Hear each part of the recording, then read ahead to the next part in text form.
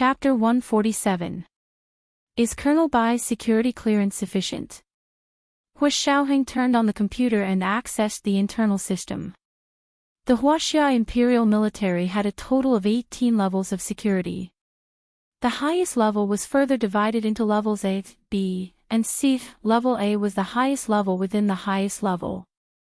Bai Yueran's security clearance was C level within the highest level. Although it was the lowest level within the highest level, she had also been present at the scene of Gu Nianji's car accident 6 years ago, so she was qualified. Have her come to the meeting. Hua Xiaoheng pressed the phone and connected to Bai Yueran's line. Bai Yueran arrived quickly. As soon as she entered, the door to the small conference room was closed. All sorts of anti-interference and eavesdropping equipment were activated, and the entire room became a large, airtight cocoon. Even the most sophisticated satellite couldn't detect the situation inside. Zhao Liangse used the laptop in front of him to explain the entire incident in a concise manner.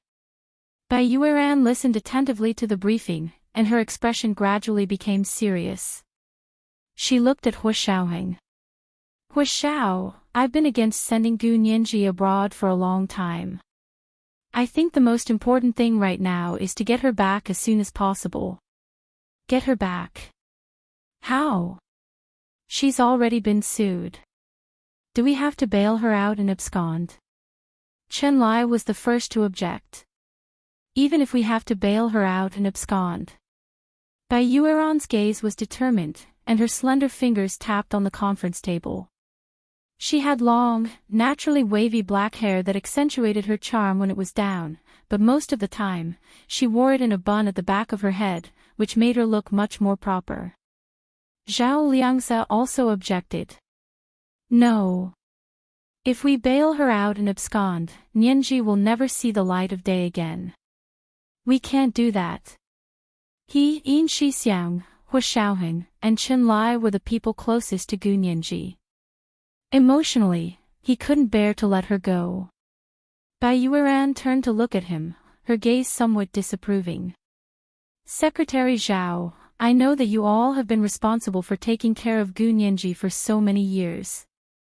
Humans are not plants, so how can they be emotionless?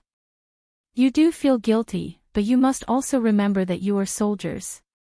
Gu Nianji is your mission, not your family. Zhao Liangse wasn't looking at Bai Yueran, but he could see her expression clearly from the corner of his eye. He tightened his grip on the mouse and averted his gaze. His eyes wandered back and forth on his computer screen, searching for a way to help Gu Nianji. He was a soldier, but Gu Nianji wasn't just a mission. He already saw her as his own sister. He couldn't agree to Bai Yueran's words. But he could not open his mouth to refute. Chen Lai was speechless for a moment. He stole a glance at Hua Xiaoheng and saw that he was as calm as ever. He couldn't tell how Bai Yueran's words had affected him. As expected of Hua Xiao, this unflinching general's demeanor was indeed not something an ordinary person could have. Chen Lai's eyes darted around and he deliberately added fuel to the fire. Colonel Bai, what do you mean by this? When did we ever treat Gu Nianji as family? She was the mission. Otherwise, why would Hua Xiao agree to send her to the United States as bait? Hua Xiao, don't you think so? Hua Xiaoheng's expression still didn't change, but the slight twitch in the corner of his eye didn't escape Chen Lai's sharper eyes. Chen Lai snickered inwardly and looked in Bai Yueran's direction. He spread his hands. Now there's a problem with the mission. We must think of a way to solve this problem. Colonel Bai, is your solution to admit that our method of luring the snake out of its hole failed? Bai Yueran's eyes flashed. She looked at Hua Xiaoheng and couldn't see anything from his handsome, impassive face. Chen Lai, with his round face, looked like a nice guy, but his words were watertight and sharp. Hesitation flashed in Bai Yueran's eyes. Of course we can't say it failed. So I object to Colonel Bai's suggestion. What about you? Chen Lai looked at the people in the meeting. The two subordinates from Bai Yueran's department shook their heads to show that they didn't agree either.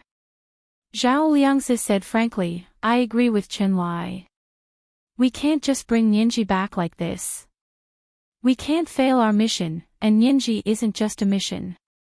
Bai Yueran saw that everyone was against her suggestion and didn't insist. She looked at Hua Xiaoheng. What do you think, Mr. Hua? Hua Xiaoheng clasped his hands and rested them on the conference table. His expression was frighteningly cold. If there's a problem, we'll solve it.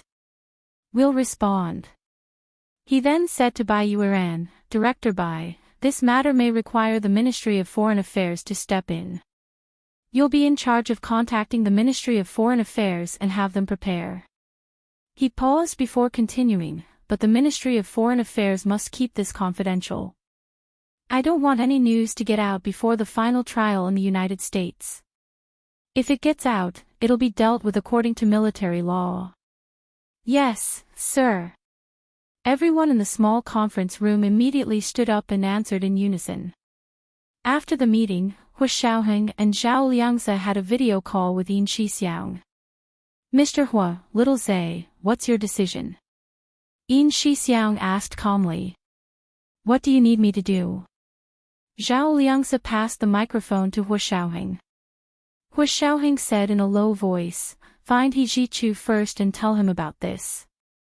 The U.S. military is backing Xian Xinggao up again. Let's see how He Zhichu reacts.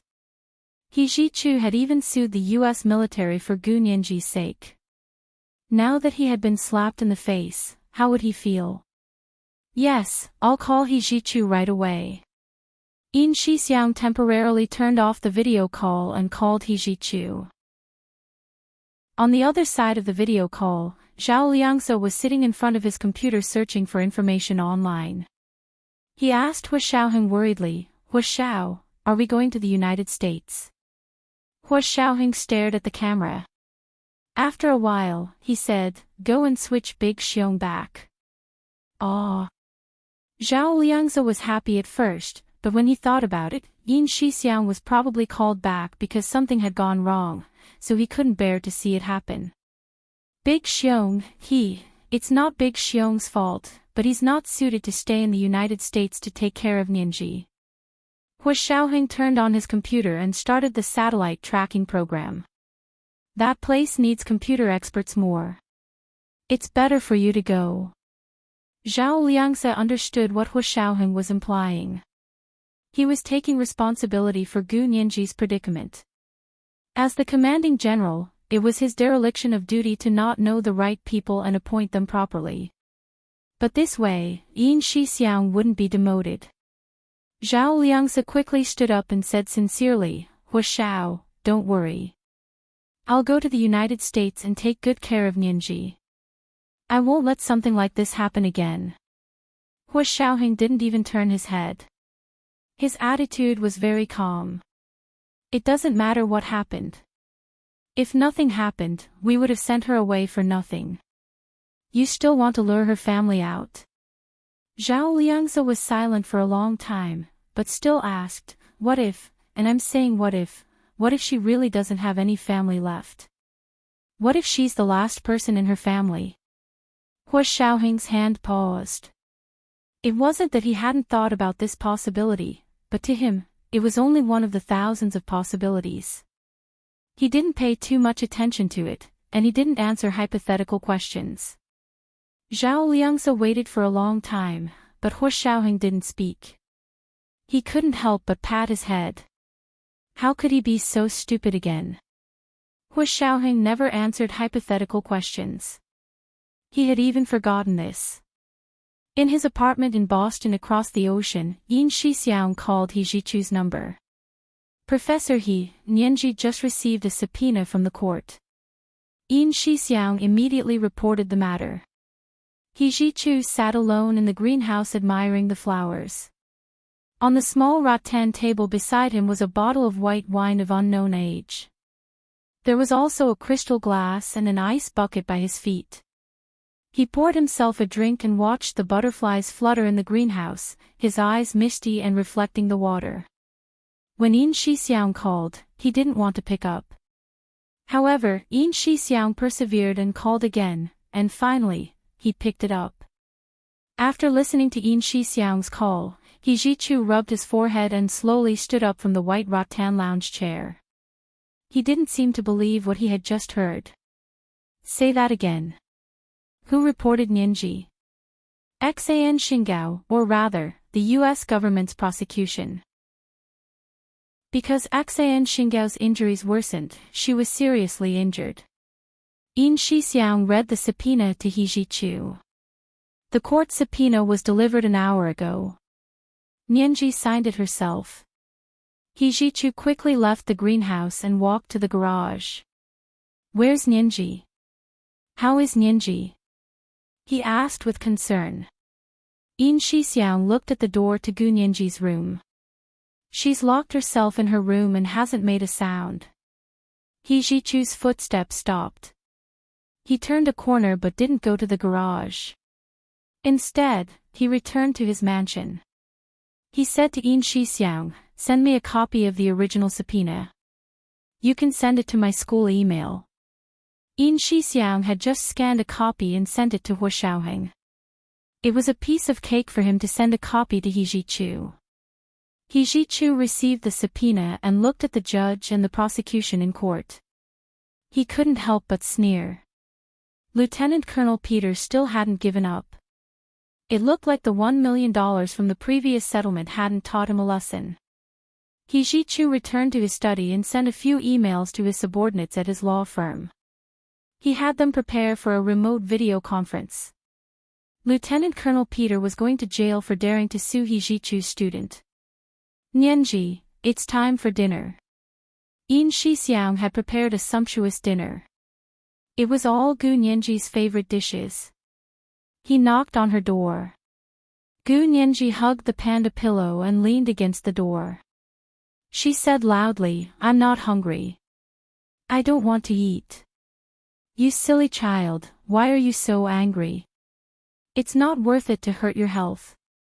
Yin Shixiang tried to persuade her. "Don't worry and don't be afraid. I've already spoken to little Zay and called Professor He. They won't sit back and do nothing." "Got it. Brother Xiong, I'm really not hungry. I don't want to eat." Gu Nianji stood up. "I'm going to shower." She walked to the bathroom and turned on the water. She took off her clothes and lay down in the bathtub. Her skin was as white and delicate as a baby's. Under the clear water, her body was almost translucent. People couldn't help but want to touch her. But Gu Nianji's face was gloomy. She closed her eyes and lay in the bathtub. Her mind was a mess. She was prepared to defend herself, but she still felt a chill in her heart.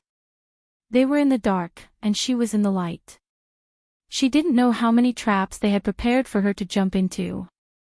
The more she thought about it, the angrier she became. She couldn't help but raise her long, fair legs in the bathtub. She hit the water with all her might and splashed it everywhere. Why? Why? This B**TCH betrayed state secrets for her own personal gain, and now she's accusing me. Gu Nianji thought bitterly to herself. She hated herself for not beating Xan Xingao up so hard that day. Otherwise, there wouldn't have been so much trouble. She soaked in the bathtub for a full hour before getting up. Wrapping a white towel around her, she walked barefoot to her bedroom. Just as she sat down at the vanity, she heard another knock on her bedroom door. "Nianji." It was Yin Shixiang's voice again. Gu Nianji couldn't be bothered with him anymore. She took out the hairdryer from under the vanity to dry her hair. After drying her hair, she looked at her watch. It was already past 11 p.m. Time had passed so quickly without her realizing it. Gu Nianji braided her dried hair and let it hang behind her head. She changed into her pajamas and went to bed. He Zhichu had a meeting all night and went to Gu Nianji's apartment early the next morning to see her. Yin Shixiang opened the door and said gratefully to He Zhichu, "Professor He, it's great that you're here. Please help me talk to Nianji. She locked herself in her room after receiving the subpoena yesterday and still refuses to come out. He then added, she hasn't eaten anything since yesterday. He Jichu looked at Yin Shixiang coldly, his cold gaze carrying an invisible pressure. Yin Shixiang froze and quickly showed the proper cowardice. Actually, he was secretly wondering how Professor he could have such a strong aura. To be his student and client, this kind of professor and lawyer had to be very brave. Nianji, come out. He Jichu knocked on Gu Nianji's door. Gu Nianji was still asleep. She hugged a pillow and lay facing inwards. Her brows were tightly furrowed and her breathing was erratic. Her pulse was also beating faster than usual. If Chenlai was here, he would conclude that Gu Nianji was on the verge of an emotional breakdown again. When she was first rescued by Hu Xiaoheng, she was sent to Chenlai's place. Her hysterical outbursts couldn't be soothed by any medication. Later, when Hu Xiaoheng appeared again, she threw herself at his leg and refused to let go.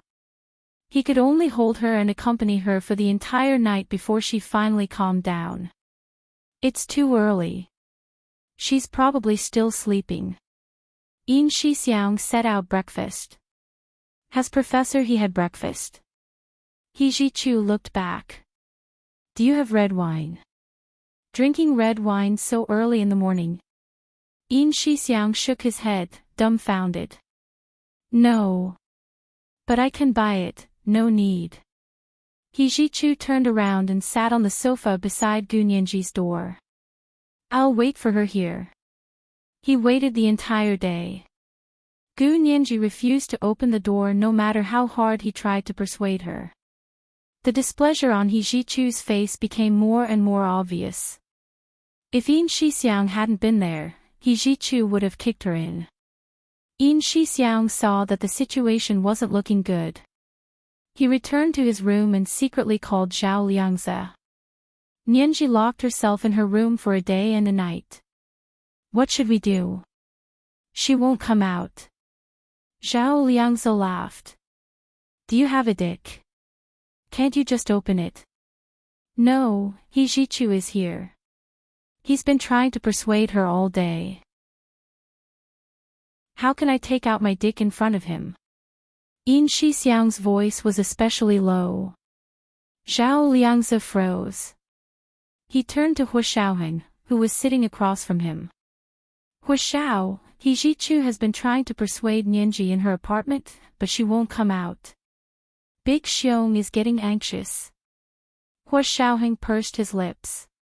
He crossed his arms and thought about it. He turned to leave without a word. Returning to his room, Hu Xiaoheng looked at his phone for a while before finally dialing Gu Nianji's number. He hadn't used this number in a long time. Gu Nianji hugged her legs as she sat on the bay window sill. She heard her phone ring again. She didn't want to pick it up, but when she heard the long-awaited ringtone, Gu Nianji almost jumped off the window sill. She stumbled to the bed and picked up her phone. It was Uncle Hua. She had waited so long. For 500 words, 2 chapters in one, including 3,300 monthly votes and chapters. No more at night. Mwah. Oh, intersection. Oh. Chapter 148. Gu Nianji bit her lower lip and stared at the number she hadn't seen in a long time. Her fingers trembled as she unlocked the phone. Her eyes were rimmed with tears. But she fought back the tears and didn't cry. She pressed the phone tightly to her ear and didn't say a word. She had been in the United States for over a month, and Hu Xiaoheng hadn't called her even once. The last time she had secretly seen him was through a video call with Zhao Liangzi's phone. She had seen him smile at another woman that had made her angry and upset. She had thrown caution to the wind and gotten into a fight with Aksayan Xingao and the Indian women's softball team. This must be the cause of her undeserved calamity. Gu Nianji suddenly felt very wronged. The Hu Xiaoheng who had once taken care of her, raised her, and supported her in everything was drifting further and further away from her. Was this the price of growing up? Hu Xiaoheng heard someone pick up, but didn't hear Gu Nianji's voice for a long time. He froze and instinctively looked at his phone. His occupational habit kicked in and he immediately wondered if Gu Nianji's phone had fallen into someone else's hands. Gu Nianji was currently in the United States, and Hu Xiaoheng didn't want anyone to know he was her true guardian. Just as he was about to hang up, Gu Nianji suddenly called out in a panic. "Uncle Hua. Is that Uncle Hua?" Hu Xiaoheng relaxed and grunted, "Yes." He held the phone with one hand and shoved the other into his military trouser pocket as he strode to the window. Outside the window, the first rays of dawn were peeking out. The sky was a faint purple haze and the forest was shrouded in mist. It was another morning at the military base. He hadn't slept all night, but he wasn't tired at all. Gu Nianji let out a long sigh and slowly exhaled the stifled feeling that had been stuck in her chest ever since she saw the court summons yesterday. She relaxed and sat on the floor under the windowsill. She arched her legs and curled into a ball in the corner of the room like a baby in its mother's womb. This was a manifestation of her insecurities. Hu Xiaoheng could hear Gu Nianji's faint breathing over the phone. He didn't say a word and waited quietly for a while until Gu Nianji's breathing became steady and smooth. He slowly said, "Nianji, what happened? Say it again." Gu Nianji held the phone in her hand and hesitated for a moment. She didn't dare lie to Hu Xiaoheng in the end, so she looked down and picked at the warp and weft lines on the bedsheet. She went through the events of the past few days in her head, then told Hu Xiaoheng everything from beginning to end. When she finished, she asked in a low, nasal voice, "Uncle Hua, did I cause you trouble?" After telling the whole story, Gu Nianji felt much better. She unclasped her legs and slowly stood up with the help of the wall. She walked to the bed and sat down. Talking could help people open up their blocked state of mind and ease their tense emotions. It was an important method and skill in psychology. In order to be a good guardian, Hu Xiaoheng had learned psychology from Qinlai back then. Listening to the change in Gu Nianji's voice and tone, he guessed that her mood had improved before saying, "It's not a big deal. You didn't do anything wrong, so don't be afraid."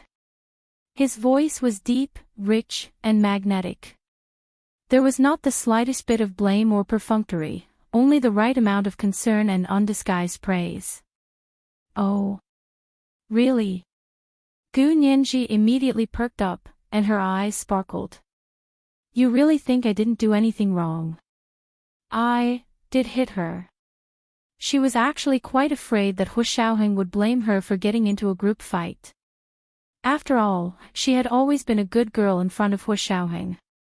She didn't expect that as soon as she left his side, all the bad traits in her personality would come out. Not only did she get into a fight, but she was now a defendant. She was most afraid that Hu Xiaoheng would be disappointed in her. He didn't need to say anything harsh, just a look of disappointment would make Gu Nianji's heart wrench. She would want nothing more than to jump off a building and shatter herself into pieces so that the wind would blow her away. She would disappear from this world forever so that she wouldn't embarrass herself in front of him. Hu Xiaoheng had a cold and hard personality, and comforting people had never been his forte. Therefore, he only said dryly, "She's a traitor. If I hit her, then I hit her. It's not like she's dead. Who cares about her mourning?" He stopped talking about the court summons and changed the topic. "Why aren't you eating? Big Xiong said you were locked up in the room for a day and a night." Gu Nianji pouted, her fingers twisting the edges of the pillow. "I'm not hungry. I don't want to eat." Stubborn again. Hu Xiaoheng turned around with his phone in hand. He crossed his arms and leaned against the windowsill. "Be a good girl and go eat. Didn't your professor wait for you outside all night?" Gu Nianji's curvy lips parted. After a long time, she finally said, "Uncle Hua, how did you know Professor he waited here all night?" "Big Xiong said it." Hua Xiaoheng said casually, betraying Yin Shixiang without hesitation. He also said that Professor he apologized to you. Gu Nianji. Brother Xiong, come at me. I want to talk to you about life. Why aren't you saying anything? Hua Xiaoheng urged her.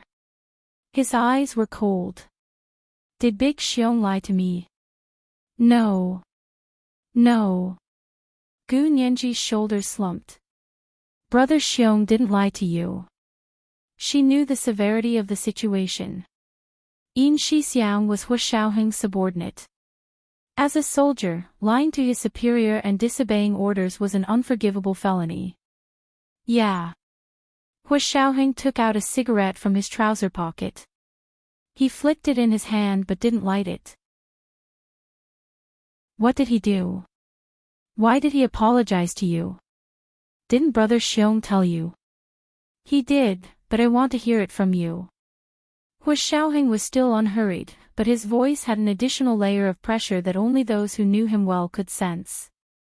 Gu Nianji happened to empathize with his emotional changes. She immediately said, Professor, he kicked me out of his house that day. I didn't have a car, so I walked alone for over an hour.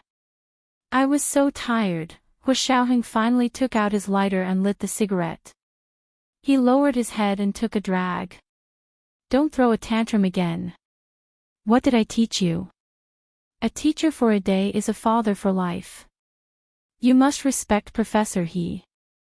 Even if he's wrong, don't confront him directly. Avoid him immediately and tell little Zay or me later. If he's wrong, we'll stand up for you. Got it? Gu Nianji nodded vigorously. She didn't feel like she was being lectured at all. Instead, she beamed. She was very happy to be taught a lesson by Hua Xiaoheng. Uncle Hua, I'll remember. Oh, you mean Brother Zay? Why not Brother Xiong? Gu Nianji keenly caught the hidden meaning in Hua Xiaoheng's words. I plan to transfer Big Xiong back and send little Zay to the United States to take care of you. Hua Xiaoheng said calmly. Any objections? No, no objections. Gu Nianji paused. Isn't it because Brother Xiong did something wrong? He treats me very well and takes very good care of me. No, he has another mission. The pressure in Hua Xiaoheng's voice was gone. Gu Nianji breathed a sigh of relief. As long as it wasn't because of her. Brother Xiong was gone and Brother Zay was here to take care of her. That was good too. Maybe she would have more opportunities to video call Uncle Hua. Gu Nianji's mood improved and her stomach began to feel hungry. She immediately growled in response.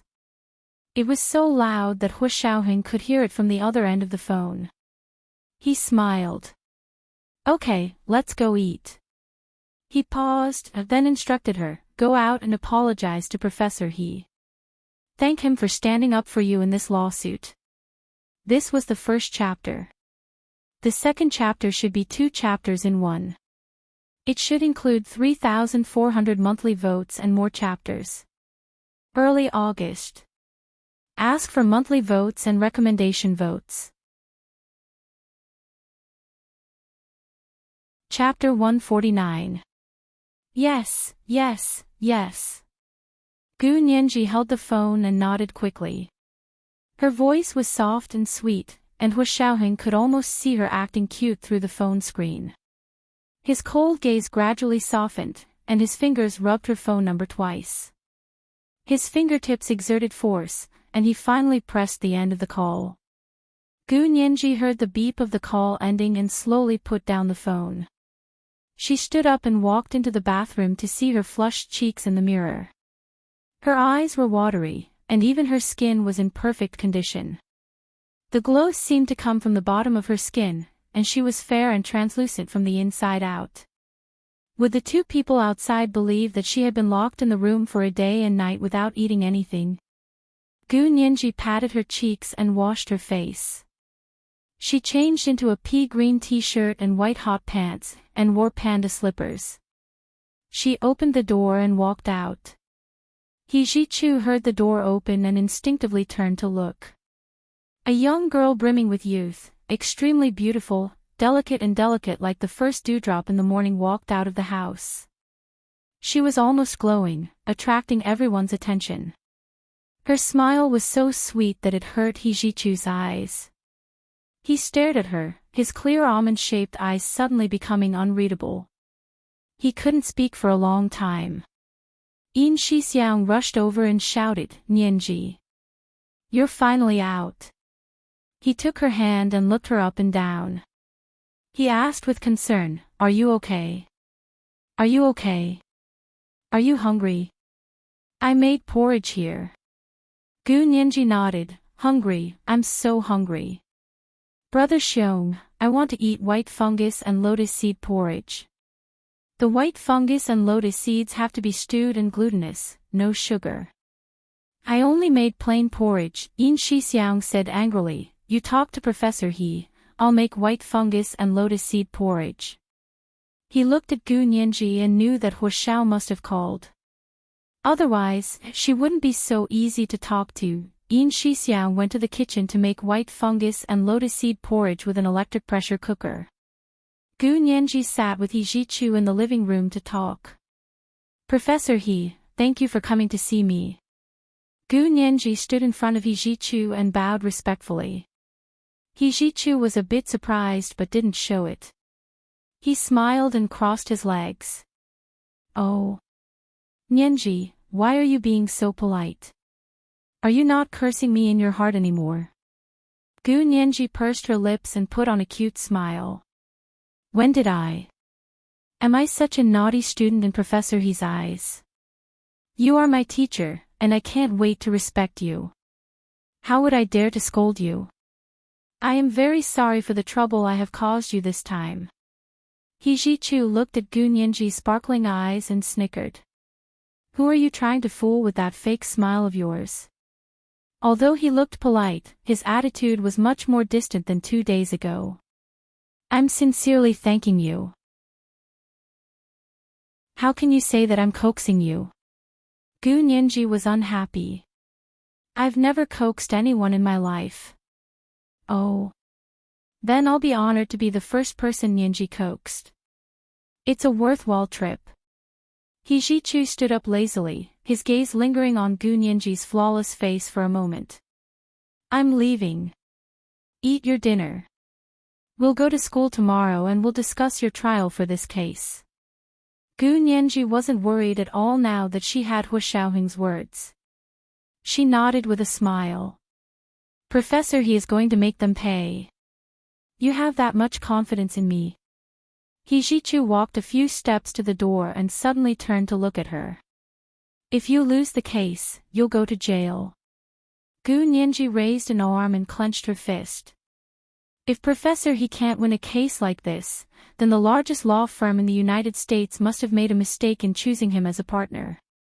"I knew you were so young, but you're so cunning." He Ji-chu reached out again and patted Gu Nianji's head. "You can think about how you're going to defend yourself. We'll talk in my office tomorrow." Gu Nianji happily agreed and walked He Ji-chu to the apartment door. After He Ji-chu entered the elevator, Gu Nianji closed the door and walked to the kitchen. She crossed her arms and tapped her feet. She snorted at In Shi-xiang, who was busy making side dishes. In Shi-xiang had just put the white fungus and lotus seed glutinous rice porridge into the electric pressure cooker. He had set the timer for 20 minutes. He could use this time to make a few appetizers. When he heard Gu Nianji snort, In Shi-xiang turned to look at her in confusion. "What's wrong? Aren't you happy that Huashao is coaxing you?" "Uncle Hua doesn't know how to coax people." Gu Nianji snorted. "Brother Xiong, don't change the subject. Tell me, how much did you tell Uncle Hua about me?" "I told him everything." In Shi-xiang shrugged. "You know I have to report everything, no matter how big or small." "You..." Gu Nianji suddenly remembered how she had confidently told In Shi-xiang about her 6-month promise with Mei Xiaoan.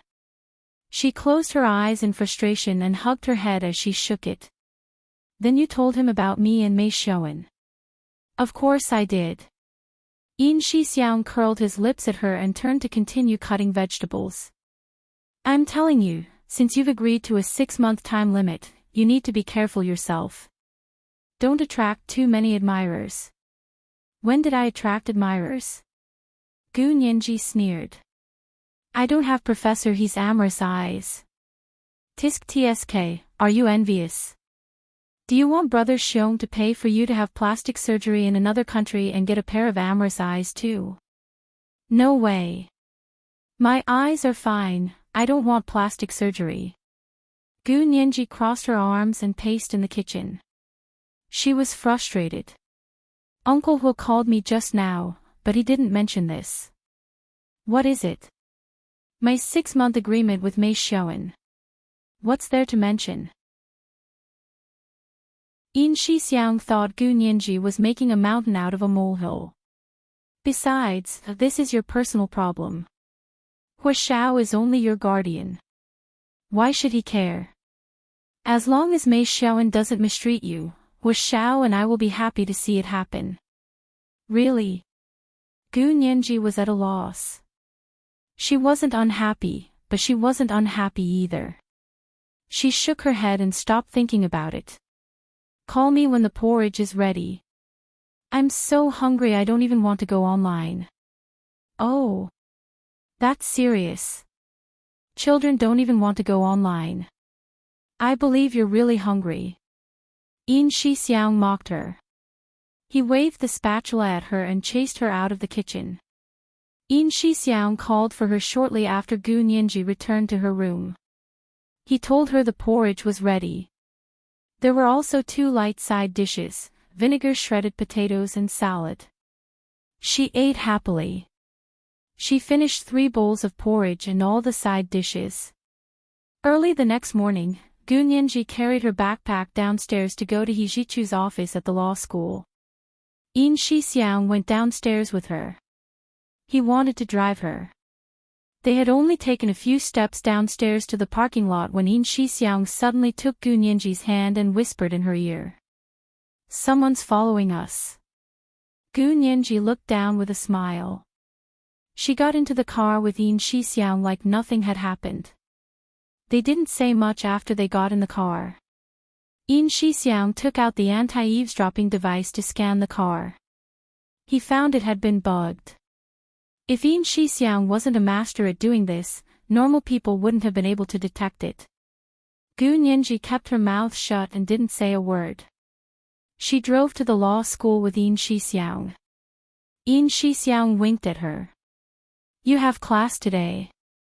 Remember to come back early. This car needs an oil change. I'll do it after I pick you up. Gu Nianji nodded knowingly. I still have class. I'm not in the mood to go to class. They didn't say anything else after that. They drove to the Harvard campus. From the rearview mirror, Yin Shixiang saw a silver-gray Honda Accord slowly following behind them. He chuckled and said to Gu Nianji, "We're almost there. Get ready to get out." He then gestured for her to hold on tight. Gu Nianji quickly reached out to pull the ring on the roof. They were on an uphill road. Yin Shixiang suddenly stepped on the gas and sped up. Seeing this, the silver-gray sedan that was tailing them also sped up and followed. Just as the car appeared in Yin Shixiang's rearview mirror again, Yin Shixiang slammed on the brakes. Screech! Screech! Boom!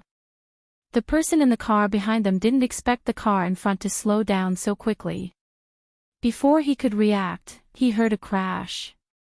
His car had already rear-ended the SUV in front of him. Since they had rear-ended the car, they could only get out of the car and exchange the phone number of the insurance company. But before the person in the Honda could get out of the car, he suddenly realized his car was moving again. Not only was it moving, but it was also moving backward. The person was stunned. What happened? Why was the car he rear-ended sliding backward? It wasn't actually sliding backward. Yin Shixiang was quietly stepping on the gas and reversing. Although his SUV was second-hand, it was much sturdier than the nondescript Honda Accord the person following them was driving. Not only was he fine after being rear-ended, but he could also reverse step by step. "Oh!" Gu Nianji screamed, "Help! Help!" The students on the boulevard saw this scene and quickly moved out of the way. Bicyclists, drivers, walkers, and skateboarders all scurried away. What they saw was that after the silver Honda Accord rear-ended the SUV in front of them, the SUV lost control and kept sliding backward. It was getting faster and faster, pushing the Honda Accord down as well. The person in the Honda Accord snapped out of his daze and desperately tried to jump out of the car. Yin Shixiang saw this from the rearview mirror and sneered. He pushed the SUV even harder and pushed the Honda Accord off the boulevard and into a tree on the side of the road. The SUV's sturdy frame and acceleration caused the Honda Accord to be sandwiched between the tree and the SUV. "Let's go." Yin Shixiang unbuckled Gu Nianji's seatbelt and rushed out of the SUV with her in his arms. They jumped out of the car and rolled a few times on the grass before quickly getting up and running towards the boulevard while shouting, "Help!" Behind them, there was a huge explosion and a string of flames shot up into the sky from the two cars. It only took a few seconds for the two cars to be reduced to empty skeletons. The person in the Honda didn't run out. Gu Nianji suddenly recalled the car accident from 6 years ago. She clutched Yin Shixiang's shirt tightly, her entire body trembling.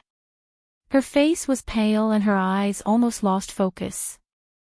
Yin Shixiang's expression was cold and stern as he glared at the car. He looked down, but his gaze became gentle. He hugged her in his arms and patted her back to comfort her. They stood on the side of the road and heard the sirens of the police cars approaching them. There were many witnesses to the sudden car accident and everyone ran over to comfort Yin Shixiang and Gu Nianji. When they saw Gu Nianji's frightened expression, everyone panicked and suggested to Yin Shixiang to take Gu Nianji to the doctor. Yin Shixiang laughed coldly. "We have to wait here for the police to come or we don't know what will happen."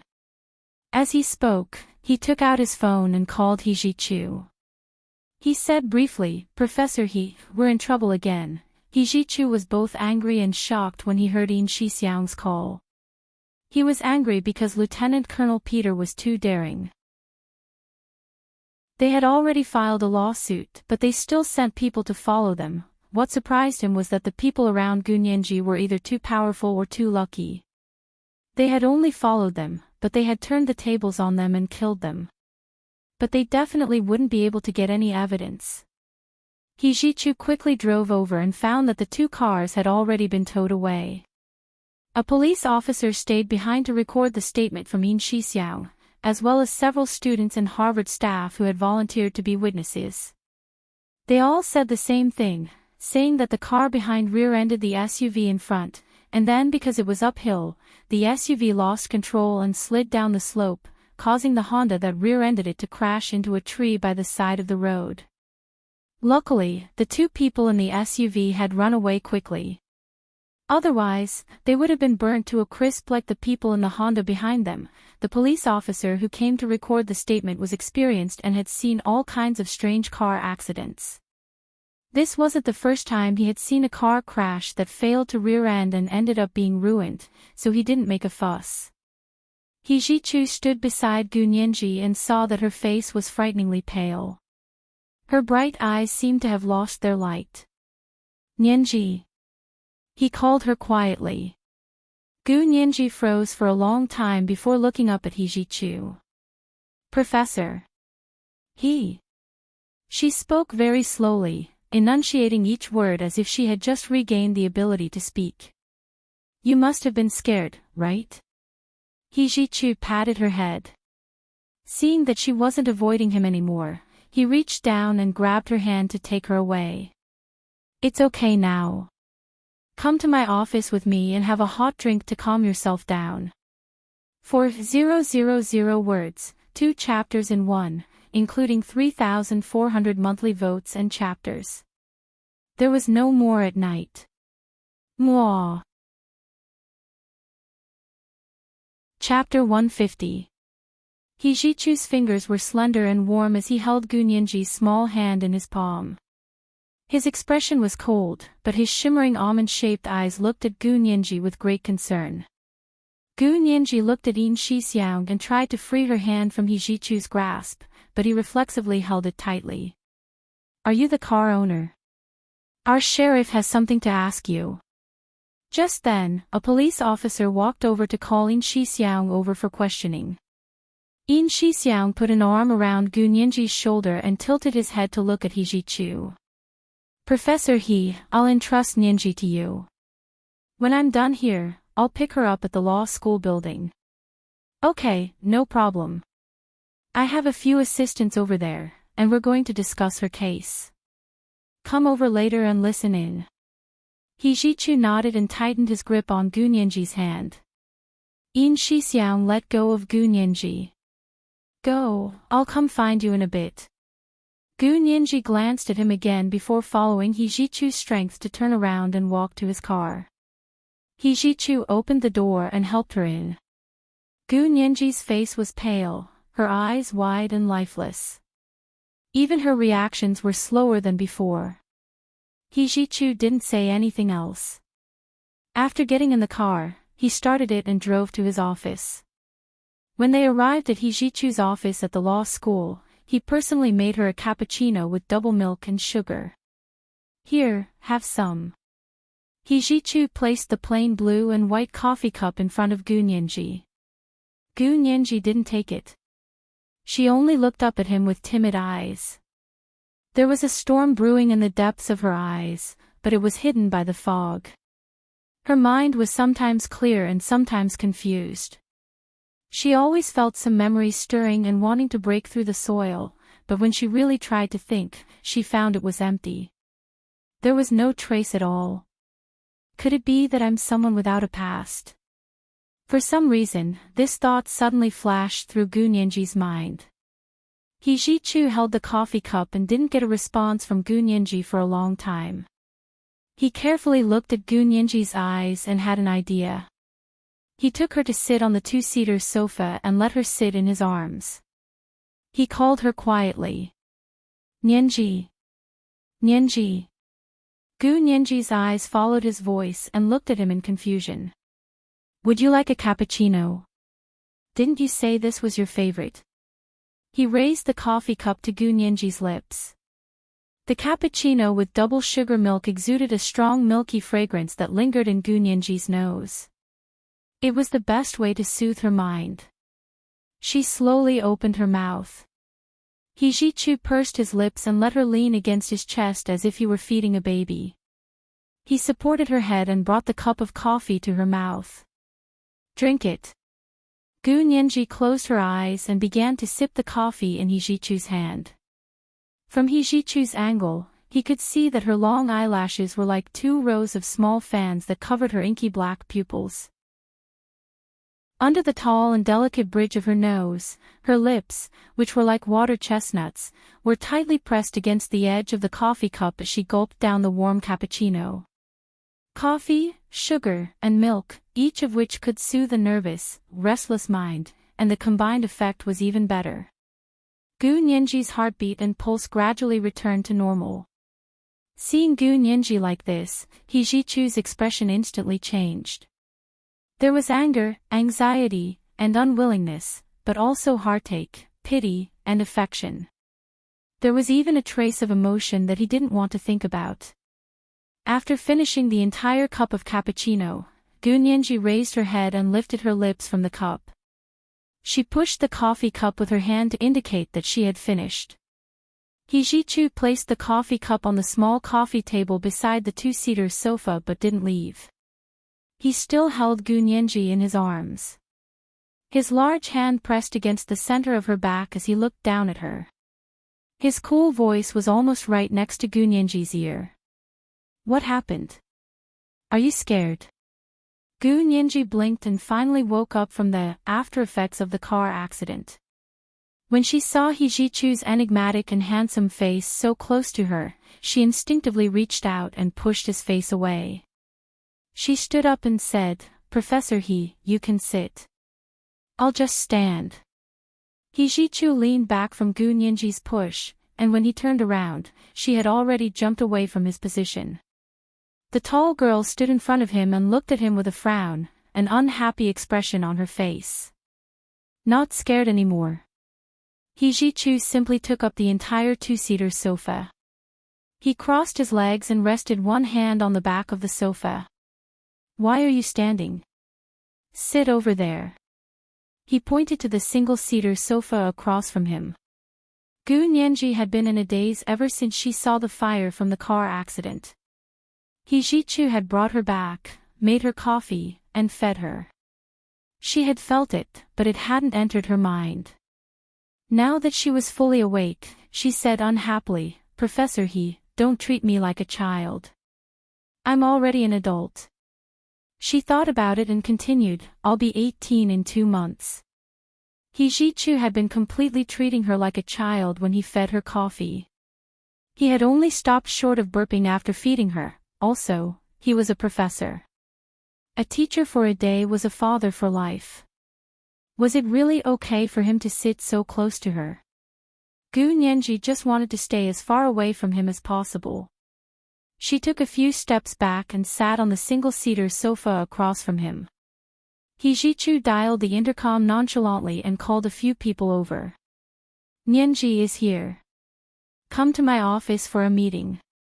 He had originally planned to take Gu Nianji to the conference room for the meeting. But seeing that she had just been frightened, He Jichu decided to let her stay in a familiar environment. That way, it could soothe her fear and anxiety. Soon, 4 or 5 men in suits and leather shoes appeared at He Jichu's office door with laptops and briefcases. "Let's go over there." He Jichu stood up and walked to the small conference area in his office. His office was very large. Other than the outer office, there was also a small suite, a small conference room, and a guest room. Gu Nianji followed him in and sat down. He Jichu sat next to her. His long, slender fingers tapped on the table. "What do you guys think about this case?" He Jichu's subordinates were all elite lawyers from the largest law firm in the United States. Gu Nianji's case wasn't considered big or small. The key was the military's attitude. However, the military's attitude was currently unclear, so they also felt that it was a bit tricky. The plans they came up with were all superficial. One look and it was obvious that they didn't know the right direction to go. Gu Nianji propped her head up with her hand and listened silently. Her eyes fell on the sunlight that leaked in through the blinds. Dust danced in the beam of light. She listened absent-mindedly. "Nianji. Nianji." He Jichu called her twice before she came back to her senses. "Professor He. What is it? What do you think about this case?" "I'm the defendant." "Does Professor He want me to defend myself?" Gu Nianji glanced sideways at him with a kind of fearless calmness. "Of course I won't let you defend yourself. Just assume that this is someone else's case. How are you going to deal with it?" He Jichu leaned toward her. "This is also an excellent opportunity for training." Gu Nianji smiled. Her eyes swept across the uneasy faces of the elite lawyers. She sat up straight and clasped her hands together on the table. "Then I'll be straightforward. The things you prepared are all rubbish. This is the first chapter. The second chapter should be 2 chapters in one, including 3,500 monthly votes. Early August, asking for monthly votes and recommendation votes. P.S. Yesterday's group activity was really lively. Oh, !___, oh. The group members who won prizes received 10,000 Chidian coins, 8,000 Chidian coins, and 5,000 Chidian coins sponsored by the leader of Hoop Fish Internet. All the members who participated in the group received prizes. Later on, there was also a huge red packet given by the group members.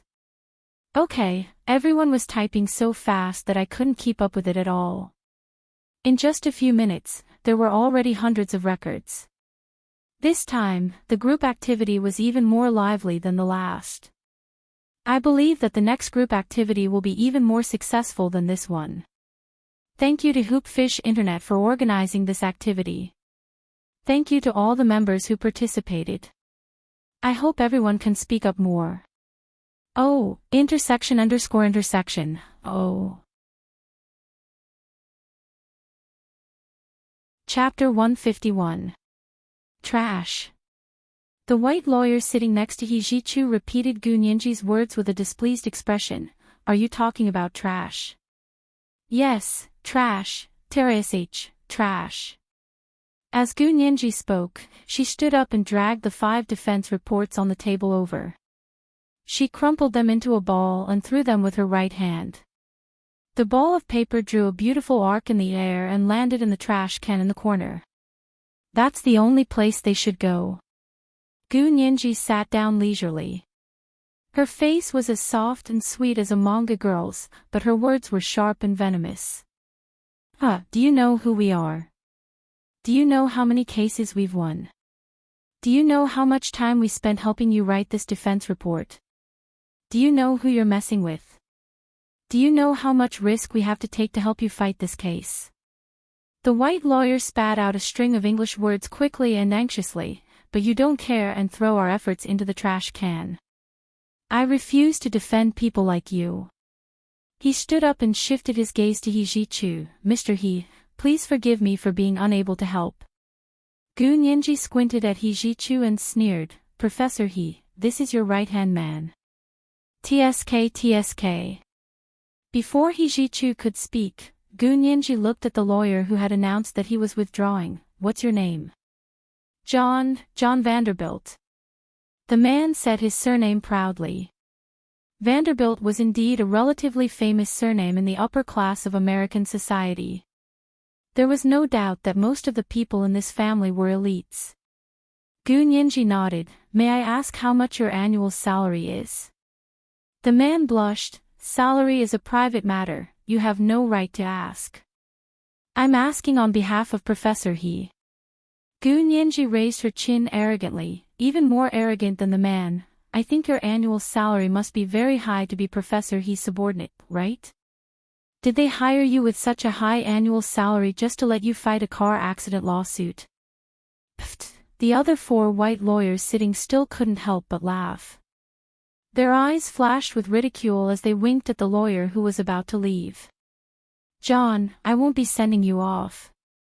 We won't have to worry about being eliminated this year after you leave. We can't agree to anything more, but we won't be preparing a farewell party for you. Gu Nianji keenly sensed that these lawyers didn't get along with each other, so she immediately said, That's right. As lawyers, survival of the fittest is normal. Otherwise, if we can't win the case, it will harm everyone's interests. That person immediately felt that he was too impulsive, but he had already reached the door. It would be too shameful to turn back immediately. Just as he was hesitating, Hijichu nodded slightly. John, go take your annual leave. The man's face immediately paled, and his lips quivered. He wanted to give in, but when he saw Gu Nianji's disdainful expression, he couldn't swallow it no matter how hard he tried. He nodded impulsively. Okay, then you guys get back to work. He turned to leave. His hurried footsteps rang out in the hallway, contrasting the silence in Hijichu's office. After a long time, Hijichu finally looked at Gu Nianji. His expression was cold and indifferent. All right, you said those things were trash. Then what do you have that isn't trash to share with us? Gu Nianji smiled at the other 4 lawyers. I've just heard all of your defense reports, and I really feel that they were useless. I don't believe that you think that kind of report can help me win this case. Miss Gu, this is exactly what we are hesitating about. Gu Nianji's behavior just now, as well as Hijichu's protection of her, made the remaining 4 lawyers not dare to treat her lightly. They said solemnly, how this case is fought is not up to us, but up to the military. We only know how to deal with the results the military wants to achieve. Is that so? Gu Nianji looked at He Jichu. Professor He, have you always prepared like this in the past? He Jichu grunted. Do you have any good ideas? Gu Nianji thought about it and said confidently, I'll just talk about my own ideas. If it's not enough, or if you think it's wrong, please don't hesitate to enlighten me. Go ahead. He Jichu leaned back in his chair and glanced at his subordinates. He said coldly, Nianji is only a student who just graduated from university. Don't let her leave you guys too far behind. He didn't actually mean to let her leave them too far behind, but to not let her leave them too far behind. How much did Mr. He think of this little girl who looked like a high school student? The 4 elite law firms sat upright and still, looking very serious and vigilant. However, all of them were crazily complaining in their hearts.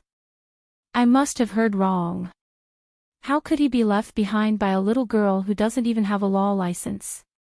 Did Mr. He drink too much red wine this morning? Although Mr. He never makes a mistake, I think he must have made a mistake this time. No matter how smart a student is, it's only limited to exams. As for going to court, that's another matter. Mr. He is probably addicted to being a professor. What's with going to court? I didn't hear that boss humiliating my intelligence like that. Gu Nianji also complained in her heart, Professor He, is it really okay for you to put me on the chopping block like this? Her eyes turned slightly, and her gaze returned from He Jichu's handsome profile. She looked down at the conference table in front of her and picked up a piece of white paper. She began to speak and write as she spoke, then I'll throw out a brick to start a jade. First of all, I agree with your premise that the military's attitude is unclear, but I disagree with your conclusion that we can't prepare because of this. Then Miss Gu, in a situation where the military's attitude is unclear, how do you plan to prepare? It's very simple. I think that the military's attitude actually depends on our attitude. Gu Nianji looked up and glanced at the faces of the 4 lawyers one by one. If we press forward step by step, don't let go of any clues, and fight the military head-on, they will shrink back. In short, the military also doesn't know how far we will go, so they can't decide how to deal with me or us. So what we have to do is show our determination and let them see how far we will go. Americans were like this. They never set a bottom line for themselves because their bottom line wasn't a fixed value at all. It was a bottomless abyss that constantly broke through according to the strength of their opponent. So when they see your determination and strength, they know where their bottom line is. As soon as the 4 lawyers heard this, they knew that this beautiful girl, who looked like a high school student, had some skills. No wonder Mr. He had such high praise for her. Continue. He Jichu nodded as expected, a hint of an encouraging smile on his face. With the right direction, the rest of the journey would be easy. However, Gu Nianji not only found the right direction, but also a shortcut. Also, I'm not 18 yet, so I'm still a minor. The military is suing a minor. Have they thought about the consequences if they lose the case? The atmosphere in the small conference room suddenly became lively. Miss Gu is still a minor. Is this true? She actually graduated from university. And she's Professor He's graduate student. No wonder Professor He said not to leave us too far behind. The strong only obeyed those who were stronger than them. Gu Nianji's few words demonstrated the quality of debate had already made them look at her in a new light. Gu Nianji pursed her lips and smiled lightly. She stole a glance at He Jichu. Her gaze was a mixture of pride, joy, and pride. He Jichu looked at her quietly and was speechless for a long time. After a long time, he finally took out a copy of his defense report and handed it to everyone in the small conference room, including Gu Nianji's. As you can see, Nianji is indeed very talented. Don't embarrass me. The 4 lawyers looked at the defense report He Jichu had personally drawn up, and sweat beaded on their foreheads. Hijichu's two key points were exactly the same as what Gu Nianji had just mentioned. This meant that these 2 points were indeed the key points of this lawsuit. Hijichu also pushed a copy for Gu Nianji to see. Gu Nianji asked with a smile, "Professor, he personally drafted it?" Hijichu nodded. "It's exactly as you thought. Nianji, you really didn't disappoint me." Gu Nianji glanced at him with a smile and said humbly, "Professor He, you flatter me, but I did try very hard to prepare." Looking down, Gu Nianji quickly read through it and exclaimed, "I only proposed 2 ideas, but Professor He came up with a complete plan. Professor He, you're even better." The 4 lawyers in front of her didn't want to speak anymore. It turned out that the little girl didn't even see them as opponents. Her target was their big boss, Mr. He. Hijichu's plan was indeed perfect. He first proposed that Gu Nianji was not yet 18, so she would be tried by the juvenile court. This meant that according to the juvenile protection law, Gu Nianji's case couldn't be tried in public, her social records couldn't be entered, and she couldn't be reported in any media. Her identity also had to be kept a secret from the outside world. Otherwise, it would be illegal. If it was leaked, the other party would immediately lose the case and wouldn't even have to fight the lawsuit. Then it would be time to refute the other party's accusations. This was something his subordinates could implement. The difference between subordinates and bosses was sometimes in finding the general direction.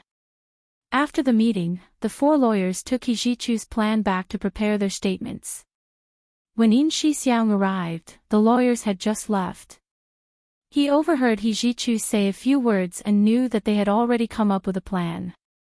He quickly asked, "So when are we going to court?" Hijichu smiled. "This is all thanks to Lieutenant Colonel Peter. He was so anxious that he pulled all sorts of strings to make sure the trial could start as soon as possible. So we'll be in court next week."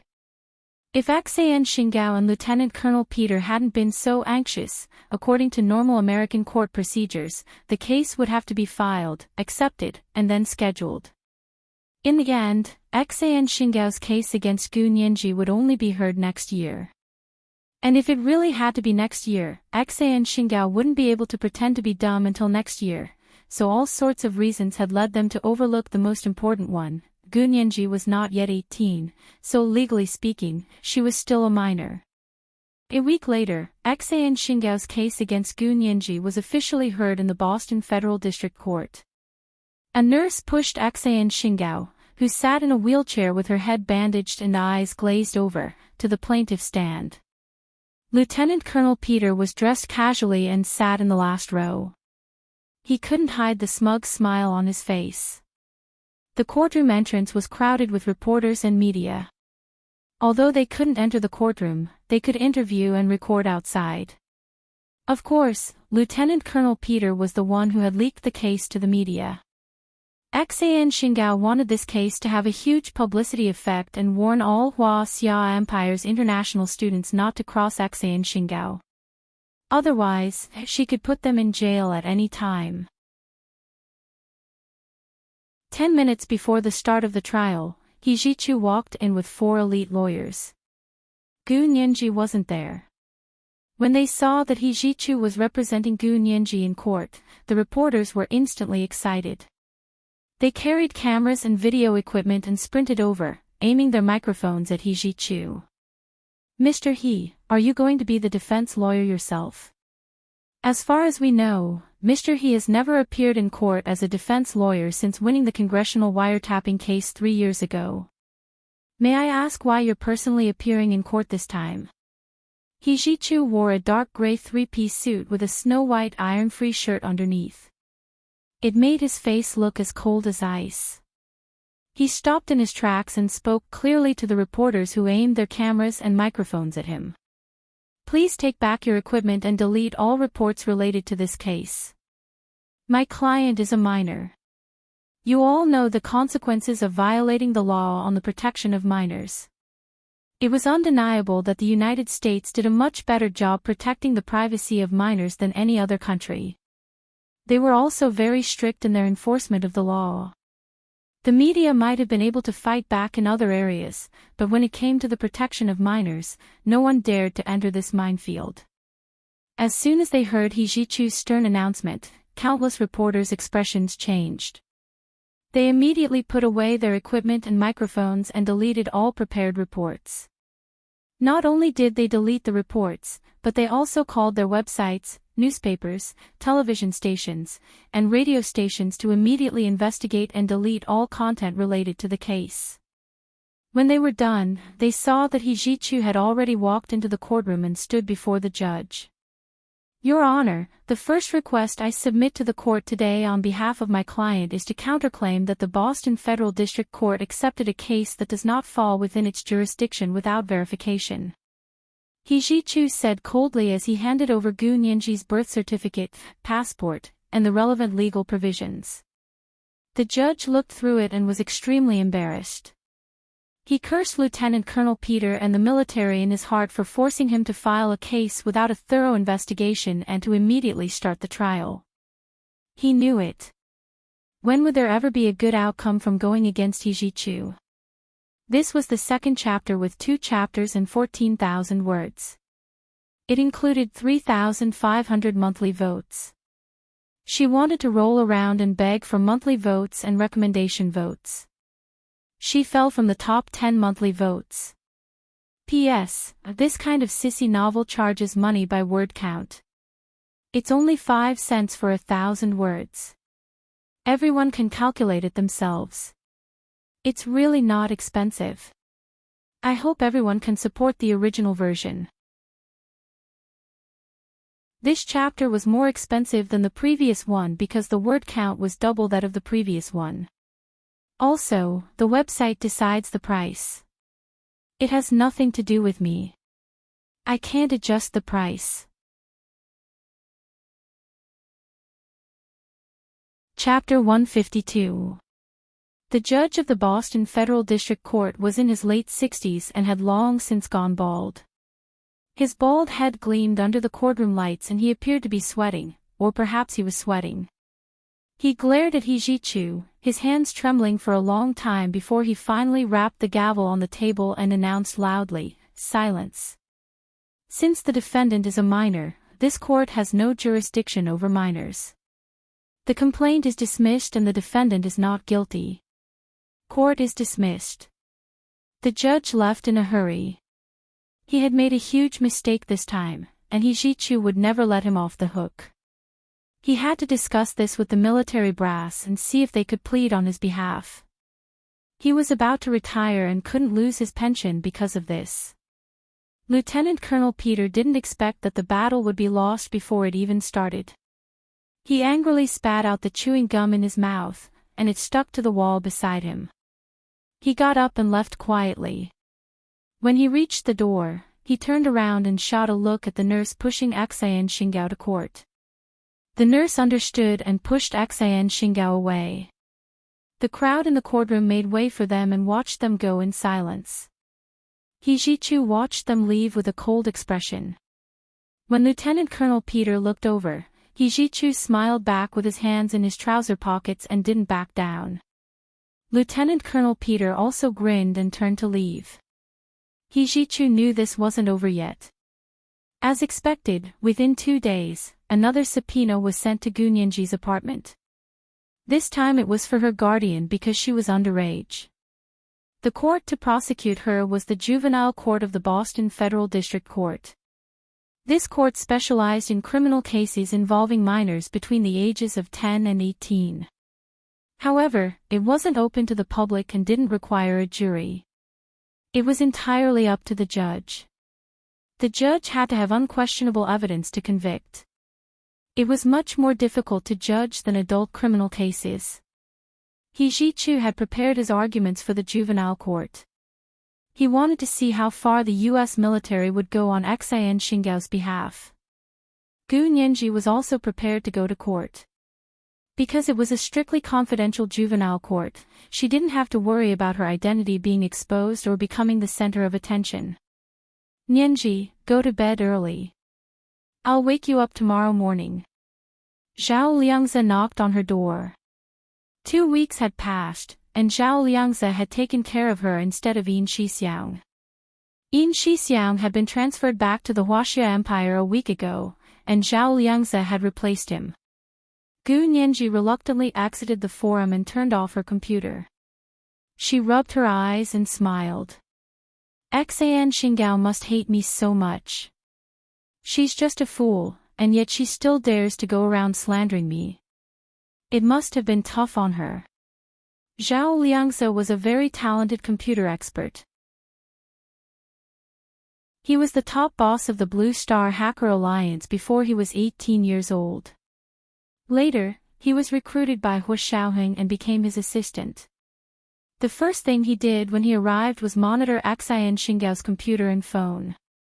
It had to be said that compared to Yin Shixiang, Zhao Liangze was more suited to the American environment. Everything was done online, which could reduce a lot of the trouble of tracking and stalking. Zhao Liangze laughed. It's okay. The more she does, the easier it is to expose her. Don't worry, I've already taken screenshots of all the records. The first order of business tomorrow is to request the court to seize Xian Xinggao's computer and mobile phone. Actually, as a fool, it's easy for her to shift the blame to someone else. For example, someone else used her computer or hacked it. Gu Nianji turned off the computer. But the reason we're doing this is to warn her that her every move is under our control. We want her to stop doing things that harm others without benefiting herself. Otherwise, when the time comes to expose her, I'm afraid she won't be able to survive in this industry if she doesn't change her name or even get plastic surgery. You have a point. I'll give all the evidence to Lawyer He tomorrow and see how he handles it. Zhao Liangze turned off the lights for her and left the room. The next day was the day of her court appearance. Gu Nianji changed into a white round-neck silk blouse with butterfly sleeves and a navy blue A-line skirt that just fell to her knees. She wore a pair of white sneakers and a backpack. Her hair was loose behind her back and only a hairband held it in place. On her fair, delicate face, a pair of large, clear, black and white eyes with a built-in contact lens effect made her look very obedient. If there had been a jury, she would have won the favor of the jurors as soon as she appeared in court. Unfortunately, there was no jury this time, and the judge this time was an old virgin in her 40s, Judy. She had a physical disgust for delicate young girls like Gu Nianji. When Gu Nianji learned that the judge was Judy, she had prepared herself. If the judge deliberately made things difficult for her, she would have no choice but to provoke her. When the judge was angry, it was easy to make mistakes. Let's go. Zhao Liangze walked out of his room and looked at her. He handed his phone to Gu Nianji. It's Hua Xiao. What? Gu Nianji's eyes were as dazzling as Christmas lights that had suddenly lit up on Christmas night. Zhao Liangze looked away and opened the door to leave. Gu Nianji followed him out the door, her phone in her hand. Uncle Hua. Yes, we're going to court today. Are you ready? Hu Xiaoheng's voice was unhurried, as if he had everything under control. Gu Nianji nodded solemnly as she walked into the elevator. I'm ready. Just wait for my good news, Uncle Hua. Hu Xiaoheng smiled. Remember to thank Professor He. Ask him how much his fee is after you're done. I won't let him work for us for free. Gu Nianji froze. To be honest, she hadn't expected He Zhichu to charge money for her lawsuit equals. As soon as Hu Xiaoheng brought it up, she suddenly realized that she was being too naive. No matter how nice He Zhichu was to her, business was business. She still had to collect the legal fees. If he didn't mention it now, he would probably have his assistant tell her after the lawsuit was over. The thought of He Zhichu's assistant, Wen Shui, made Gu Nianji feel even more uncomfortable. She wanted to throw money at that smiling face of hers with a knife in it. However, He Zhichu was a top-notch lawyer, and he was personally defending her in court. The fee must be a lot. It might even be an astronomical figure, where would she get that much money? Gu Nianji began to worry. She bit her lip and murmured, should I ask Professor He if I can pay in installments? Hu Xiaoheng couldn't help laughing when he saw that Gu Nianji was worried about money. You don't have to worry. Just be a good girl. However, Gu Nianji felt even more uncomfortable asking Hu Xiaoheng to pay for her legal fees. Although Uncle Hu was quite rich, she couldn't let him spend money on her again, and that much at that. If Uncle Hu's girlfriend found out, she would be disgusted even if she didn't say anything. As Gu Nianji entered the elevator, she suddenly remembered that Hu Xiaoheng had given her the apartment in Fenya Precinct. That's right, if she sold the apartment, she should be able to cover the legal fees. She instantly beamed and said to Hu Xiaoheng over the phone, I'll be a good girl and won't cause any more trouble. I'll discuss the legal fees with Professor He. Don't worry, Uncle Hua. We'll talk about it after the lawsuit is over. Let's not affect Lawyer He's mood right now. Hu Xiaoheng said leisurely. He flicked his cigarette a few times, leaving a few trails of ash. Yeah, that's for sure. Gu Nianji hung up. Her sweet smile nearly overflowed the entire elevator. This was Monday.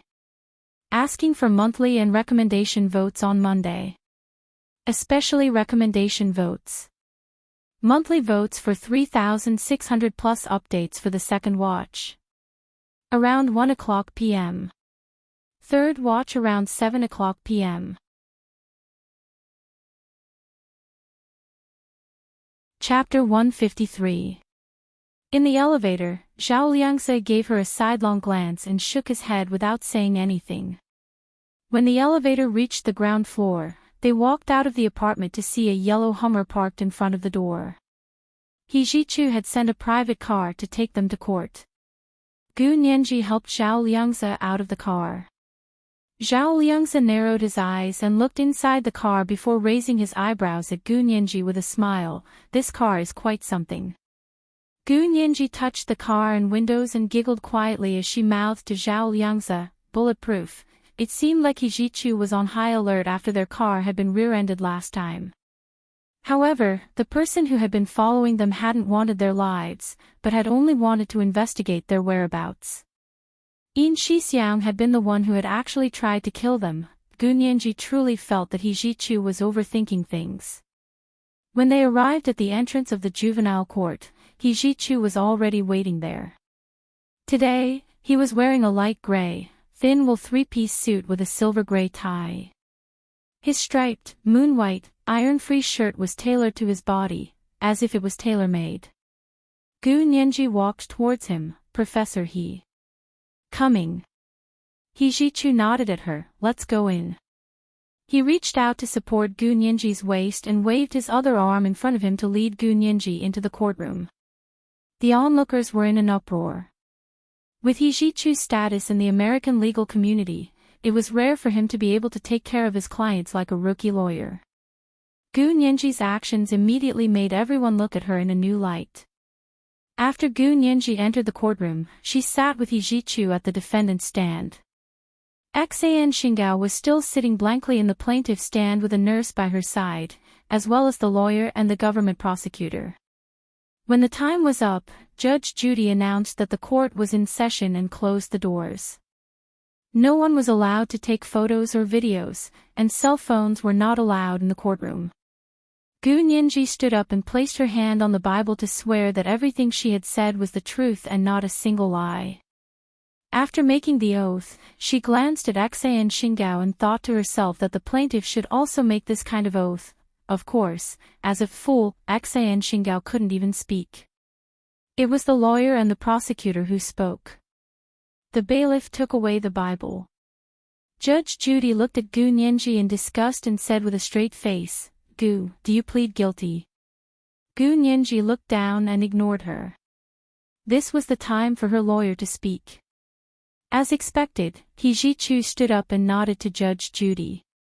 Your Honor, my client pleads not guilty. I want to plead not guilty for my client.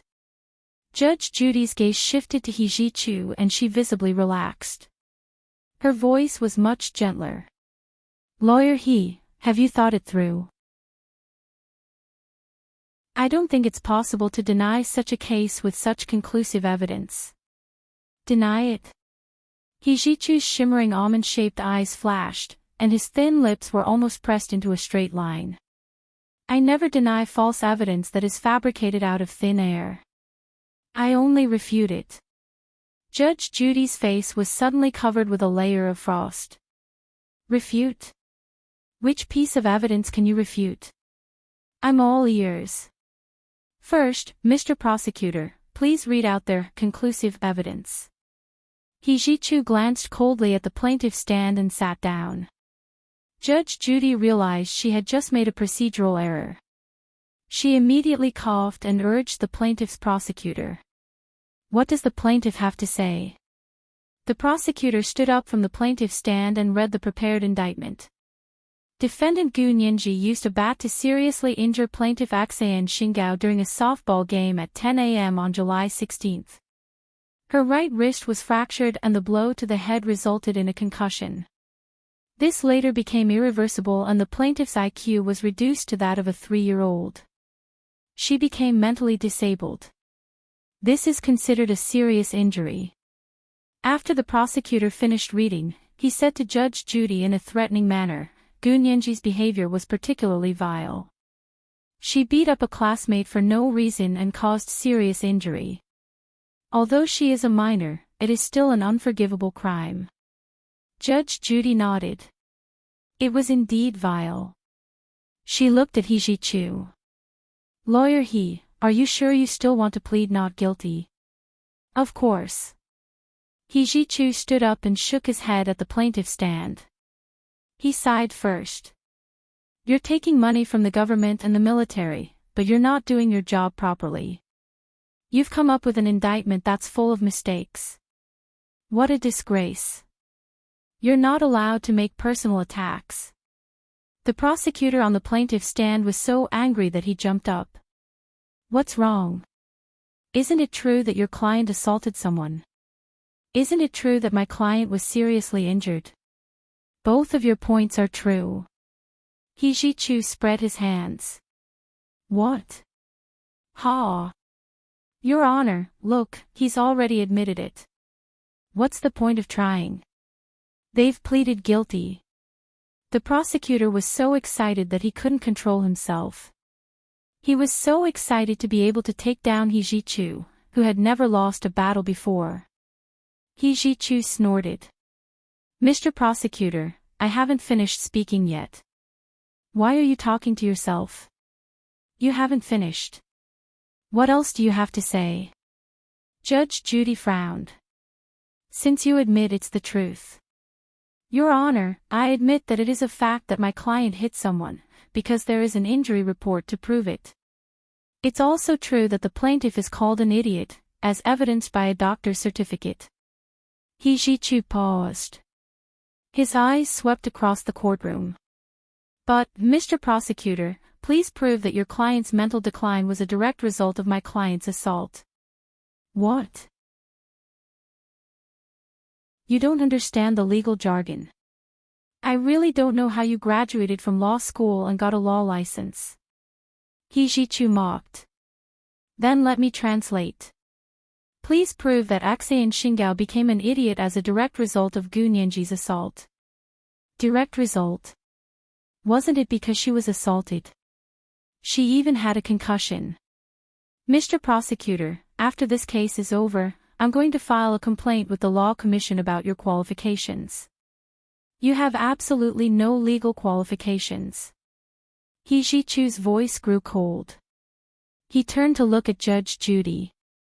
Your Honor, there was a fight on the basketball court. During the school's investigation, I already said that fights on the basketball court are exempt from prosecution as long as they don't result in serious injuries. But then it became a serious injury. Judge Judy looked at He Jichu with bright eyes. She had a feeling that He Jichu was going to lose this time. He Jichu looked like he couldn't stand it anymore. He sneered.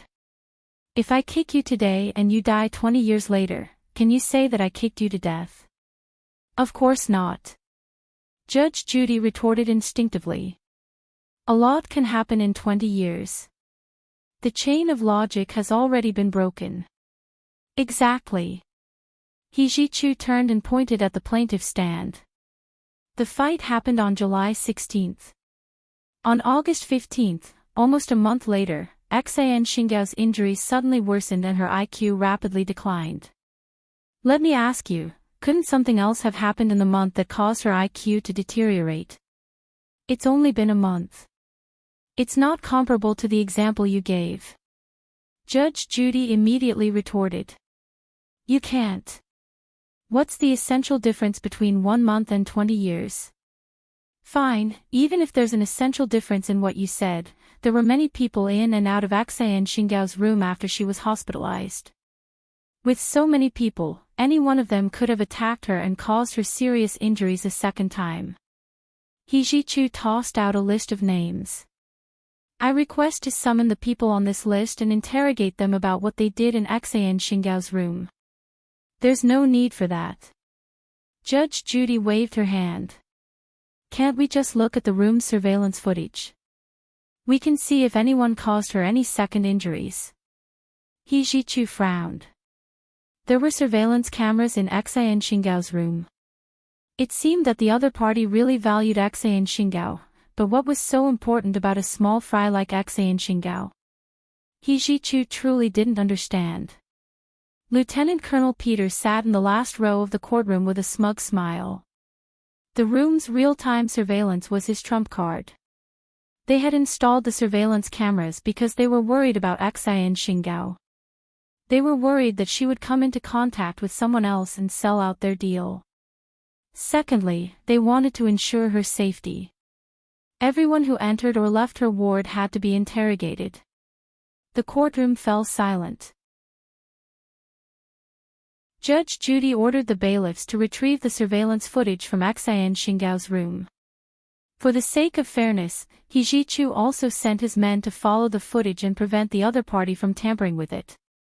It had been 28 days since Xian Xinggao was admitted to the hospital and diagnosed with mental retardation. There were 28 days worth of surveillance footage in a box. The judge adjourned the court until the judge and the defendant's lawyer could review all the footage before making a decision. There were 3 copies of the footage, one for the court's records, one for the judge and the prosecutor to view together, and one for the defendant's lawyer to take away. He Ji-Chu's subordinates carried the box of footage out of the courtroom. Gu Nianji didn't say a word and quietly followed behind He Ji-Chu. He Ji-Chu stopped and turned around to pat her head. Don't worry, we'll think of a way. Professor, he didn't think of this before, did he? Gu Nianji asked quietly. Although He Ji-Chu didn't show it, and no one in the courtroom could see the change in his expression, Gu Nianji could sense his mood had suddenly turned gloomy. He Ji-Chu looked at her in surprise. He didn't admit or deny it, but said dryly. I can't think of any other use for Xian Xinggao that they would be so wary of. That means she has other uses, but we just don't know about it. Gu Nianji suddenly worried. Did Xian Xinggao have something that could harm the Huaxia Empire's national interests? Last time, Xian Xinggao's betrayal led to the failure of the 6th Military Region Special Operations Forces mission in Europe, and almost cost Huaxiaoheng their lives. This was the second night watch. 3,600 monthly votes plus 1 night watch. Around 7 p.m., the third night watch. Asking for monthly votes and recommendation votes on Monday, especially recommendation votes.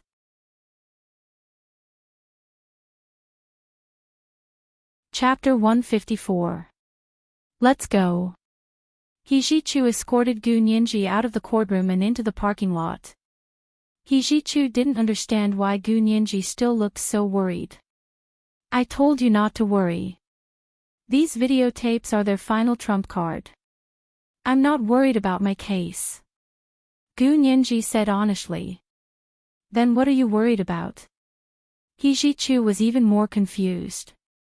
I'm worried that Xian Xinggao has something else that could harm national interests. Gu Nianji said anxiously, but she was actually worried about Huaxiaoheng. To Hu Xiaoheng, protecting the nation's interests was his greatest responsibility. It was also a goal that he would protect wholeheartedly, even to the point of giving up his life for. He Zhichu put his hands in his trouser pockets and looked at her quietly for a while. He suddenly snorted and muttered. I didn't know you loved that country so much. What did you say? Gu Nianji was too engrossed in her thoughts to hear what He Zhichu said. I said, I didn't know you were so patriotic. There was a hint of mockery in He Zhichu's words. His eyes flickered with indescribable emotions. What's wrong with being patriotic? I'm a citizen of the Huaxia Empire. Isn't it natural for me to love my country? Gu Nianji didn't like hearing He Zhichu speak to her in such a tone. He Zhichu sensed her displeasure and opened his mouth, but he swallowed the words that were on the tip of his tongue. He patted her head and smiled. Fine, as long as you're happy. He tried his best to restrain himself from showing a cold expression in front of her. He Zhichu nodded at Zhao Liangze and turned to get into his car. Gu Nianji frowned as she watched him drive away. She followed Zhao Liangze into the yellow Hummer, which was also He Zhichu's car. He had sent it to pick them up for safety reasons. When they returned to her apartment, Gu Nianji went to Zhao Liangze's room and quietly recounted her conversation with He Zhichu in court. She then asked, Brother Zhe, do you think Axayan Xingao has anything else that we can use? Zhao Liangze's brows furrowed as he shook his head. I didn't hear anything further when I was in the empire. However, we have to tell Hu Xiao about this as soon as possible.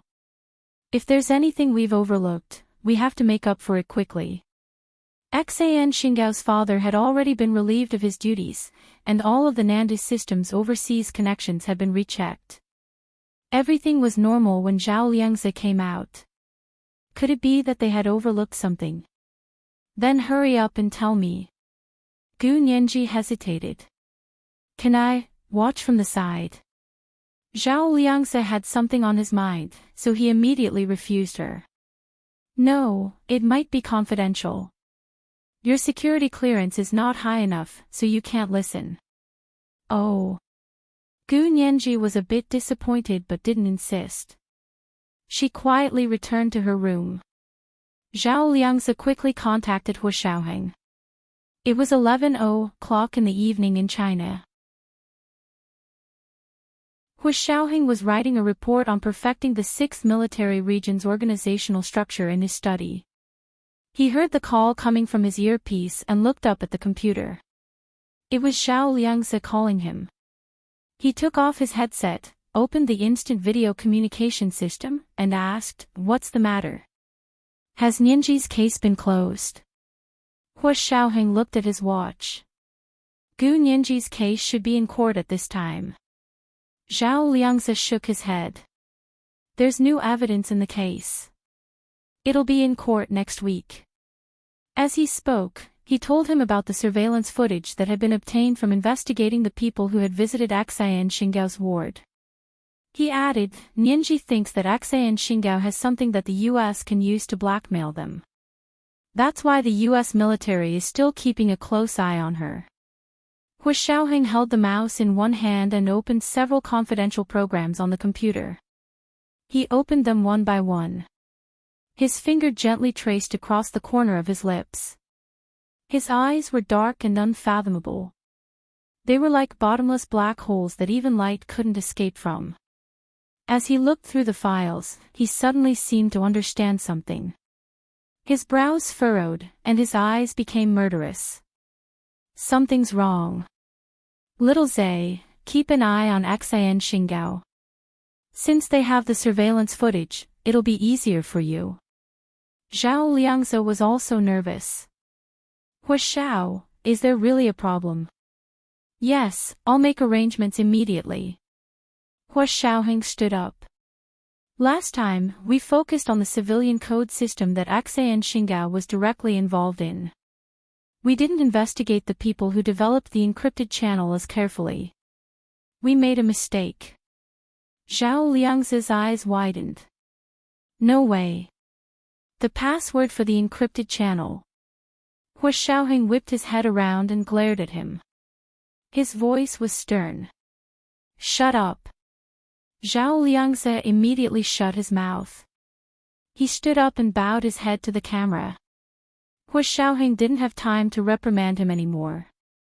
He strode out of the study and began issuing orders into his headset. 6th Military Region Team B, activate activity. All armed personnel with parachutes, be in position in 5 minutes. Helicopters in position. Target 1, J City, Imperial Capital, Special Task Force. Over. A minute later, the alarm at the Special Operations Forces base sounded. It was the sound of an emergency assembly. 3 minutes later, 100 fully armed Special Operations Forces Team B assembled at the airport where the helicopters were landing.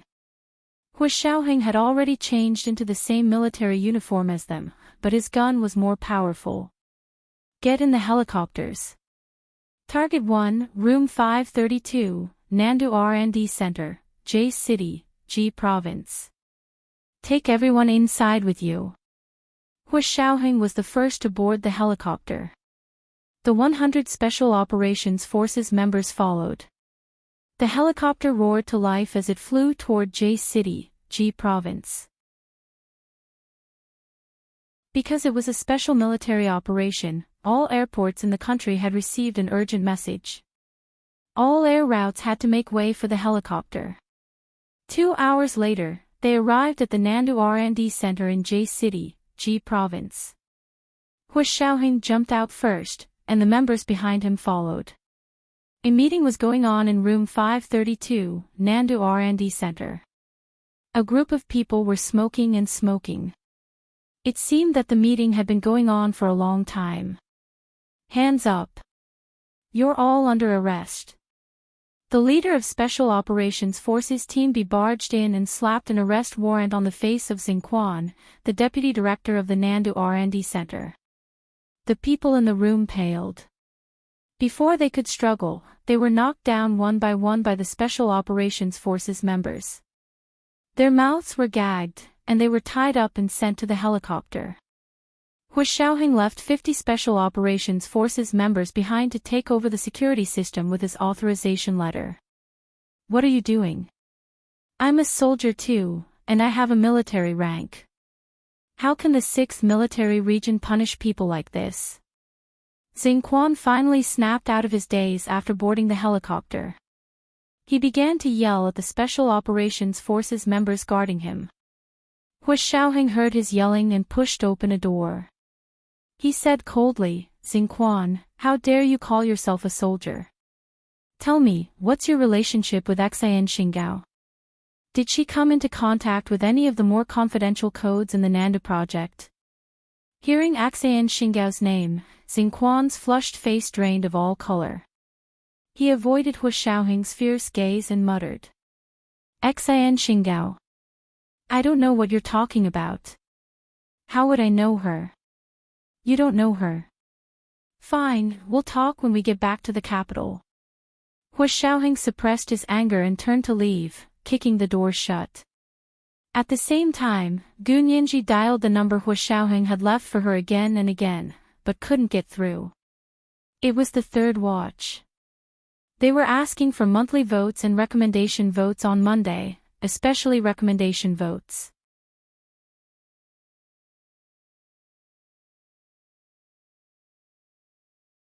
Then she suddenly stopped talking and forbade him to speak. Kiss me. She closed her eyes in front of him, pouting his irresistible red lips. As if attracted by the devil, he lowered his head and kissed her on the lips. He wanted only to taste her, but her arms came round his neck and deepened the kiss.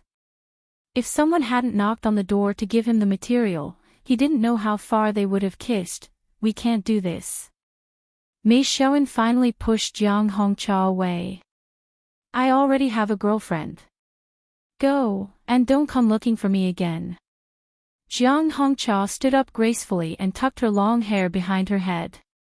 She said meaningfully, I won't come looking for you again, but you can come looking for me. She turned to leave, leaving the room filled with the faint scent of jasmine. It was her favorite Coco Chanel jasmine perfume. Mei Xiaoan tossed and turned restlessly at her words. He couldn't sleep all night. In the end, he had no choice but to get up and call Gu Nianji. Fortunately, Mei Xiaoan calmed down as soon as he heard her voice.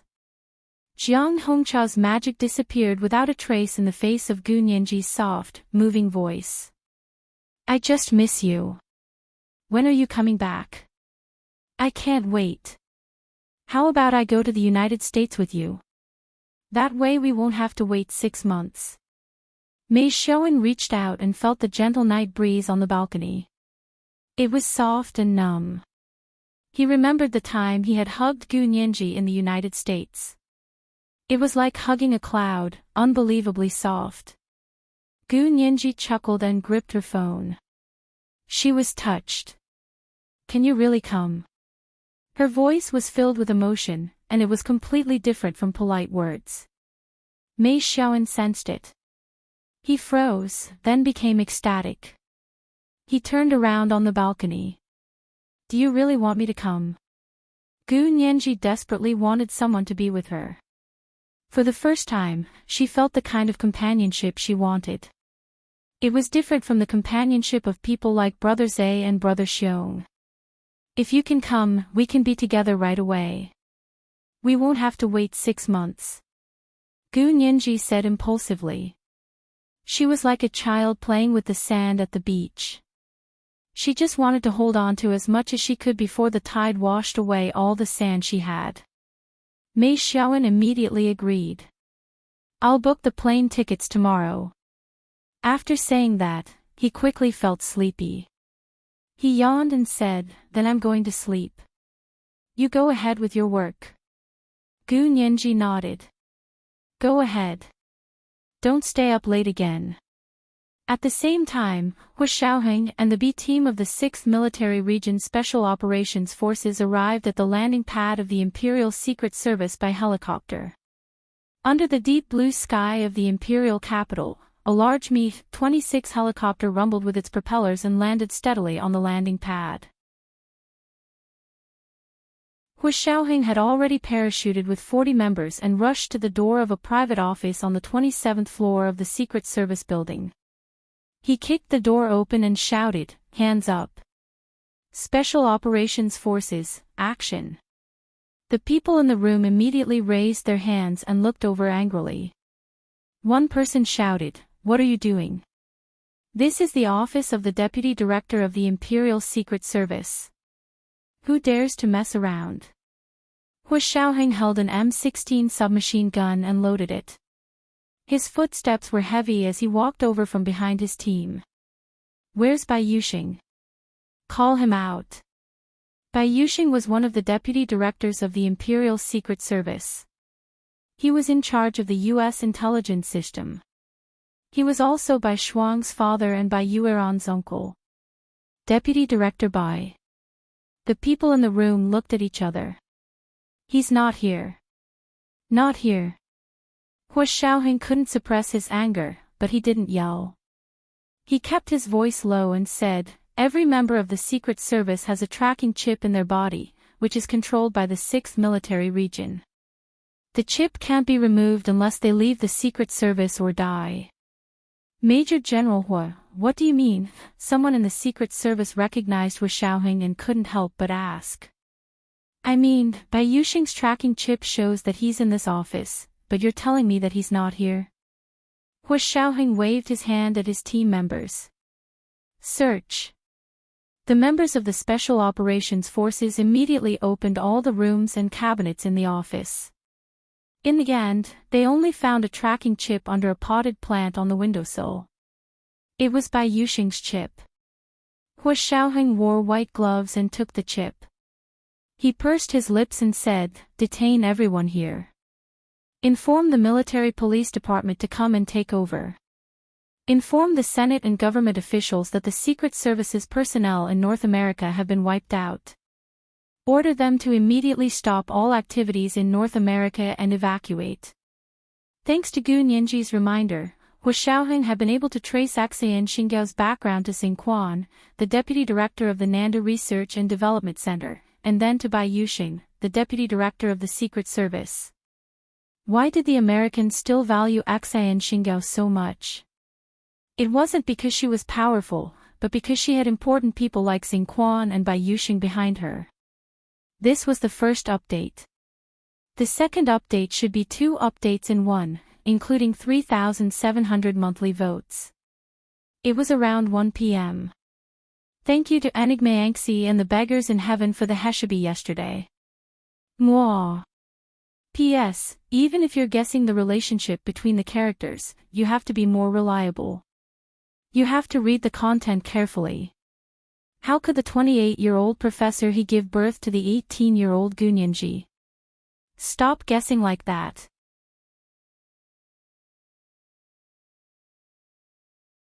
Chapter 156. Walking out of the Secret Service building, Hu Xiaoheng looked up at the night sky and slowly exhaled. He had rushed over, but Bai Yuxing had still managed to escape. Yin Shixiang came over and handed him a cigarette. The two of them stood under a tree not far from the Secret Service building and lit a cigarette.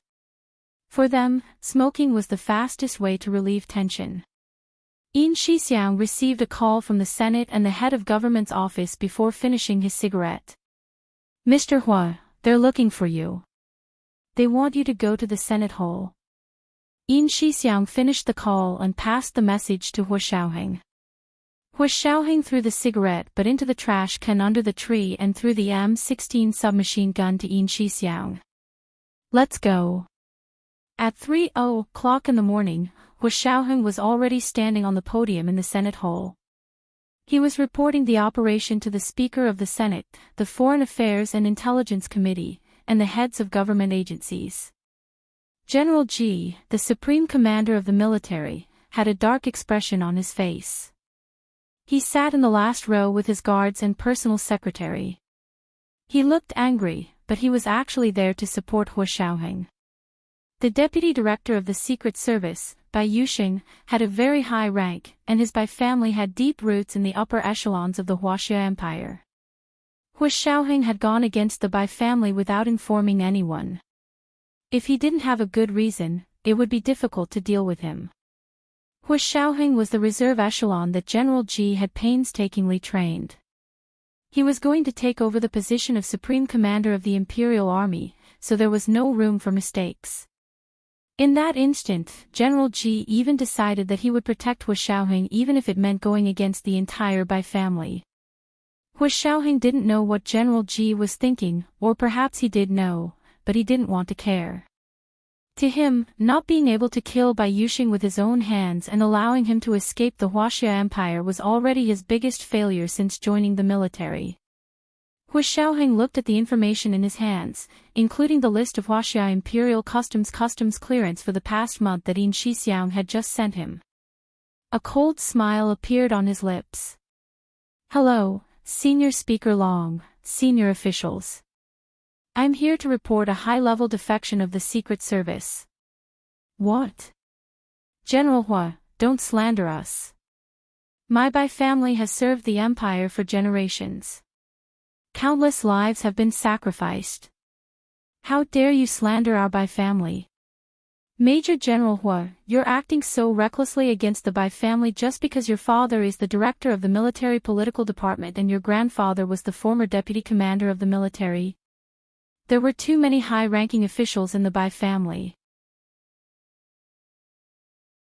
There were only 16 or 17 people present for this impromptu meeting, and 5 of them had the surname Bai. Hu Xiaoheng had led his men to raid the office of Bai Yuxing, the deputy director of the Secret Service, in the middle of the night and arrested all of his subordinates. He had also informed the military police department to take over the Secret Service, which had completely paralyzed the Empire's intelligence agency, the Secret Service. In the eyes of these people, Hu Xiaoheng's actions were overstepping his authority.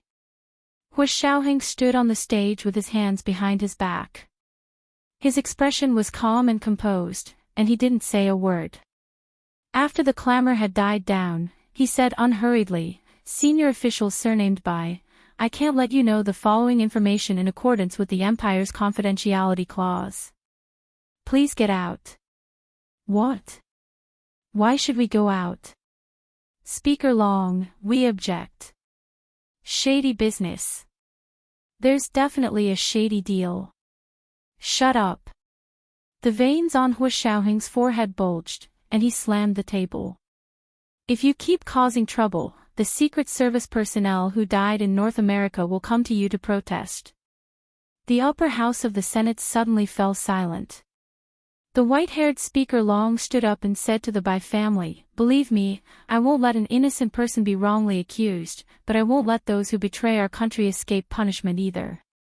The Bai family discussed for a moment, then said to Speaker Long, "Okay, Speaker Long, we believe you and will give you face." As for him, they pointed at Hu Xiaoheng, who was standing on the stage. "If he doesn't give us a conclusive explanation, we won't let him go." The Bai family left the table angrily and went to the corridor outside. Under the leadership of Yin Shixiang, Hu Xiaoheng's guards immediately locked up these people separately. In order to prevent them from reporting the matter, they were also handcuffed and gagged. The Bai family was furious. They didn't know what was going on and thought that someone was deliberately trying to eradicate dissidents. In the Senate hall, Hu Xiaoheng took out the evidence and demonstrated it to everyone on the computer. That's it. Xan Xingao, who betrayed the Nanda System's civilian code, had a private relationship with Xing Quan, the deputy director of the Nanda System's R&D department, when she was working on the Nanda project. Both Xan Xingao and Xing Quan tried to hide this fact, and we missed it during our first interrogation. Until recently, we received reliable information that the U.S. military is still closely monitoring Xan Xingao. They want to get more information from her. Hu Xiaoheng turned around, his expression grim. After Xan Xingao left the country, she helped Xing Quan get access to the United States. However, Xing Quan only gave her the civilian code, not the encrypted channel. Xing Quan intended to use the encrypted channel as a bargaining chip to get her to act as a go-between. Our Secret Service in North America found out about this and sent a report back to Bai Yuxing, the deputy director of the North American branch of the Secret Service. Hu Xiaoheng used the laser pointer in his hand to point at the tree of relationships on the screen. When Bai Yuxing found out about this, he didn't inform us. Instead, he got in touch with Xing Quan and asked him to contact the US CIA through Xan Xingao in an attempt to defect. Speaker Long and General Ji's eyes widened abruptly, their expressions stiff. If what Hu Xiaoheng said was true, then because of Bai Yuxing's defection, the Imperial Secret Service's 30 years of hard work in North America would be destroyed. Where is Bai Yuxing?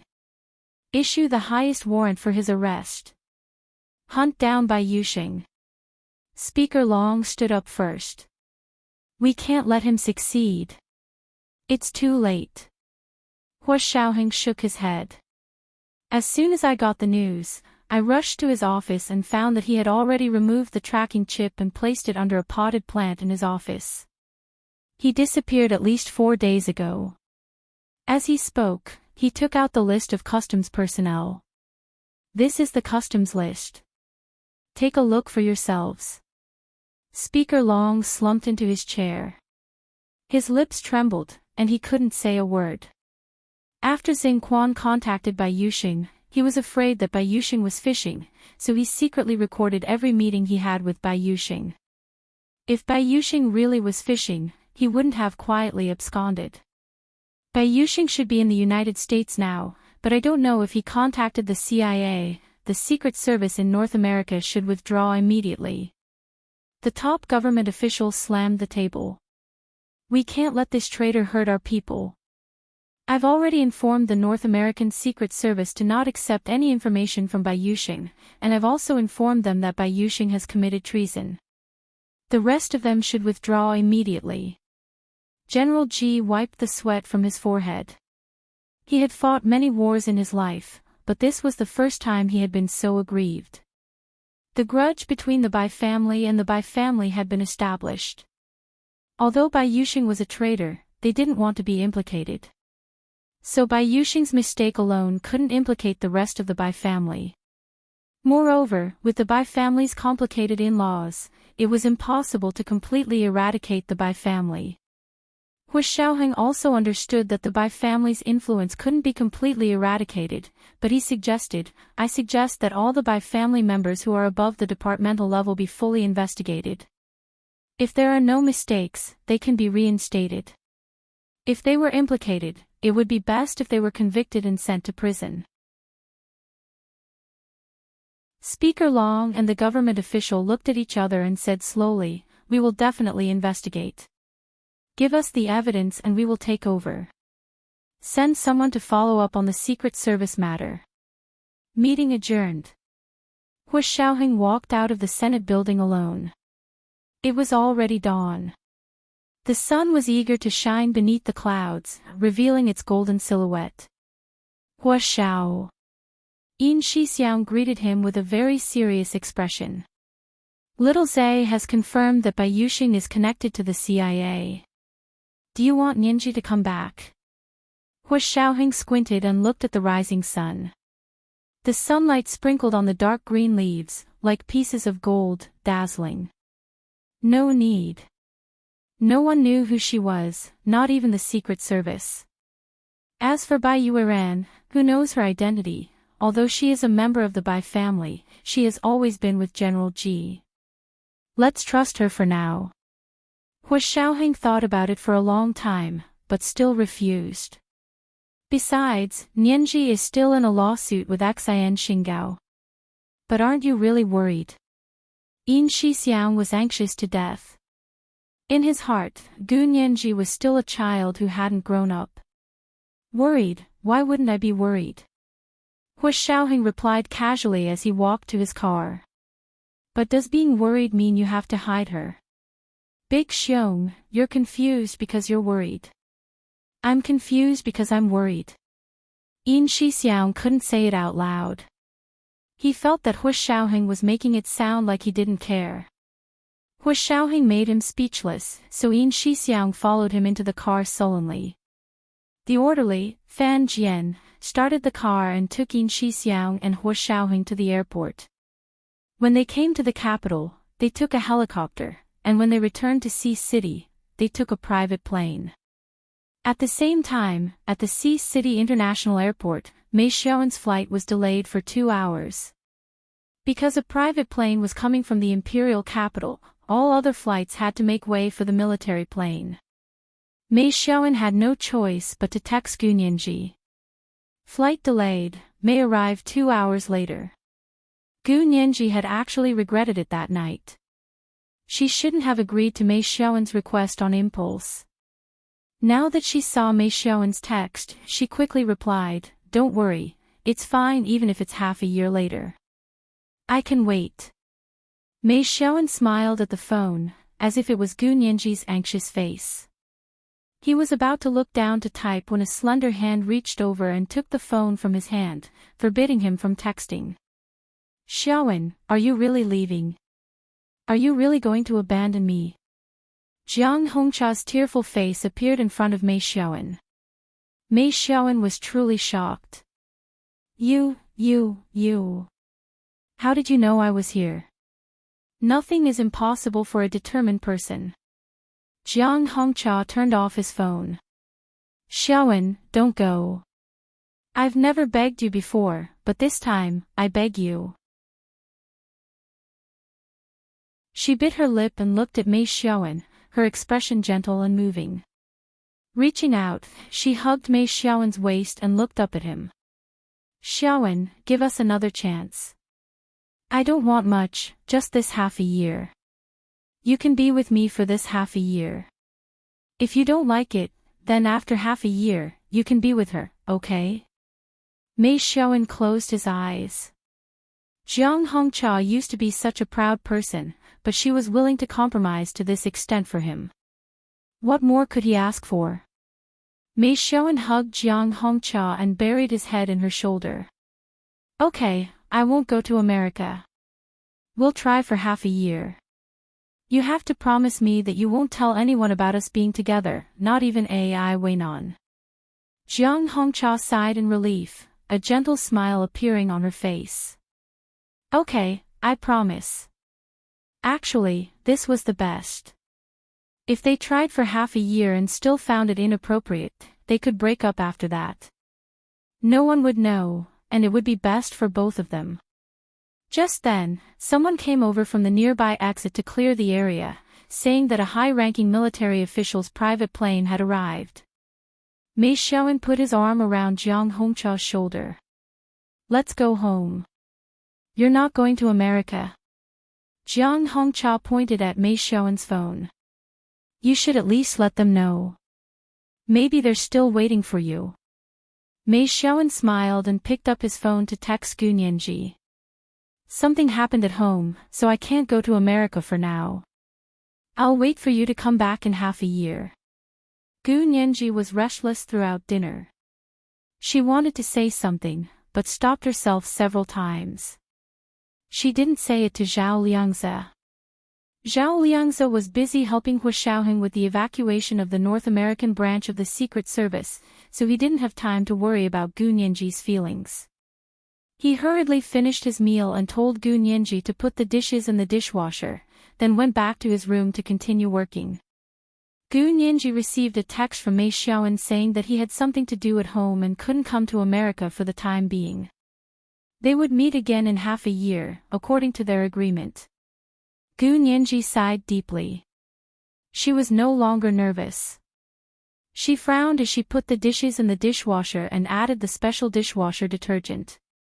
She turned on the washing and drying process, then returned to her room to take a shower. She was in a bad mood, and decided to take a bubble bath to soothe her melancholy. She filled the bathtub with water and added the bubble bath lotion.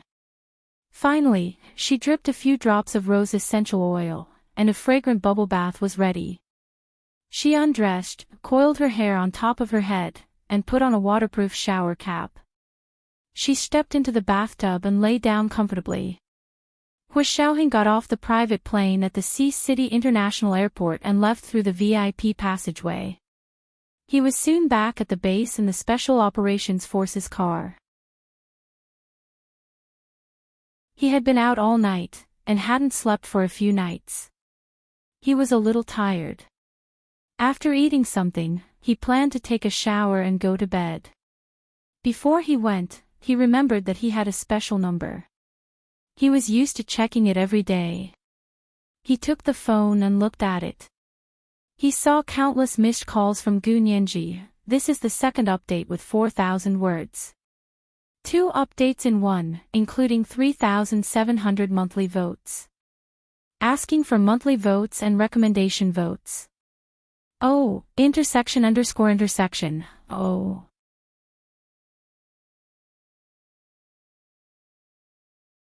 Chapter 157.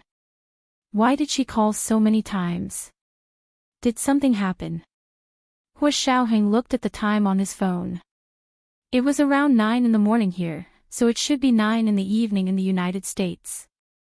Looking at the missed calls, they were probably from 7 to 8 hours ago. Nianji should still be awake, right? Hua Xiaoheng swiped his finger to dial back. As an internet child, Gu Nianji never left her phone even when she bathed. She also had a bubble bath, so she had even more time to play with her phone in the bathtub. Her phone was placed on the small table next to the bathtub. She lay in the bathtub, rubbing bubbles all over her body. She wanted to blow the bubbles out of the bathtub like she was blowing soap bubbles. In the quiet bathroom, the sudden ringing of her cell phone made her shiver in fear. Her eyes moved to the phone and froze for a moment before she realized it was the ringtone she had set for Uncle Hua to call. Gu Nianji's eyes lit up. She quickly reached into the bathtub and scooped up the phone. She glanced at the name Uncle Hua flashing on the screen. She shot out of the bathtub, ignoring the white bubbles all over her body. Uncle Hua. She was so excited that her voice trembled slightly. Yes, it's me. Hua Xiaoheng asked as he held the phone. I saw you call a lot, what's up? Gu Nianji remembered how upset and depressed she had been when no one had picked up the phone for over 2 hours. She couldn't help but feel aggrieved. Uncle Hua, you said I would be able to reach you if I called this number, but she sniffled and continued, I understand that you're very busy and can't pick up my calls. But you can't lie to me, just tell me if you don't want to pick up. I won't bother you. Hua Xiaoheng shook his head helplessly. Nianji, I was on a mission when you called. I couldn't bring my personal phone with me. Oh. Gu Nianji immediately felt guilty and grumbled quietly, really? I know you can't pick up the phone when you're on a mission, but I asked Brother Zay and he said you just picked up his call, but you didn't pick up when I called you. That's impossible.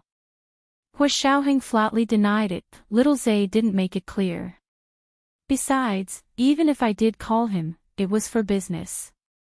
Why would I deliberately not pick up your calls? Really? Holding the phone, Gu Nianji secretly smiled. Her emotions were too easily affected by Hua Xiaoheng. One word from him could send her to heaven, and one word from him could send her to hell. She was hovering between heaven and hell, pain and happiness. Of course not. Hua Xiaoheng switched his hand to hold the phone and began unbuttoning his uniform with his free hand. He was ready to take a shower. Tell me, what do you want? Are you in a hurry to make so many calls? It was very urgent at the time, but it's not so urgent now. Gu Nianji said carefully, I just wanted to ask you if you discovered anything. She was standing naked in the bathtub full of white bubbles. Opposite her was a mirror on the wall. There was steam on the mirror, so only the outline of her body could be seen. Gu Nianji reached out to wipe away the water vapor on the mirror and looked at her face in the mirror. Her cheeks were crimson, and her big, misty, wet eyes were looking at herself in the mirror. Her seaweed-like hair hung down her back. She used her hand to wipe away the bubbles that were about to disappear and bent down to pour some more water on herself.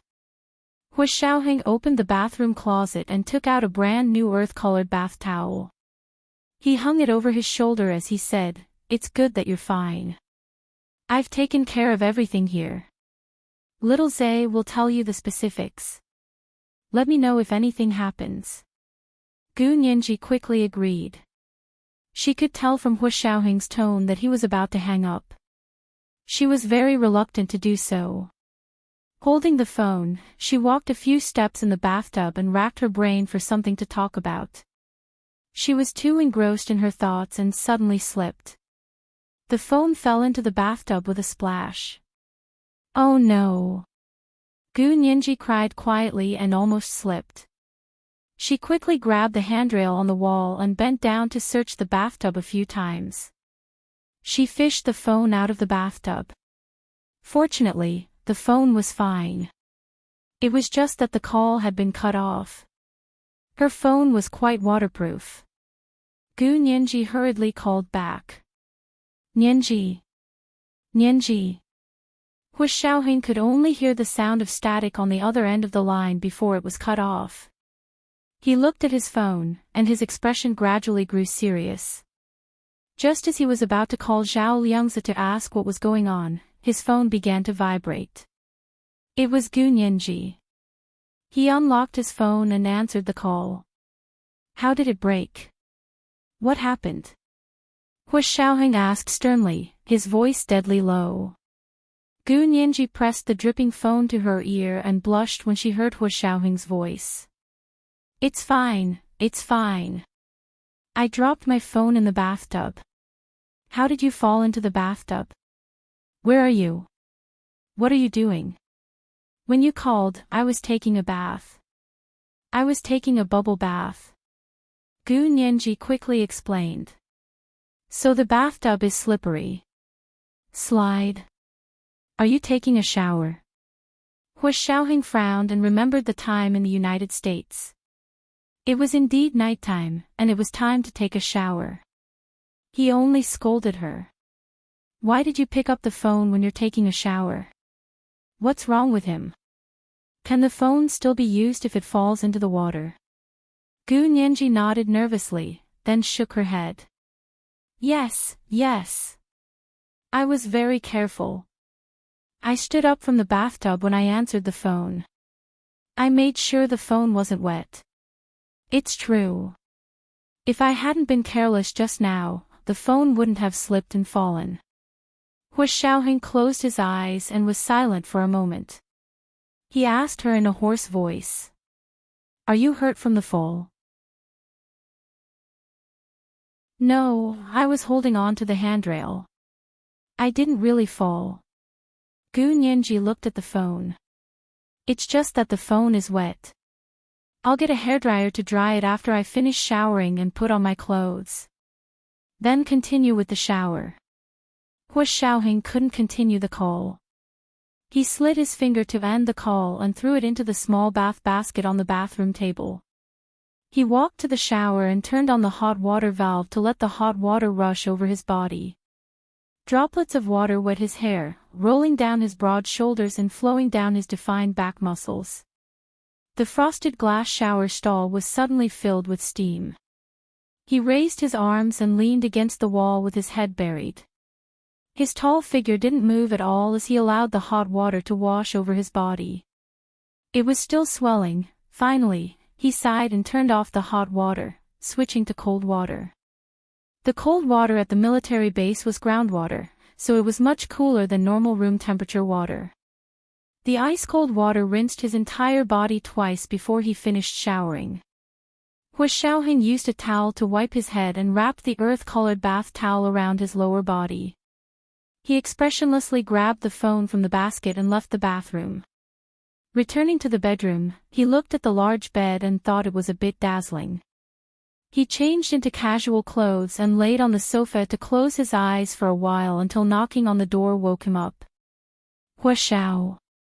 Hua Xiao. Are you inside? I'm Chen Lai. Big Xiong said you were looking for me. Chen Lai's voice rumbled from outside the door. Hua Xiaoheng opened his eyes and got up to walk to the outer room. He opened the door and saw that it was already dark outside. He had only taken a nap. How did it get dark? Hua Xiaoheng looked at his watch and saw that it was already past 8 in the evening. He had slept from day to night. What a high-quality sleep. Hua Xiaoheng was secretly pleased and turned to let Chen Lai in. Hua Xiao, why are you looking for me? Chen Lai carried his briefcase. I just performed 2 surgeries today and am going crazy with hunger. Ask the cafeteria here to send me some food. Hua Xiaoheng raised a hand to his orderly. Go get some food. The food was quickly delivered. Chen Lai ate as he listened to Hua Xiaoheng say to him. Nianji's case in the United States. I want you to make a trip there. This was the first update. The second update should be 2 updates in one, including 3,800 monthly votes and updates. It would be around 1 in the afternoon. A reminder for the monthly votes and recommendation votes.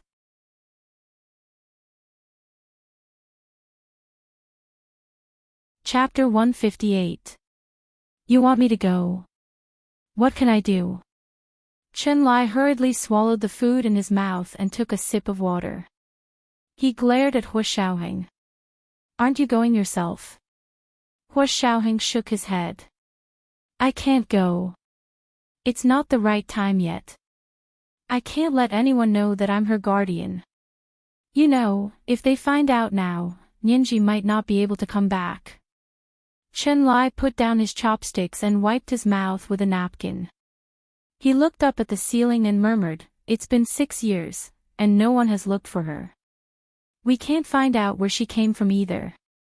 Do you think we're overthinking it? That she's actually an orphan with dead parents and no living relatives? Hua Xiaoheng's gaze was deep and meaningful. He propped his head up with one hand and played with a round gold coin with the other. He didn't speak. Before he had concrete evidence to prove Gu Nianji's origin, he wouldn't prejudge any conclusions. Anything was possible. He had to maintain a clear mind. Hello? Did you hear me? Isn't little Zay in the United States? Isn't he enough? Chen Lai pushed Hua Xiaoheng's arm. Is there really something wrong with Ninji's case? Hua Xiaoheng looked down and gripped the round gold coin in his palm. With He Jichu's abilities, it shouldn't be a problem. But I don't want to have too much contact with him. Huh? Why is that? Chen Lai's eyebrows shot up.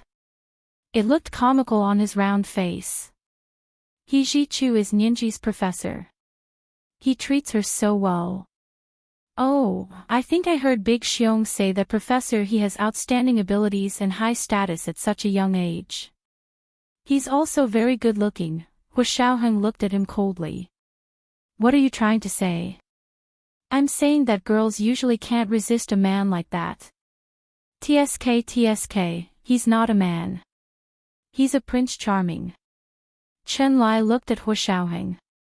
Prince Charming, do you understand? Oh. You never go online, so you probably don't know what Prince Charming means, right? Hua Xiaoheng looked at Chen Lai like he was looking at an idiot. He remained silent. Chen Lai chuckled and shook his finger. There's no use looking at me. I'm not a Prince Charming. I'm just talking about a social phenomenon.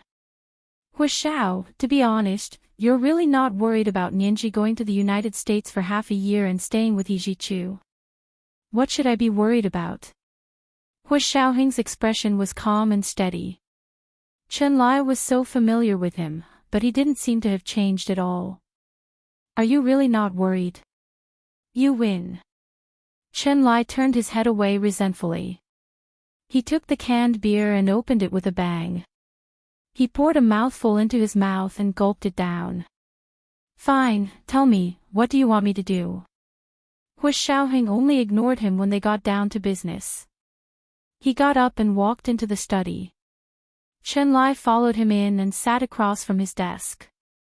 Take a look at this information. Hua Xiaoheng threw him a document. You're not going alone. I'll ask the Ministry of Foreign Affairs to cooperate and send a few people with you. Go to the United States as a medical expert hired by the Ministry of Foreign Affairs. When the time comes, listen to Little Zay's instructions. Chen Lai became serious. He took the information and looked at it. He snorted and saluted Hua Xiaoheng. I'm impressed. I surrender to you. It really is Hua Xiao. Hua Xiaoheng smiled carelessly. He waved his hand and shooed Chen Lai out of his house like he was shooing a fly or a mosquito. Gu Nianji's mood improved again after she received Hua Xiaoheng's call that day. Mei Xiaowen called every day when she was about to sleep. It was probably lunchtime when he returned to the Huaxia Empire. He was concerned about her mood every day, concerned about her daily life and diet. It had only been a week, but he had already sent her 2 packages. One was an air-shipped Dutch rose. There were 99 roses in total. They were placed in a vase in Gu Nianji's bedroom. The other was a VCA 5-flower necklace. On the small collarbone necklace were 5 exquisitely crafted diamond-studded flowers arranged asymmetrically. It had an extremely low-key luxury to it. Gu Nianji loved these 2 gifts. She put on the collarbone necklace and placed the roses on her desk. She video-called Mei Xiaowen. Does it look good?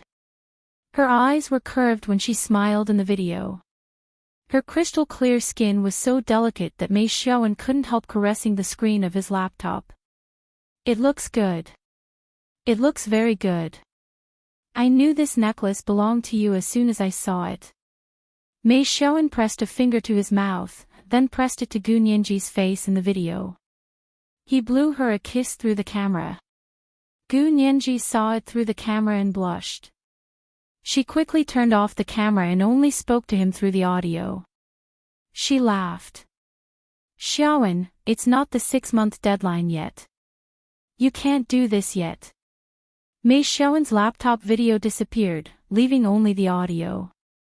Jiang Hongcha had been hiding on the sofa in the study, out of view of the camera. She crept over and hugged Mei Xiaowen's neck from behind. She whispered in his ear. See, I have good taste, don't I? Roses and VCA collarbone necklace. I've never met a girl who can resist them. Her voice was so low, and so close to Mei Xiaowen's ear, that the warmth of her breath entered his earlobe. It was warm and fuzzy. A wave of heat rose from his lower abdomen. He turned off the phone and turned to pick Jiang Hongqia up. He pressed her down on the sofa in the study. Soon, long and short moans rang out in the study, and the atmosphere was overflowing with spring. The trial for Xie Xinggao's assault case against Gu Nianji was scheduled to begin in a week on Monday. He Zhichu and his team had been working tirelessly over the past week. They had gone through all the videotapes in an attempt to find loopholes. Unfortunately, there was nothing suspicious about the videotapes. All the timings matched, and there was nothing illegal about their conversations. The only thing they could find fault with was the few conversations between Lieutenant Colonel Peter and Xie Xinggao. They had spoken in very low voices, and even when the videotapes were played at maximum volume, it was barely audible. However, after several cross-examinations by language experts, they all said that Xie Xinggao had borrowed books from Lieutenant Colonel Peter, and that he had brought some books for her. No one could say that giving books to Xie Xinggao would cause fatal injury. Therefore, although there was some doubt about this, it could not be used to refute the other party's testimony. Mr. He, do you really have to fight this lawsuit? He Zhichu's subordinate kindly reminded him. The military seems to have received help from the CIA. They think they have a good chance of winning, and are already going all out. The relationship between the U.S. military and the CIA was extremely complicated. The two sides were often hostile to each other, but were able to cooperate sincerely when it came to national interests. This time, even the CIA was involved. He Zhichu had no choice but to agree with Gu Nianji's opinion. Xie Xinggao must have something more to hide, but they just didn't know about it yet. Thinking of this, He Zhichu had a brainwave and suddenly had an idea. Find medical experts, especially world-renowned neurologists. He Zhichu knocked on the table and assigned a new task to his subordinates. The Johns Hopkins Hospital in Baltimore has the world's best neurologists and neurosurgeons. Remember to hire 2 of them as expert witnesses at a high price. Mr. He wants to. His subordinates looked at each other and looked up from the pile of videotapes. They looked at He Zhichu with confusion. Challenge the other party's injuries? Of course. He Zhichu turned around and put his things into his briefcase. As lawyers, we have to make bold assumptions and carefully verify them. But we're not scientists, so our arguments don't need to be rigorous. We only need to find evidence that proves our point of view, and eliminate all evidence that doesn't. He Zhichu had already had an in-depth discussion with the 2 neurologists and neurosurgeons by the time the trial began on Monday. Xie Xinggao's brain CT scans and X-rays were passed to He Zhichu, and he and the 2 experts carefully studied them for several days. Although the 2 experts thought the scans and X-rays were strange, they couldn't pinpoint any flaws due to the complexity of the human brain. Whether or not Xie Xinggao's intelligence had been irreversibly damaged was a very subjective judgment. Mr. He, this is as far as we can help you. The 2 neurologists politely extended their hands to He Zhichu. He Zhichu smiled and shook hands with them. That's fine, we'll do our best. It was time for the trial again. Gu Nianji was dressed even more plainly this time. She wore a pure white silk bubble sleeve top with the hem tucked into straight black trousers. Her hair was tied up in a ponytail that swayed beside her ears. She looked very youthful. Judge Judy banged her gavel and asked He Zhichu, Lawyer He, do you have anything else to say? He Zhichu stood up. We've invited 2 neurologists. Please summon them to the stand as witnesses. Agreed. Judge Judy nodded and gestured for the 2 experts to be brought in. The 2 experts placed their hands on the Bible and swore not to perjure themselves. They stood in the witness stand. The neurologists took out Xan Xingao's brain CT scans and explained to the judge, "Your Honor, based on my 20 years of medical experience, Miss Xan's injuries shouldn't have worsened to an irreversible degree. Look at the injuries in her brain. The images from the beginning to the 3rd week show that her condition is in the process of recovery. However, at the 4th week, her injuries suddenly worsened. The CT scans from the 4th week are very different from the previous 3 weeks. It's debatable what happened." "Dr. Carson, do you mean that Xan Xingao suffered a second injury between the 3rd and 4th weeks of her hospitalization?" He Zhichu stood up and began cross-examining his expert witness. "Based on the brain scans, that's a very high possibility." Dr. Carson's answer was also very tactful. They were all successful medical experts and didn't want to ruin their reputations for a favor. Moreover, perjury and obstruction of justice were felonies. "So you're saying that Dr. Carson can't be sure that a second injury occurred between the 3rd and 4th weeks, right?" The prosecutor for the plaintiff had changed to a smart and capable person. He was much more capable than the previous prosecutor. The 2 expert witnesses he Zhichu had found could only insist that there was a missing link in the changes before and after the injury, so they couldn't determine when the injury had caused the serious consequences. Under normal circumstances, when the plaintiff's evidence couldn't prove the defendant's guilt 100%, the defendant would be considered innocent. If there was a jury, they would definitely not convict the defendant under such ambiguous circumstances. In juvenile court, where there were no juries, the judge placed great importance on the directness and logical integrity of the evidence. Therefore, if Gu Nianji hadn't provoked Xan Xingao and the power behind her, she would have been acquitted. Unfortunately, her enemies were none other than the U.S. military and the CIA, who were trying to use the judicial system to make an example out of the Huaxia imperial citizens. Gu Nianji's heart sank, and she clenched her fists tightly at her sides. He Zhichu didn't mind. If they really wanted to convict Gu Nianji, then he would have no choice but to use his ultimate weapon. Don't be afraid. He Zhichu held Gu Nianji's hand and pried her fingers open. "I won't let anything happen to you." Gu Nianji smiled bitterly at him and shook her head. "Professor He, I can't trouble you anymore. When we get back, give me the bill and I'll think of a solution. I won't default on your legal fees." He Zhichu's expression changed as he pushed Gu Nianji's hand away and said coldly, "You're talking about legal fees at a time like this? Can you even afford it?" Gu Nianji bit her lip. "I'll try my best. If it's not enough, I can pay in installments." He Zhichu was so angry he didn't want to say another word. He turned around and sat down heavily, his face livid. He bit his lip tightly and glared at Gu Nianji. He wanted nothing more than to bite off a piece of her flesh to vent the hatred in his heart.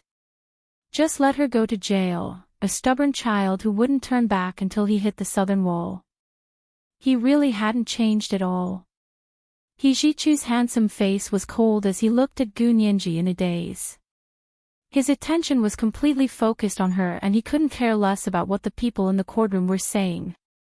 Judge Judy had already received secret orders from the military and the CIA to convict Gu Nianji.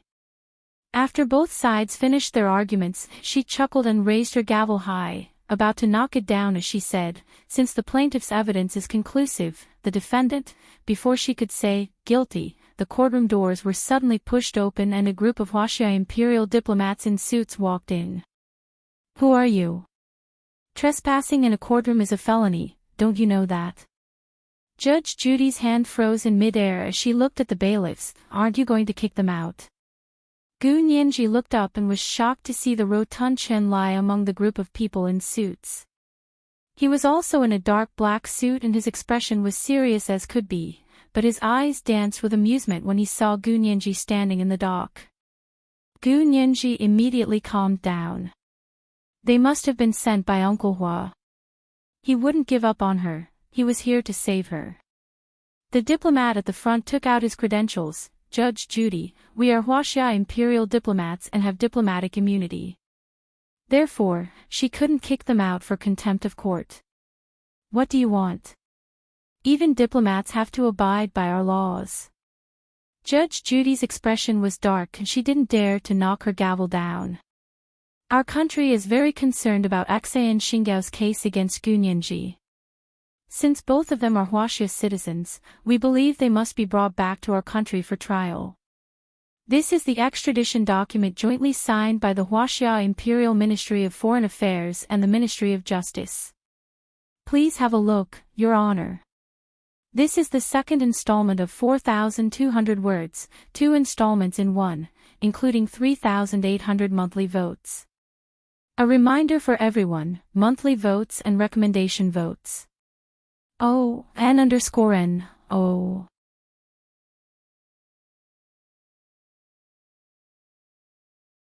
Chapter 159. Extradition. Judge Judy almost screamed at the top of her lungs. She didn't expect this at all. Her bewildered gaze involuntarily fell on a person sitting in the courtroom. That person was the person in charge of coordinating the case between the military and the CIA.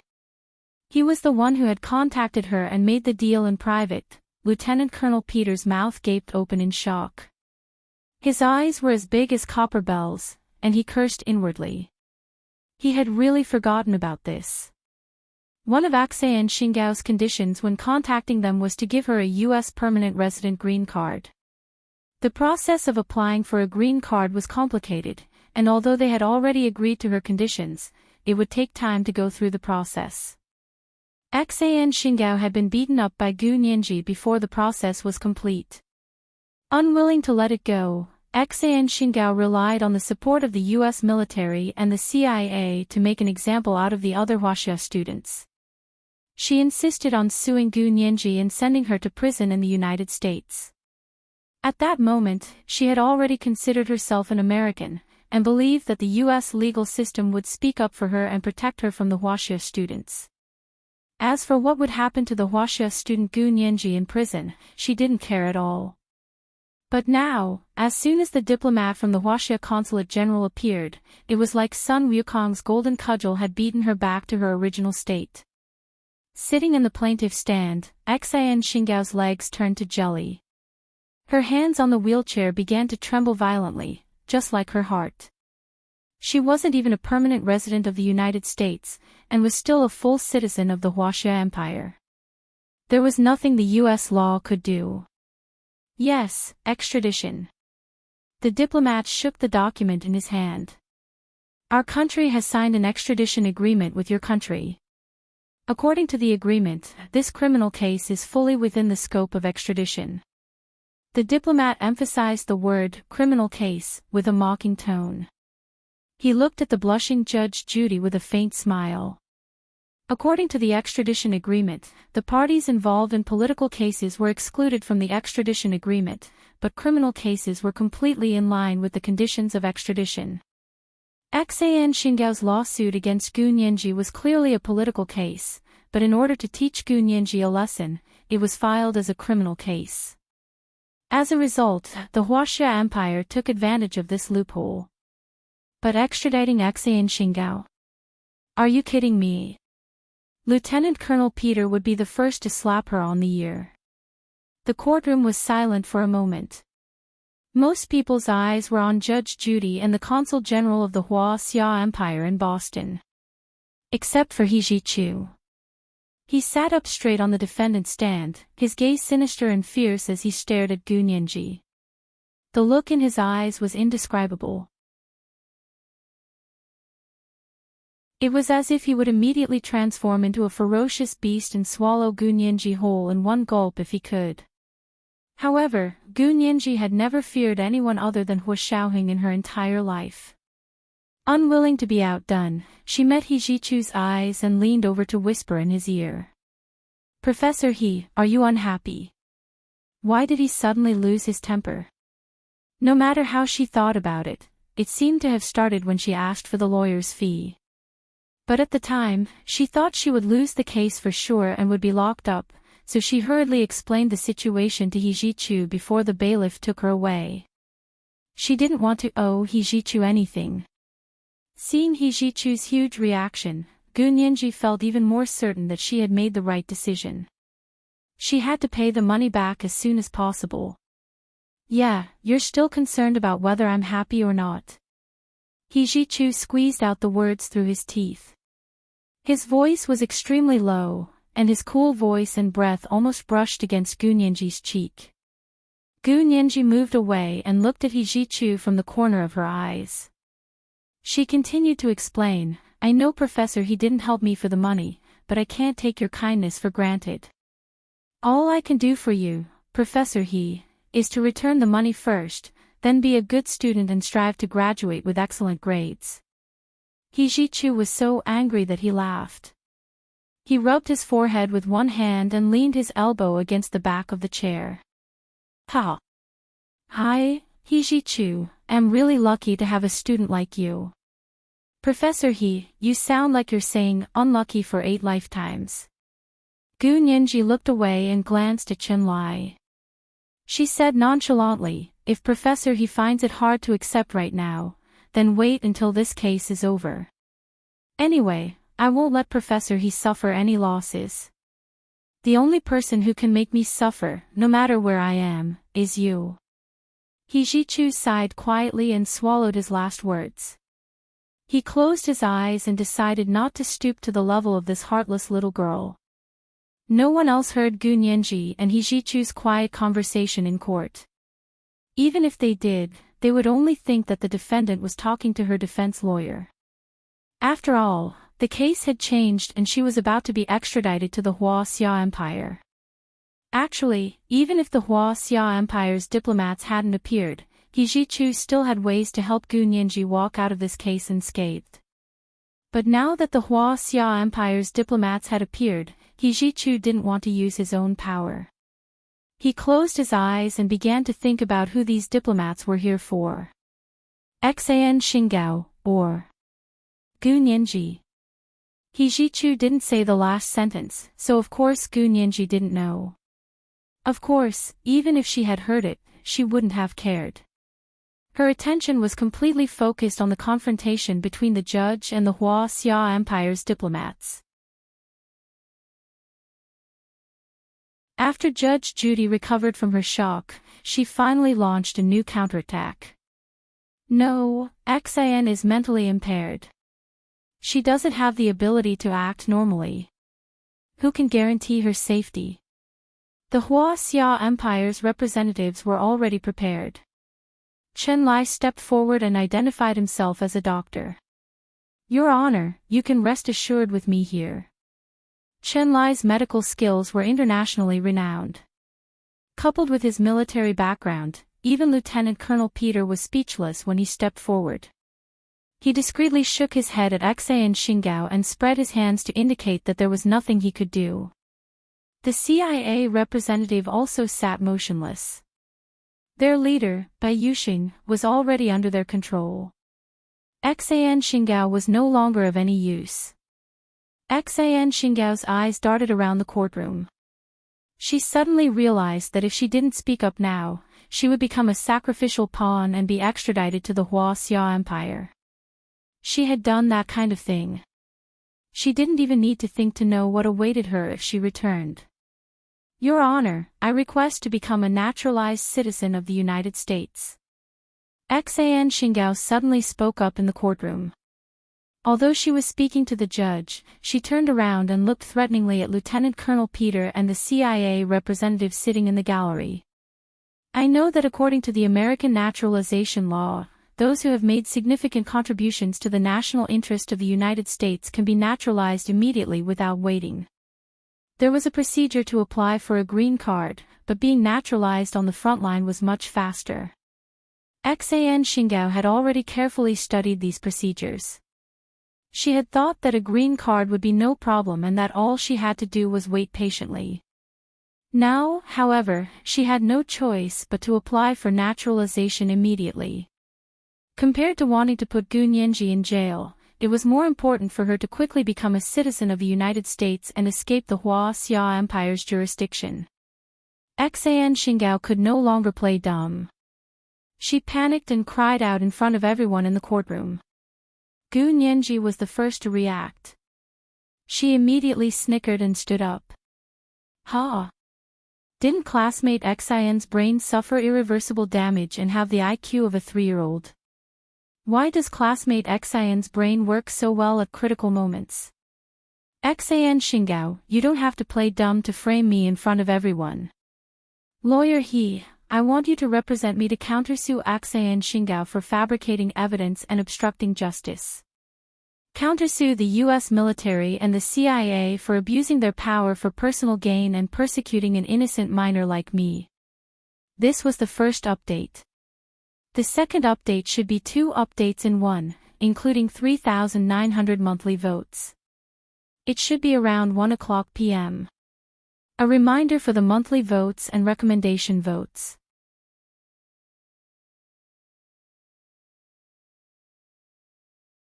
Chapter 160. He Zhichu tilted his head and glared at Gu Nianji. How did she manage to throw money at him and still order him around without batting an eyelid? Her shamelessness was unparalleled. He Zhichu sneered as he stood up. His handsome face was frosty as he glanced around the courtroom and raised his chin arrogantly. She's right. On behalf of my client, I would like to countersue Xian Xingao for fabricating evidence to falsely accuse my client. I would also like to sue the U.S. military and the CIA for falsifying evidence and obstructing justice. Gu Nianji stood by He Zhichu's side and raised her slender arm to wave twice. You heard her. He's Lawyer He. The famous and undefeated Lawyer He. Are you going to accept this? Lieutenant Colonel Peter's face contorted in anger as he roared, I'm not. Hang me. Gu Nianji crossed her arms and looked him up and down. Her arrogant expression mirrored He Zhichu's, who cares if you accept this or not? WTF.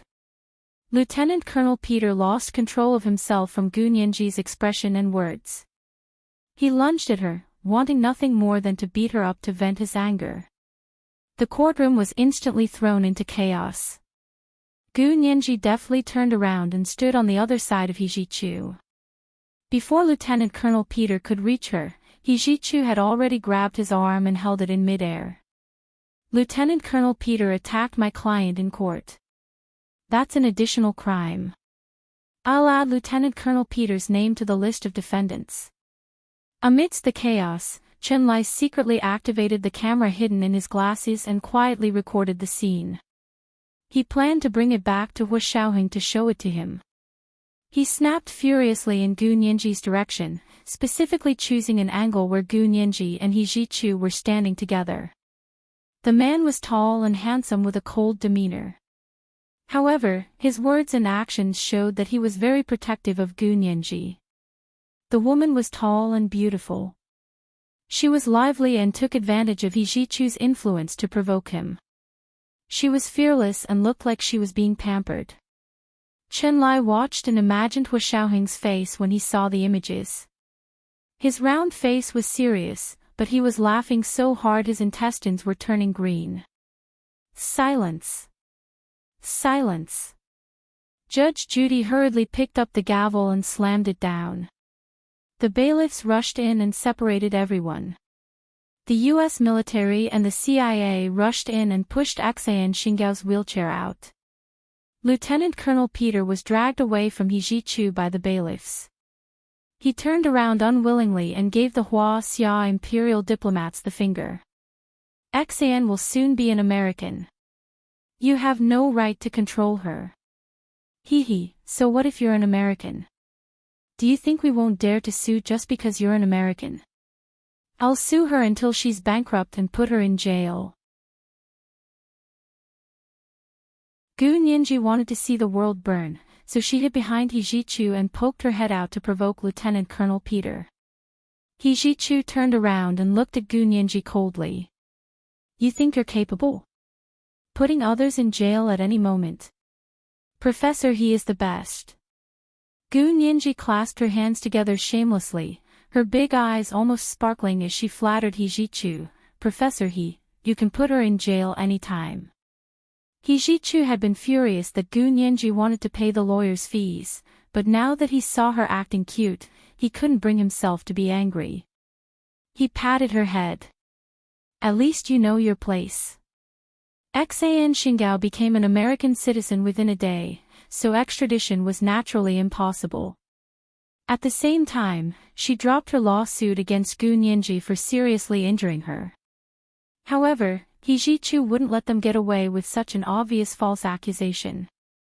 Soon, Gu Nianji's countersuit against Xan Xingao for false accusation, the U.S. military and the CIA, and Lieutenant Colonel Peter for fabricating evidence to obstruct justice was sent to the Boston Federal District Court. Gu Nianji was still a minor, and because of Judge Judy's blatant corruption, He Zhichu reported her to both the U.S. Department of Justice and the Bar Association. Her qualifications as a judge and lawyer were now under review. The situation was extremely bleak, and Judy was likely to lose both her qualifications as a judge and her lawyer's license. Many judges were unwilling to accept Gu Nianji's countersuit after the news broke. In the end, the judge who accepted the case was He Zhichu's former law school professor. With this neutral judge, Gu Nianji's case went very smoothly. Xan Xingao's registration made it easier for Gu Nianji to sue her. A week later, the U.S. military and the CIA couldn't stand it anymore and sent someone to beg He Zhichu for mercy. They asked for a settlement of $10 million on the condition that they wouldn't overturn the case and seal Xan Xingao's files forever. Gu Nianji gasped when she saw the settlement amount. She asked He Zhichu, "Professor He, is this enough to pay for your lawyer's fees? All you care about is lawyer's fees. How can you be so short-sighted?" He Zhichu patted her head. "You're satisfied with $10 million? Then how much does Professor He think is appropriate?" Gu Nianji smiled as she made He Zhichu a cup of coffee and placed it in front of him. "I'll give it all to Professor He as lawyer's fees." He Zhichu snorted. "How generous of you." "No, you don't have to give it all to me as lawyer's fees. I'll just take 10% of the settlement amount." "Sure." Gu Nianji shrugged nonchalantly. "It's an unexpected windfall anyway. It's better to let it all go." He Zhichu finally proposed $100 million as compensation to the U.S. military and the CIA. If they didn't agree, they would continue to fight, even if it took them to the Supreme Court. The U.S. military and the CIA were worried that the more they interrogated them, the more their secrets would be exposed. After repeated discussions and He Zhichu's lobbying within the U.S. government, they had no choice but to accept He Zhichu's conditions and compensate Gu Nianji $100 million. Gu Nianji paid 10%, or $10 million, to He Zhichu's lawyer's fees. The remaining $90 million became her private savings. She planned to find an opportunity to remit it to the Xia Empire. Chenlai waited until Gu Nianji's countersuit was over before returning to the Xia Empire. Before returning to the Xia Empire, he secretly met up with Gu Nianji while the consulate general hosted a banquet for Xia students from Harvard. They didn't pretend to know each other in front of outsiders.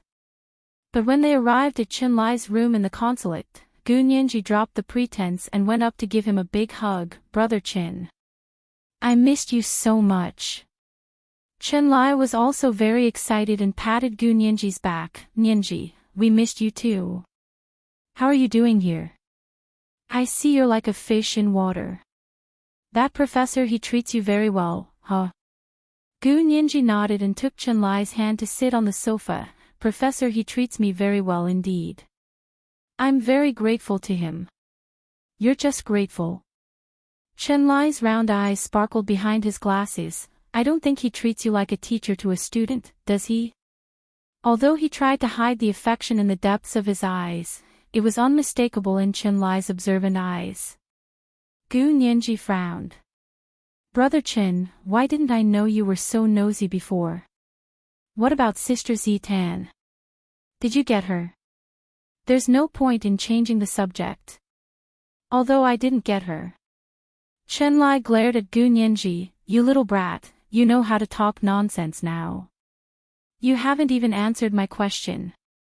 Gu Nianji blinked her big, bright eyes and said weakly, Brother Qin, I already promised Mei Xiaoan that I'll come back in 6 months. If he still likes me, we'll be together. Oh. Oh. Chen Lai cocked his head and lay on the sofa, counting with his fingers. Mei Xiaoan is already booked for 6 months. Professor, he is so close. TSK. Let's see if a certain someone can sit still. A certain someone. Who? Gu Nianji asked suspiciously. Brother Qin, did something happen that I don't know about? No, of course not. Chen Lai chuckled and handed Gu Nianji a bottle of sticky yogurt. Drink it, it's your favorite when you were little. The yogurt from the Huaxia Imperial Consulate General in Boston was homemade by a chef from the Huaxia Empire. It tasted amazing and was Gu Nianji's favorite when she was little. She inserted a straw and slurped the yogurt as she pondered how to ask Chen Lai about Hu Xiaoheng. She recalled the day she saw Hu Xiaoheng smiling at Zhao Liang's phone video. Her heart ached like a cat scratching at it. She wanted nothing more than to grab Chen Lai by his collar and shake him until he knew who that woman was. Chen Lai studied Gu Nianji. He hadn't seen her in 2 months, and she had grown taller. Her figure was even more curvy now. Her girly vibe slowly faded, and her girly vibe became more pronounced. She was a grown woman now. Chen Lai sighed and took a sip of Coke. Gu Nianji finished the bottle of yogurt and stammered, Brother Qin, did Uncle Hu get a girlfriend recently? Where did you find out? Chen Lai narrowed his eyes and discreetly turned on the camera in his glasses to take a picture of Gu Nianji. Gu Nianji thought that if she didn't reveal anything, Chen Lai would probably treat her like a child again, just like Yin Shixiang and Zhao Liangzi. Gu Nianji gritted her teeth and said, Uncle Hu, you attended the International Extraordinary Women's Awards reception before, didn't you? Yes. Chen Lai immediately recalled how General Ji had forced Hu Xiaoheng to attend the reception. He couldn't help slapping his thigh and laughing. Oh. It was true that good news never went out, but bad news traveled 1,000 miles. I didn't think you even knew about Hu Xiao being forced to drink with someone, ha ha ha. Gu Nianji's jaw nearly hit the floor when she heard Chen Lai's words. She practically leapt onto Chen Lai and grabbed his arm, shaking it violently. Drink with someone? Drink with someone? Brother Qin, you have to tell me. Or else I'm not done with you. You knew he went to the reception, but you didn't know he was forced to. Chen Lai laughed so hard that tears welled up in his eyes. He rubbed his chin and said earnestly, It's like this, didn't Hu Xiao go abroad on a mission? Oh, the one where you helped them with the Nanda satellite. Gu Nianji nodded, I know that, but what does that have to do with Uncle Hu going to the reception? It has a lot to do with it. Chen Lai stood up and went to get another bottle of Coke. That mission was for Gu Yanran, the Barbadian tycoon. Hu Xiao went to drink with her because she wanted to personally thank him, and also promised to donate a large sum of money to the military to set up a charity fund for deceased or retired soldiers. Gu Yanran. Gu Nianji frowned, who's that? How come I've never heard of her? We didn't know before either, she's a rich person who popped up out of nowhere in the last 2 years. Chen Lai laughed, her surname is Gu, and so is yours, but she's much more mature and generous than you are. Pfft. There are so many people with the surname Gu, how can any Tom, Dick, or Harry compare to me? Gu Nianji rolled her eyes at Chen Lai, so this woman wanted Uncle Hu to meet her at the reception. If Uncle Hu agreed to go, she'd donate money to the military charity fund. That's right. Chen Lai rubbed Gu Nianji's head. My Nianji is so smart, she can draw inferences from one case and understand things thoroughly. That's what it means. Anyway, your Uncle Hu is so frustrated, this woman has a few stinking bucks, and yet she's being forced to drink with him at the reception he hates the most. Gu Nianji recalled the smile on Hu Xiaoheng's face that day and murmured. Was he really forced? But I saw him smile. Chen Lai asked, how did you see that? What's wrong with smiling? Since he's going, he should go all the way. But I know he only showed up once and left. Little Zay was there for him afterwards. Hey, isn't Little Zay with you now? Why don't you just ask him? Gu Nianji didn't dare ask Zhao Liangzi, afraid that he'd say something she didn't want to hear. But now that Chen Lai said it, there really was a problem with Hu Xiaoheng going to that reception, but why did he smile like that? Gu Nianji had to admit that she had some undeserved jealousy. Uncle Hu was already breathtakingly handsome, and when he smiled it was even more irresistible. Gu Nianji bit her lip and said quietly, that Gu Yanran is so shameless. She wants to help the military, but why did she use Uncle Hu as a cover? What does Uncle Hu going to the reception have to do with her donation? Exactly, she's up to no good. Chen Lai joined Gu Nianji in scolding Gu Yanran. To be honest, Chen Lai didn't have a good impression of Gu Yanran either. So what if she had a few stinking bucks? How dare she threaten the military and force Hu Xiaoheng to meet her? Chen Lai would rather Hu Xiaoheng die at Gu Nianji's hands than let Gu Yanran take advantage of him. I'm telling you, that Gu Yanran is really quite pretty. She doesn't look special at first glance, but you can't take your eyes off her the second time. Chen Lai sighed. She's rich enough to rival a country, and she's moving all her assets to our country. You'll definitely see her when you go back. Gu Nianji crossed her arms and leaned back on the sofa. She can't do that even if she's rich enough to rival a country. It's none of my business who Uncle Hu chooses to be his girlfriend. But I can't let someone else blackmail him. What can you do? Chen Lai smiled and teased Gu Nianji. Spit on Gu Yanran. Pfft. Gu Nianji glared at him. I have my ways.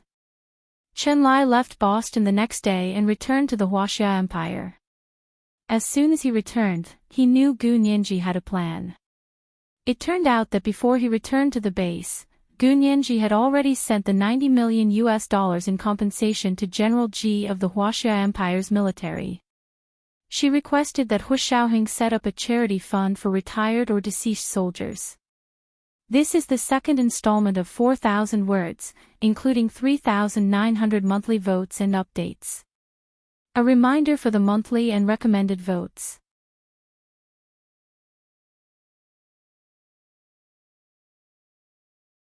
Chapter 161. General Ji, was Miss Gu Yanran the one who made this huge donation? She finally transferred the money. Colonel Zhu, who was in charge of finance in the office of the Imperial Army Supreme Commander, couldn't stop smiling when he saw the numbers in the bank account. Oh my, $90 million. It's almost double the $50 million we agreed on previously, ha ha ha. Looks like our Major General Hua has made a great contribution again. Look, not only was the excess remittance set up for a charity fund, but it was also named after Major General Hua. TSK, he couldn't help but be impressed. Colonel Zhu was almost humming a tune as he carried a stack of documents to General Ji's desk. General Ji was wearing presbyopic glasses. He looked up at him and said in a neutral tone, Colonel Zhu, I'm very worried about you handling finance like this. It looks like I'll have to change my finance supervisor. Ha! Colonel Zhu placed the documents on General Ji's desk and said anxiously, General Ji. If I did something wrong, just say it. What do you mean by saying that? I've been with General Ji for more than a decade.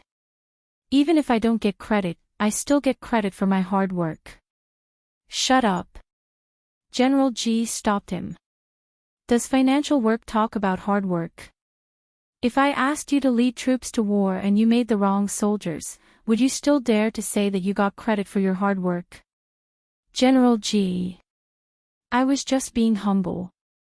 Did you really take it seriously? When did I ever make a mistake? Colonel Zhu muttered unhappily as he stood in front of General Ji's desk. Bai Yueran, who had been sitting in the corner of the room and watching with a smile, finally burst out laughing. Colonel Zhu, you really made a mistake. This money didn't come from Gu Yanran. I'm telling you, it's understandable if you say the wrong source in front of Uncle Ji.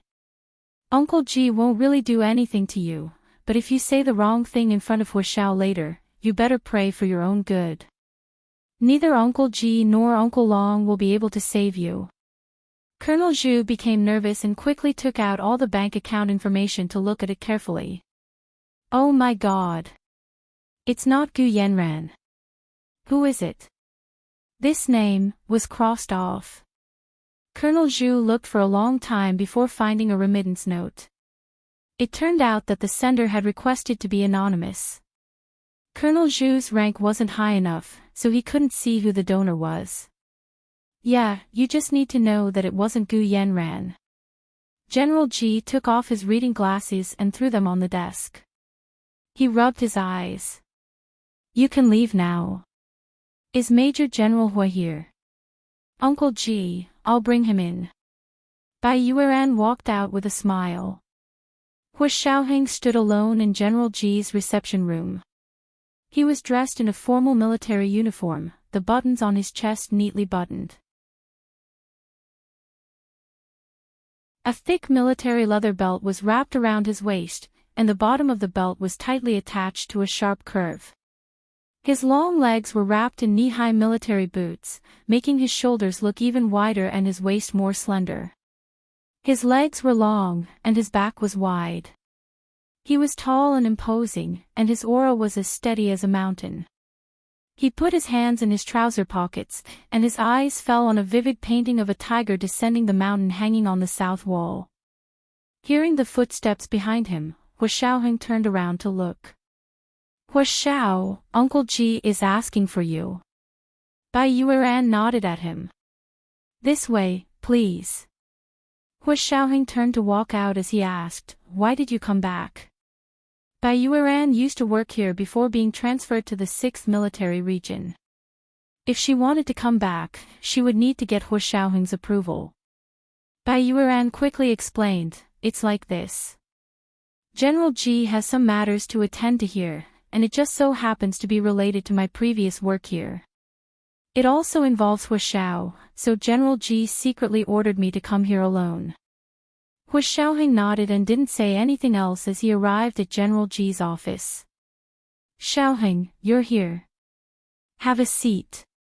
General Ji was all smiles when he saw Hua Xiaoheng, and waved him to sit beside him.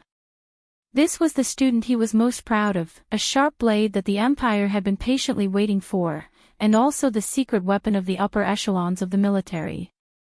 The most important thing for a powerful country and a powerful army was to have successors.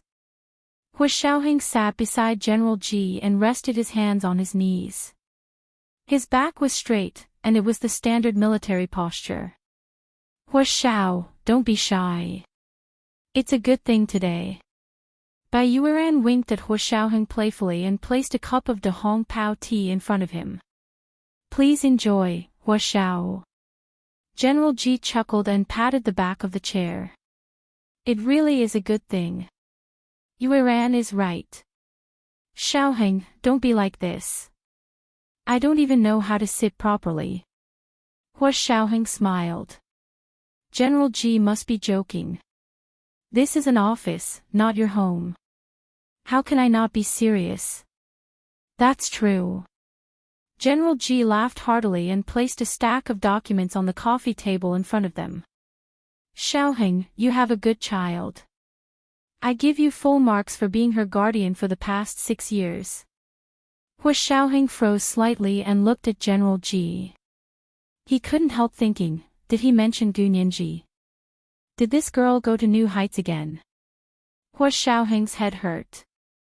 She had only been abroad for 2 months, and she had already caused so much trouble.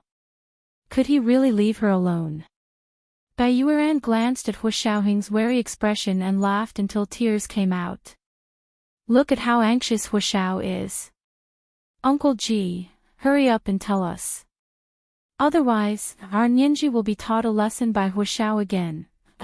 It really has something to do with Nianji. What did she do this time?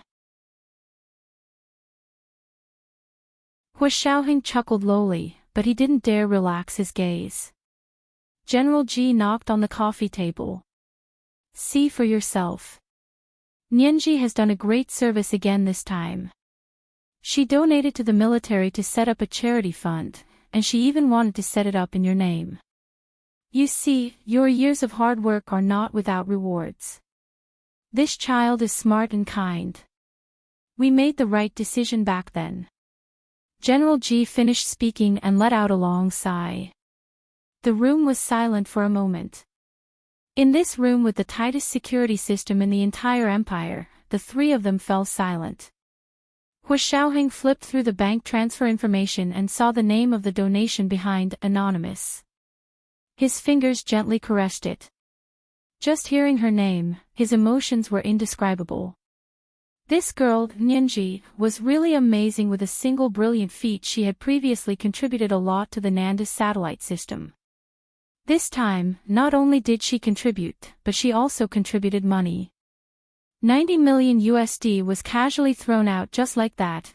Hua Xiaoheng found out from Zhao Liangzi that Gu Nianji's countersuit against Xian Xingdao had finally been settled with the US military and the CIA. The other party had paid $100 million in compensation. $10 million was counted as legal fees and was given to He Zhichu's law firm. Hua Xiaoheng had originally instructed Zhao Liangzi to deposit the remaining $90 million into Gu Nianji's personal account. It would be her private savings, so that she would have something to rely on when she got married and started a career. He hadn't expected this mischievous girl to suddenly donate all her money to the military. Bai Yueran held a translucent bone china teacup in her hand and said quietly, "It's been 6 years, and we still can't find out where she came from." General Ji, Major General Hua, she'll be 18 in 2 months. What do you plan to do when that time comes? When Gu Nianji turned 18, it meant that she was an adult.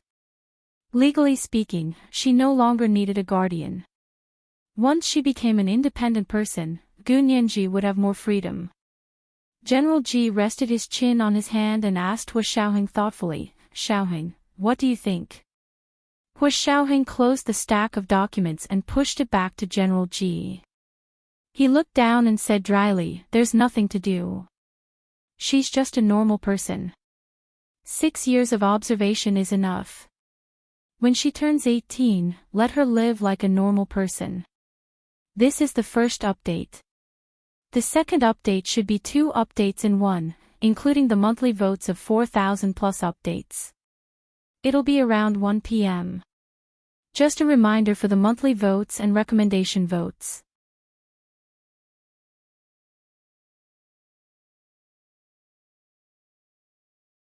Chapter 162. I think Gu Nianji is a normal person, not a Frankenstein. Bai Yueran said humorously as she placed the porcelain teacup on the coffee table. But what we care about is not her as a person, but her background and origins. General Ji, Major General Hua, you haven't forgotten the little backpack she was carrying when she first arrived. That data chart was amazing, right? Hua Xiaoheng didn't say anything. General Ji nodded. It was because of that chart that our Grey Shadow supersonic fighter was able to achieve a breakthrough in the engine. Otherwise, the engine would forever be the shortcoming of the Empire's fighter jets. Yes, to be honest, according to our intelligence, even the United States is still in the process of developing this kind of engine. Bai Yueran's words were completely directed at Hua Xiaoheng. So Hua Xiao, do you still want to get rid of this burden, Gu Nianji? General Ji sat up straight on the sofa. Although he was old, his imposing aura hadn't diminished. He patted Hua Xiaoheng's shoulder and said earnestly, "Xiaoheng, this is a mission given to you by the country and the military. I know it's not easy for a grown man like you to be a little girl's guardian and raise her like a nanny, but just like Yueran said, what we care about is her background and origins, not her person. So I order you, as long as we don't investigate her background and origins, you can't abandon your responsibility. Do you hear me?" Hua Xiaoheng nodded.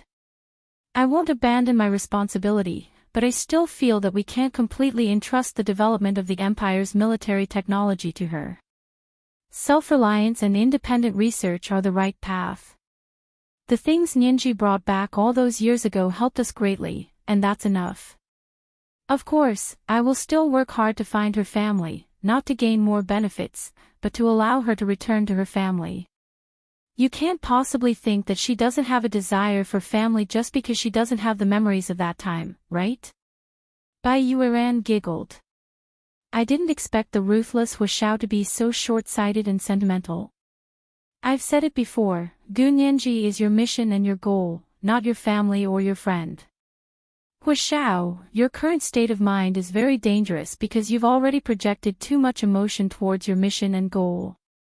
This is not right. Colonel Bai, it's not up to you to say whether my actions are right or wrong. Huashao was unmoved. Bai Yueran's words couldn't affect him at all. You've crossed ranks.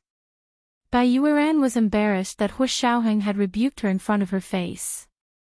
However, on second thought, she realized that she had indeed gotten carried away and had spoken inappropriately.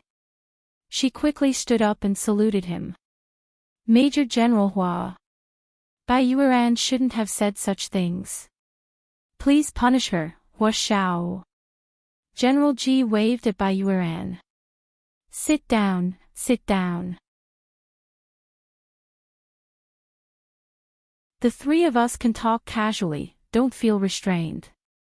Xiaoheng, Yueran's words aren't unreasonable. You have to remember that you're a major general of the Empire. Your every move is of great importance. Of course, I trust you. You're not someone who doesn't know what's important. Bai Yueran sat down uneasily and kept looking at Huashao expression. She said quietly, Huashao, I mean no harm. I'm truly thinking for the military. As for Gu Nianji, you have a point. Also, when she's of age, she'll find a boyfriend, get married, and have children. As long as she stays in the Empire, there shouldn't be any problems. Huashao ignored her. He stood up and saluted General Ji. General Ji, is there anything else? That's all. Since this charity fund is going to be set up in your name, you should take the lead and find someone to do it well. General Ji pushed the stack of documents to him. Actually, we don't really need this bit of money. Just like the time with Gu Yanran, it wasn't because she agreed to donate that I allowed you to meet her. Do you understand? Gu Yanran also had some blueprints they needed. They were even better than the fighter jet engine blueprints that Gu Nianji had. This was the real reason the military had compromised with her. Of course, to the public, it was better to say that it was for the charity fund to fool people. Huashao had known it was for a long time. Otherwise, he wouldn't have gone. However, the fact that he had gone to drink with Gu Yanran for the sake of the donation had been used by some people who weren't happy with him. It had spread like wildfire, and the military hadn't come out to clarify it for him. His reputation was still affected and troubled. However, Gu Nianji's move had immediately silenced those people. Huashao thought of Gu Nianji, who was becoming more and more mischievous. His lips curled into a smile, and his stern expression softened. General Ji, this fund can't be set up in my name. Why? Bai Yueran and General Ji asked in unison. Huashao, don't be so modest. Bai Yueran said anxiously. If it's set up in your name, it'll count as your merit. This was something that could be written on one's resume. Whether it was a promotion or an election, it would be something to write home about. Huashao smiled and picked up the stack of documents to shake. Didn't you see that the owner of this remittance is Gu Nianji? She's not even 18 yet, so she needs a guardian's signature to donate money.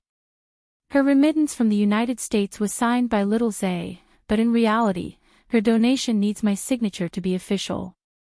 So, do you want my reputation to be even worse? As a guardian, he had ulterior motives and tricked his ward into donating all her money to himself in order to gain merit. Was he really that despicable?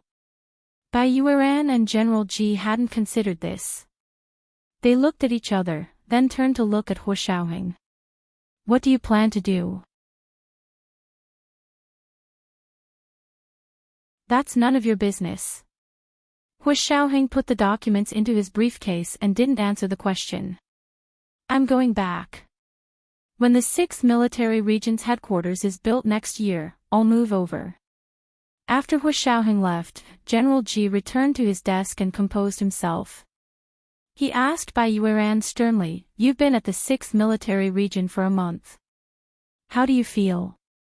Bai Yueran quickly said, "With Hu Xiaoheng overseeing the 6th Military Region, it's like an iron bucket, so I don't approve of sending a new commander there." Oh. So you approve of Xiaoheng becoming the commander of the 6th Military Region?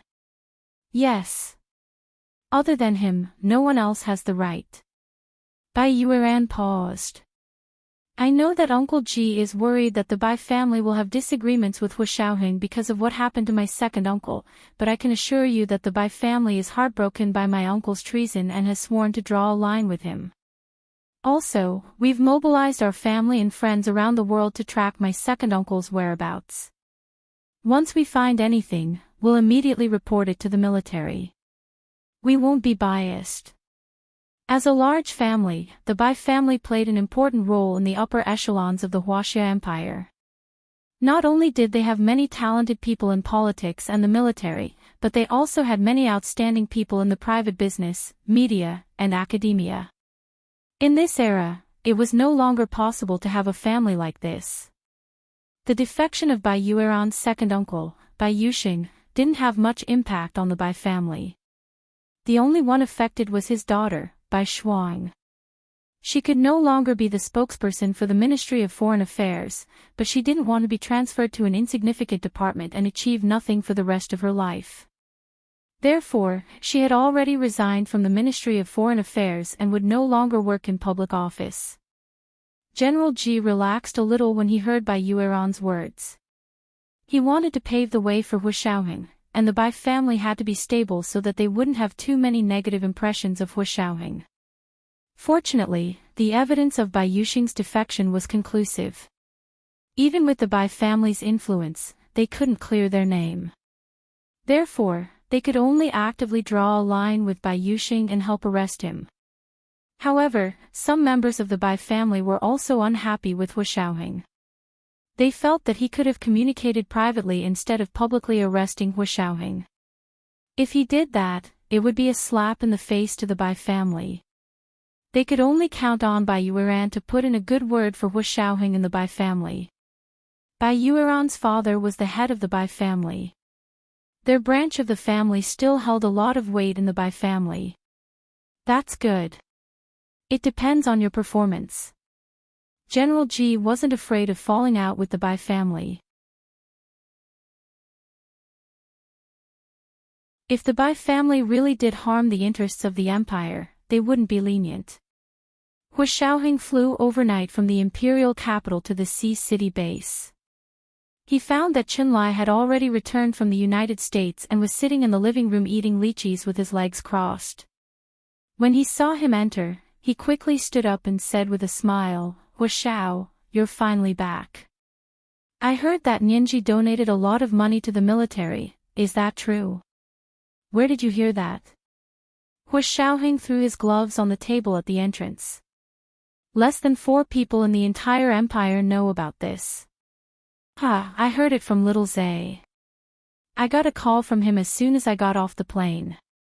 He said something about the guardian's signature and that you'd have to handle it. Chen Lai brought up the agate plate with lychees. Do you want some? No, thank you. Hu Xiaoheng pushed him away. I still have something to do. If you don't have anything else, go back and rest. Aren't you jet-lagged? He had just returned from the United States and was already in high spirits to eat. No wonder he was getting fatter. Hu Xiaoheng looked Chen Lai up and down. Did you get fatter again?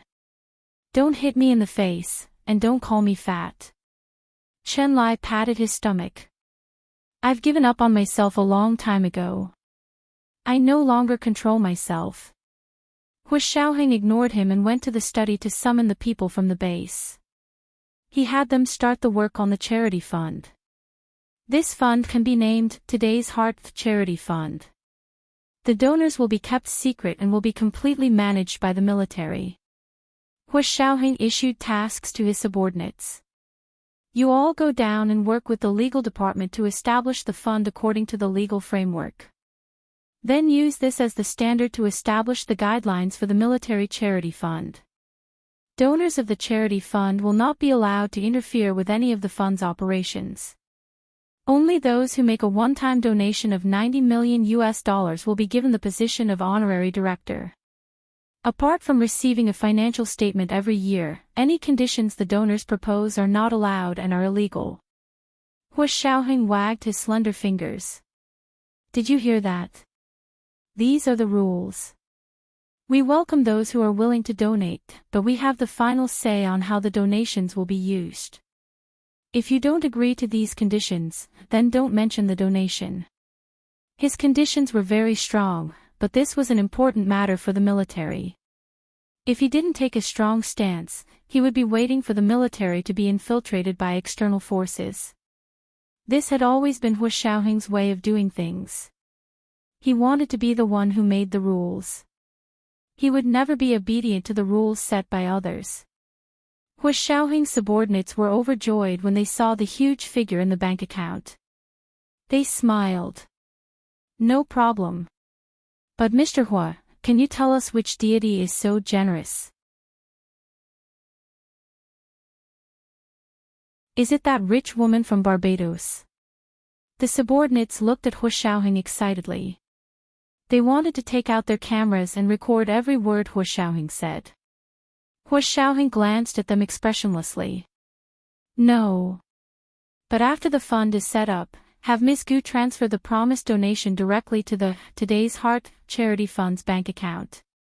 Tell her that an anonymous donor has already donated $90 million, so her $50 million won't make up the majority of the fund. She doesn't even have the right to be an honorary director. Yes, Chief.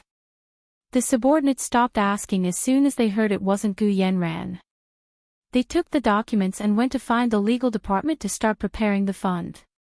After everyone left, Hu Xiaoheng returned to his building and found that Qianlai was still there. However, he had taken out his laptop and placed it on the coffee table.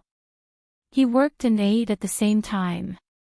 Hu Xiaoheng sat down on the sofa across from him and frowned. What do you want? Why aren't you home yet? I forgot to show you this. Qianlai waved at him excitedly. Quick, look at this. It's a freshly shot short video, recorded live. There are no traces of Photoshop or editing. Hu Xiaoheng shook his head speechlessly. He got up to shower. Look at it yourself. I'm not interested. Oh. Not interested. I thought you'd want to see what happened in court. Qianlai looked at Hu Xiaoheng's back and grinned. He almost took out his stopwatch to count the time Hu Xiaoheng would turn around. However, he was disappointed. Hu Xiaoheng didn't hesitate this time. He turned around and sat next to him. He turned the laptop to face him and asked, "Is this Nianji's court interrogation record?" Yes. Qianlai opened the video happily and crossed his arms to sit to the side. He kept humming an old song. I'm laughing proudly. I'm laughing proudly. There was a burst of noise from the laptop. Hu Xiaoheng's gaze was immediately attracted to the beautiful girl in the middle of the screen. From this angle, Gu Nianji was even more beautiful than he remembered. Her bright eyes and brows, and she relied on the power of the tall man next to her to intimidate others. See? Don't they match? Qianlai leaned over fearlessly. This is the second chapter of 4,000 words, including the monthly votes of 4,000 plus chapters. A reminder for the monthly votes and recommendation votes.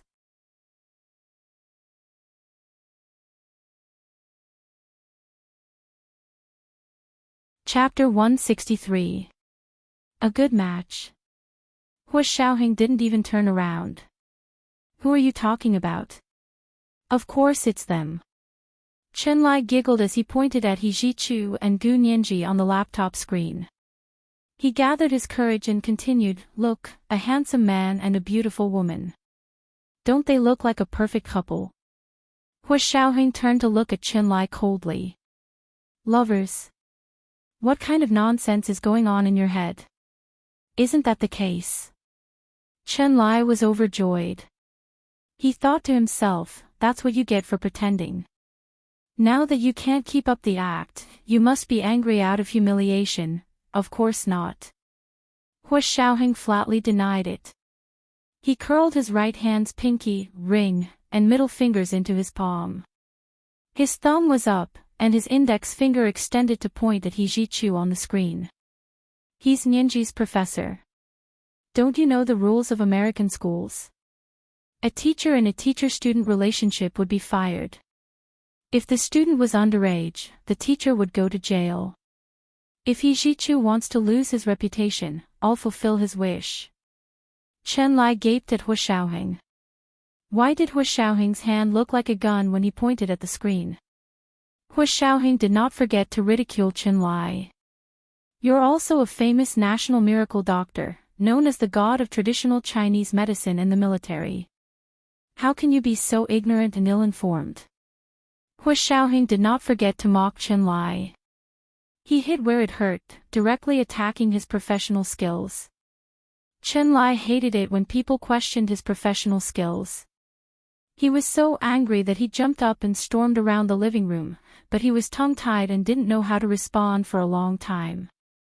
After a while, he awkwardly defended himself. Why are you so angry? I'm just saying. Besides, Professor, he is an expert at playing with the law. How could he let anyone get hold of him? Hua Xiaoheng turned his head to continue watching the video. He took out the flash drive and transferred the video to the flash drive. Don't flatter me. Do you think I don't know what you're thinking? What dirty thoughts do I have? Chen Lai suddenly realized that he was the one who had flown into a rage out of embarrassment. When did Hua Xiao become so eloquent? In the past, even if you offended him, he might beat you up, but he would never argue with you, Chen Lai grumbled indignantly, TSK. A fair and graceful lady is a gentleman's desire. If you don't beg, why can't others beg? Don't be too overbearing. Why can't I? If I didn't, would Mei Xiaoan still be around Nianji? Hua Xiaoheng's hand paused, and he regained his usual composure. He copied all the videos and deleted all the related videos on Chen Lai's computer to an irrecoverable state. Mei Xiaoan. Chen Lai paused. Who's Mei Xiaoan? Hua Xiaoheng stopped talking. He pulled out the flash drive and got up to leave. Oh. I remember now. Mei Xiaoan was Nianji's class rep. Hua Xiao, you actually know his name. Ha ha ha ha. No matter what, they are of similar age and looks, a perfect couple. Nianji already agreed to let him be her boyfriend in 6 months. Chen Lai slapped his forehead and yelled at Hua Xiaoheng's tall back, TSK, look at that tone of yours. Do you think Nianji should thank God for being able to have a proper relationship? However, Chen Lai didn't hear Hua Xiaoheng's reply. What awaited him was the sound of the door closing. The Huaxia Imperial Military's charity foundation, Jin's Heart, was quickly established. All the legal procedures were in place, and there was a dedicated staff, all of whom were elites from the 6th Military Region. When Gu Yanran heard about it, she almost gasped. Someone already donated. And anonymously. Is this news true? Gu Yanran read the email that Deputy Director Feng of the Huaxia Imperial Secret Service had sent her. Her brows furrowed as she muttered, no way. These conditions are too harsh. Why would anyone agree to it? Did someone really donate that money? Or did they do it on purpose? She had originally wanted to take control of the charity foundation under Hu Xiaoheng's name, and work for him from behind the scenes. She was the one paying, so of course she had the right to speak.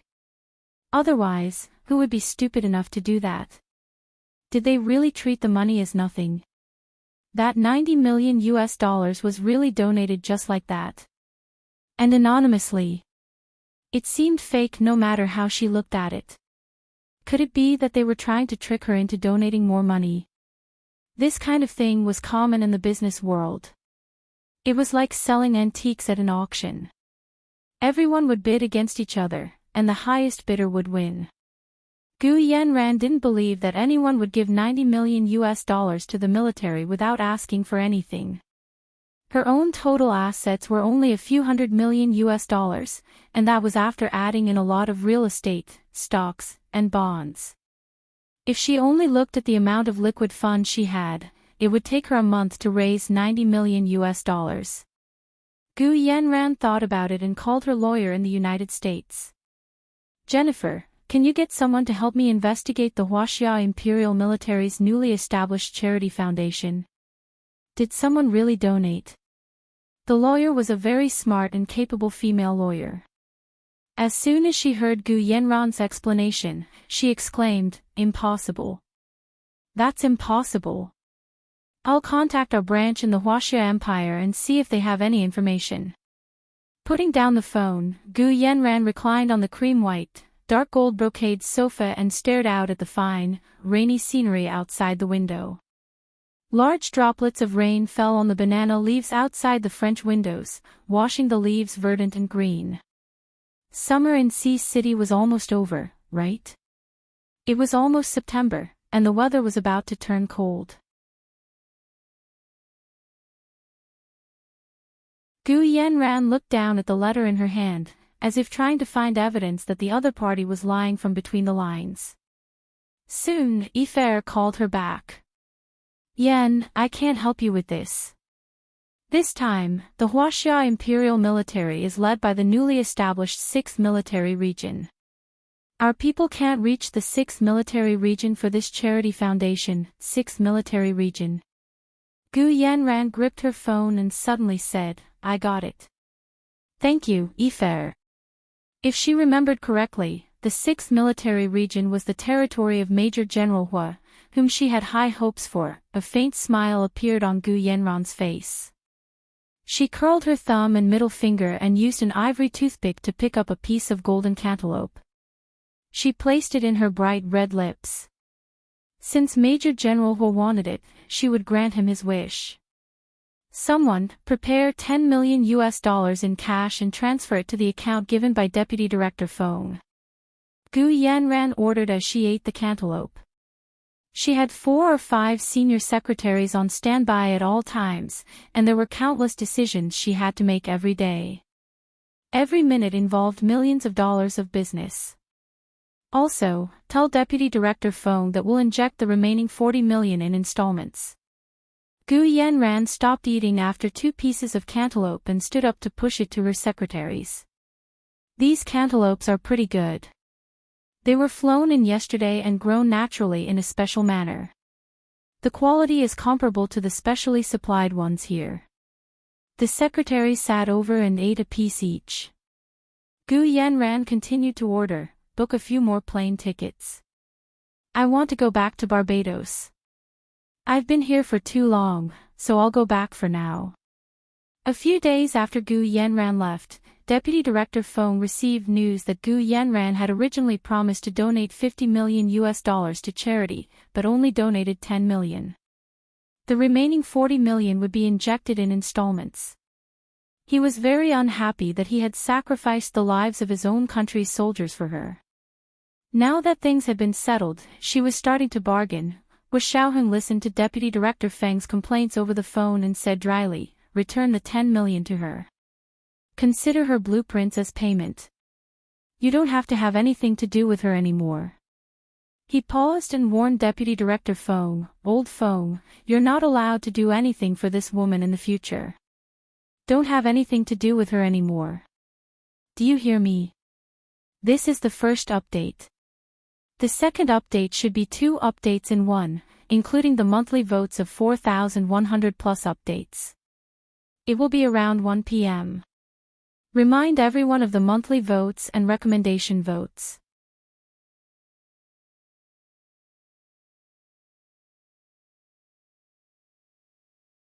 Chapter 164.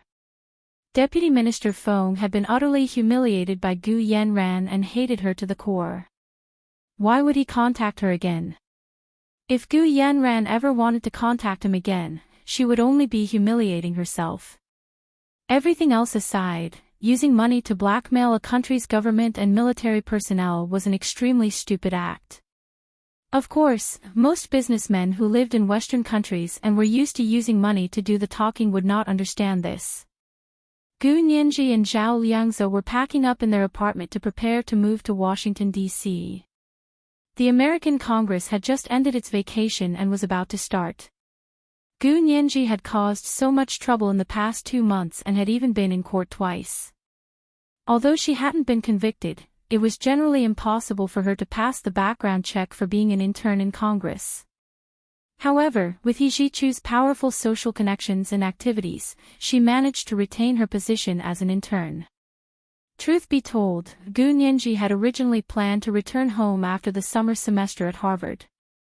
However, He Zhichu had given her plane tickets to go to Washington with Brother Huang in early September. Gu Nianji looked at the place she had lived in for over 2 months and was reluctant to leave. Although she hadn't lived there for long, she still had a lot of belongings. Zhao Liangze watched her pack as he crossed his arms and leaned against the door with a smile. Nianji, did you know that the charity fund has been set up? Oh, it's set up. That's good. Gu Nianji bent down to stuff her panda pillow into the suitcase. She didn't really care about what Zhao Liangze said. To her, the money had been an unexpected windfall. Giving it away would help more people in need, so she thought it was a good thing. She had also been protected by Hu Xiaoheng all this time. Although she was naturally smart, she was still lacking in the ways of the world. Zhao Liangze saw that she wasn't very interested and added, "Oh right, the name of the fund is Jin Jixin Charity Fund." Hu Xiao named it himself. Gu Nianji suddenly paused in packing and turned to look at Zhao Liangze. Her dark grape-like eyes stared at him. Jin Jixin. Did Uncle Hu really name it himself? Absolutely. Zhao Liangze winked at her with his left eye, a look that said, "You know what I'm talking about." Wasn't today's heart, Nianji? That way, Uncle Hu would remember her even if she left the base as an adult, right? Although Gu Nianji had never intended to leave a permanent mark on Hu Xiaoheng's side, this unexpected surprise still made her blush and her heart race for a long time. Zhao Liangze cocked his head and watched as Gu Nianji's cheeks gradually blushed. Her misty eyes became watery, and her eyelashes fluttered like 2 butterflies gently flapping their wings in the Atlantic Ocean. She couldn't wait to set off a tsunami in the Hua Xia Empire on the other side of the blue planet. Although she was smiling in his direction, Zhao Liangze knew she wasn't looking at him. "Hey, wake up, wake up. Why are you dreaming in broad daylight?" Zhao Liangze walked over and caressed her head without batting an eyelid. "You're happy that Hu Xiao came up with a name." Gu Nianji snapped back to reality and took a step back. She patted her face and realized that she had unknowingly laughed so hard that her face was sore. "Of course I'm happy, this means you won't forget me in the future." Gu Nianji regained her smug demeanor. "Even if I leave you guys, you'll always remember me, right?" "Yes. Who would forget money, right?" Zhao Liangze deliberately teased her. "You look like a giant walking bill to me right now. Get out." Gu Nianji kicked Zhao Liangze mercilessly. "You're the one who looks like a bill. Your whole family looks like a bill. What's wrong with a bill? I wouldn't describe most people like that." Zhao Liangze giggled as he circled Gu Nianji. "Everyone loves money, isn't that good?" "Thank you, but I'm not that capable or charismatic." Gu Nianji turned to continue packing her suitcase. She asked Zhao Liangzi, "Brother Zhe, are you done packing?" Zhao Liangzi stretched lazily. "I don't have as many things as you do. I packed them yesterday." The two of them packed and checked out of the apartment. They rented a car to the airport. Zhao Liangzi had already sold the second-hand car Yin Shixiang had bought. He planned to buy a new one in Washington. They met up with Brother Huang at the airport and boarded the plane to Washington. Professor He. Wen Shuyi stood in front of He Jichu's desk and placed a letter and a gift in front of him. "This is a letter from Senior Mr. He, and this gift is from Auntie Qin." He Jichu accepted the letter and opened the envelope. He slowly pulled out the paper inside to read. Under the snowy white light, his expression was as cold as ice.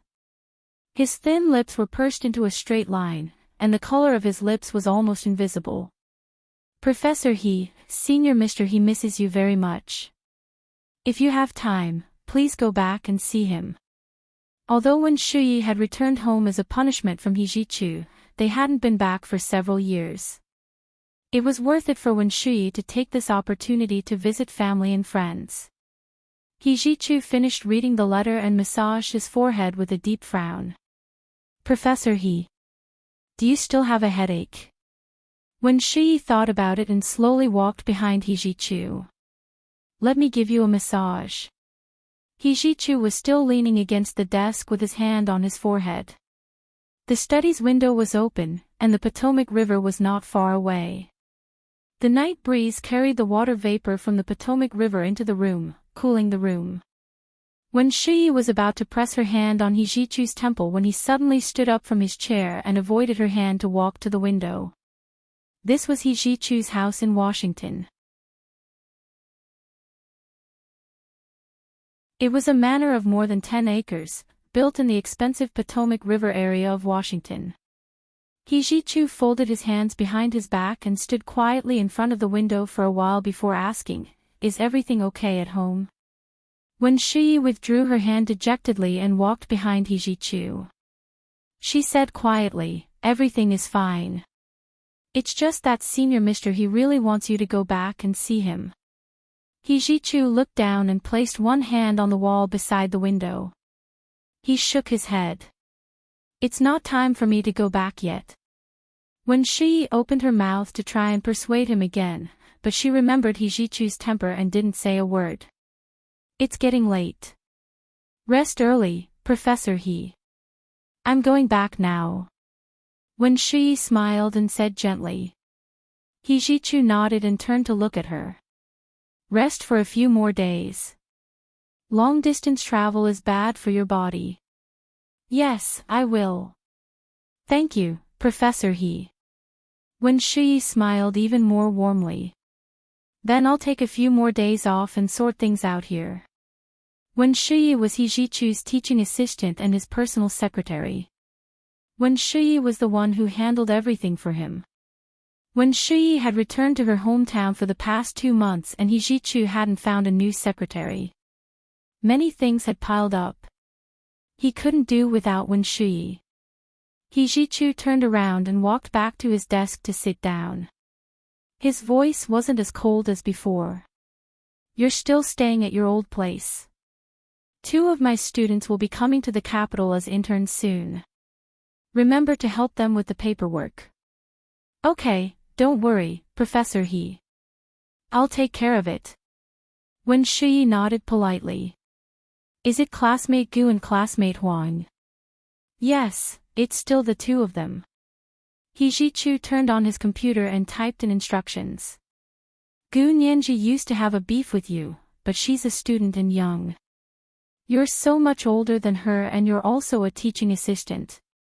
Don't lower yourself to her level and stay away from her in the future. I hope you'll reflect on yourself when you go back to your hometown this time. Don't make life difficult for your students again." His words were like a bucket of cold water being poured over Wen Shuyi's head. She didn't know if He Jichu's tender expression just now was her imagination or if he was laying the groundwork for Gu Nianji to intercede. "Professor He, don't worry. I have my professional ethics. I won't deliberately make life difficult for my students. Wen Shi thought about it and walked back. But since Professor He specifically brought this up, I also want to remind Professor He that you can't be too biased towards her. Women are just like vile people. They're rude when near, but resentful when far away. He Ji-chu was speechless. Even if you don't want to hear it, I still have to say it. Since ancient times, honest words have always been unpleasant to the ear. Officials who speak the truth always end up badly. I know that, but I'm deeply indebted to the He family. Without the He family, I wouldn't have achieved what I have today. So I can't watch Professor He go astray and blindly flatter you. Wen Shi sat demurely on the round stool in front of He Ji-chu's desk and assumed the posture of a long conversation. He Ji-chu's expression suddenly turned cold. He looked up at Wen Shi. Under the light, his shimmering almond-shaped eyes were no longer warm and affectionate. His sharp gaze contrasted with his tall nose and cold, thin lips. One could only think of one word: cold-blooded. Wen Shi's heart trembled. Her back was drenched in sweat, and her silk blouse stuck to her body as soon as it was wet.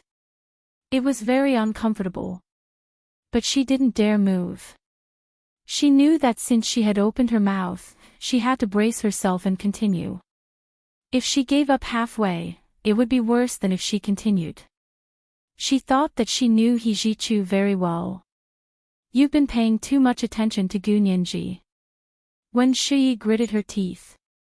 She's a student and you're a professor. Also, you're such a good man.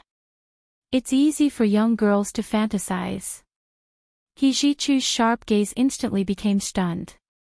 He looked up from under the light, and his voice was calm and ethereal.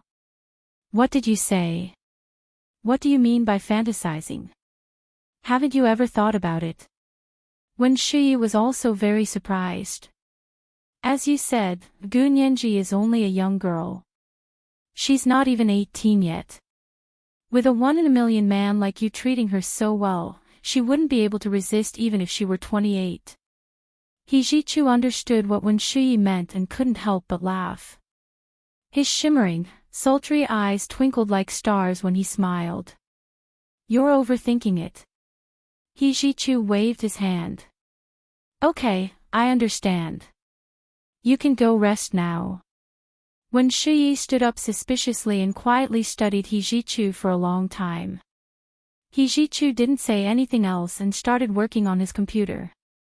Then I'll be going. Wen Shi nodded and turned to leave.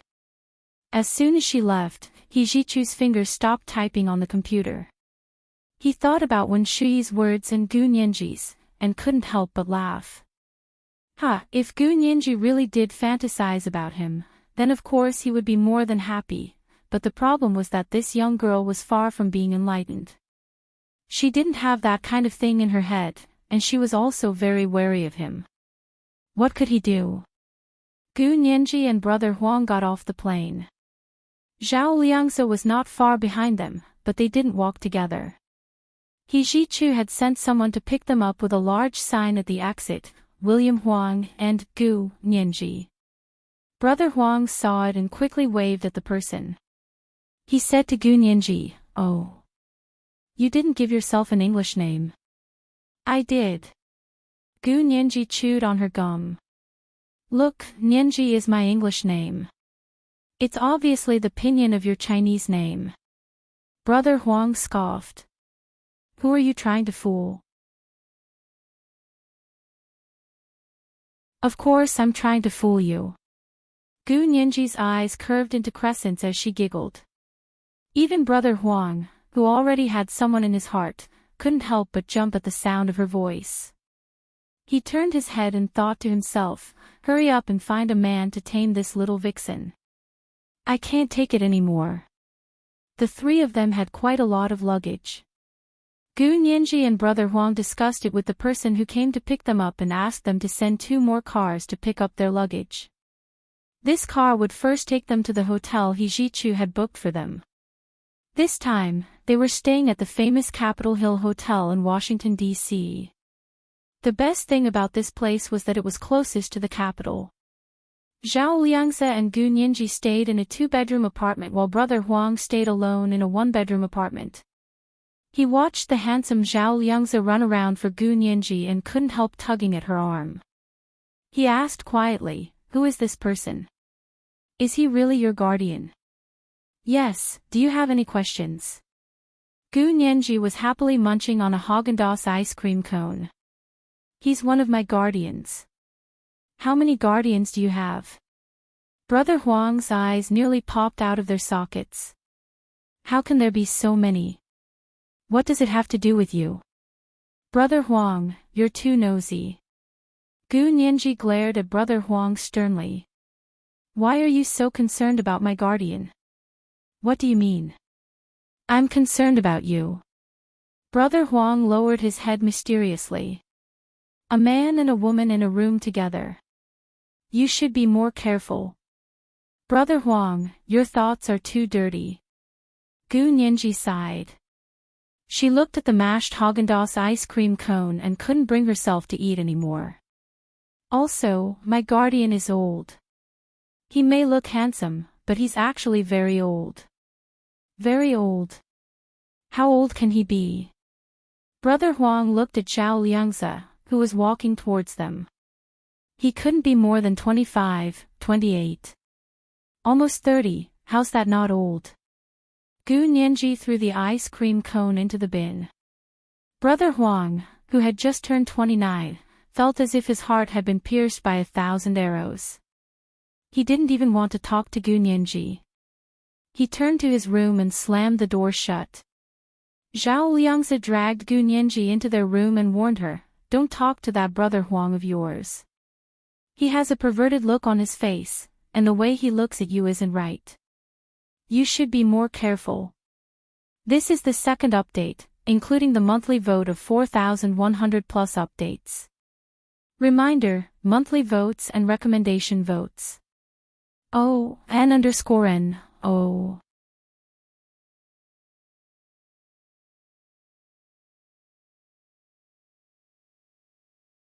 Chapter 165. Gu Nianji turned around in shock. She hadn't expected Zhao Liangze to say the same thing as Brother Huang. She was more familiar with Zhao Liangze since she had known him since she was 12 and had grown up with him. Gu Nianji grabbed Zhao Liangze's arm to stop him from leaving. She pouted, "Both of you need to be smart. Are you guys teaming up to mock me? Brother Zhe, speak clearly. How am I being inconsiderate? I'm smart, quick-witted, and I always get first place in every exam. Last time, I even figured out the password of the European Copernicus satellite navigation system. Tell me, how am I stupid? Being simple-minded was clearly a curse. Getting first place in an exam and knowing how to solve the password are two different things. I'm not wrong to say you're dumb for asking something like that." Zhao Liangze pulled his arm out and ruffled her hair. "For example, that senior of yours.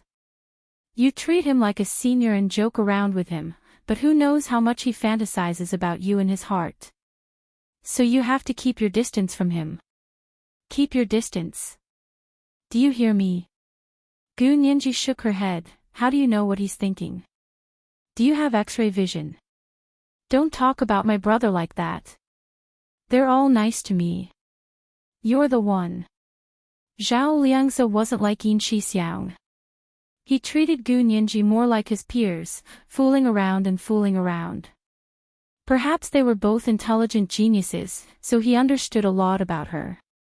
He took her hand to sit on the sofa and said earnestly, "I'm also a man. How could I not know what your senior brother's look means?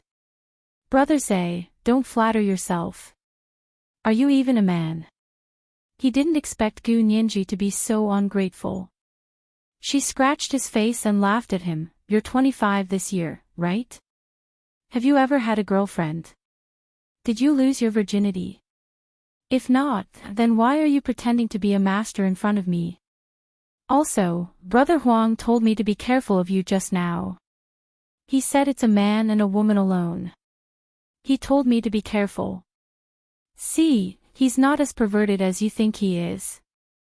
Zhao Liangzi was flabbergasted.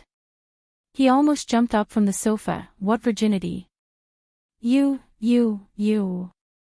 Where did you learn all this? How is that the same? What's our relationship? What's his relationship? I am one of your guardians. I treat you as my daughter. Pa. Gu Nianji slapped Zhao Liangzi on the head, unable to control her sudden temper. Her palm-sized face turned bright red, and her eyes, which were always smiling, were now filled with anger. She pointed at Zhao Liangzi. You've gone too far. You're only a few years older than me, yet you're taking advantage of me. Since when did I have a father? Zhao Liangzi hadn't expected Gu Nianji to react so violently, but he didn't dare continue to provoke her when he saw her flip out. He didn't get angry and immediately comforted her. He ran to the kitchen and found a carton of milk in the fridge. He quickly took one and stuffed it into Gu Nianji's hands. He coaxed, Don't worry. I'm just using a figure of speech to express my sincere love for you. It's the kind of selfless love an elder has for a junior. Why are you so fixated on that word? I'm not trying to take advantage of you, it's just an example. You've been with us at the base for the past 6 years, and how have we treated you? Most parents don't even treat their children the way we treat you. Gu Nianji didn't understand why, but she felt suffocated. It was like she was locked in a narrow space without any doors or windows. She couldn't even breathe. She drank the milk in large gulps and suppressed the panic and uneasiness in her heart. She lowered her head, and her snow-white neck curved in front of Zhao Liangzi. The beautiful curve was like a beautiful white swan. When she came to them, she was indeed an ugly duckling. She looked completely different from how she looked now. He recalled the photo in Gu Nianji's small backpack and looked at her now. She had truly transformed from a fat duckling to a white swan. She had grown into such a beauty right under their noses. Zhao Liangzi felt a great sense of accomplishment. He sat next to Gu Nianji and spoke to her confidently. Nianji, I understand how you feel. I'm afraid I understand your situation the best, because I can empathize with you. Gu Nianji glanced at him. She didn't believe him. You have to believe me. Zhao Liangzi put his arms behind his head and lay back on the sofa. I was also a genius back then. I went to university at the age of 10, even earlier than you. I graduated from university at 13 and went to the United States to study computer science. I got my doctorate at 15. I was just like you at the time. I thought I was smart and omnipotent. I was invincible on the internet. I was the king of the internet. Gu Nianji finally laughed. She bit the milk carton and looked up at him. Keep lying. I'm telling you the truth. Zhao Liangzi stretched his long legs lazily. I was clueless at the time. I only liked to do my own things. I didn't want to find a job after graduation. I was most interested in competing with the Russian and Eastern European hackers. Until 8 years ago, when I was subdued by Huashao and came back from abroad. I joined the military and joined the Special Operations Forces. Zhao Liangzi looked at her. After going through all kinds of training in the Special Operations Forces, I realized that I could be considered an idiot who only knew about computers and the internet. Gu Nianji looked disgusted. Pfft. That's it. I thought you only learned how to be a human after falling for a girl who appeared out of thin air. Looks like I was overthinking things. Girl. Zhao Liangzi thought of Bai Yuan. His expression changed, but he quickly covered it up with a laugh. Ha ha ha ha. What girl? I haven't found a girl who can move my heart yet. But during my 8 years in the Special Operations Forces, I learned a lot of knowledge and skills outside of books and computers.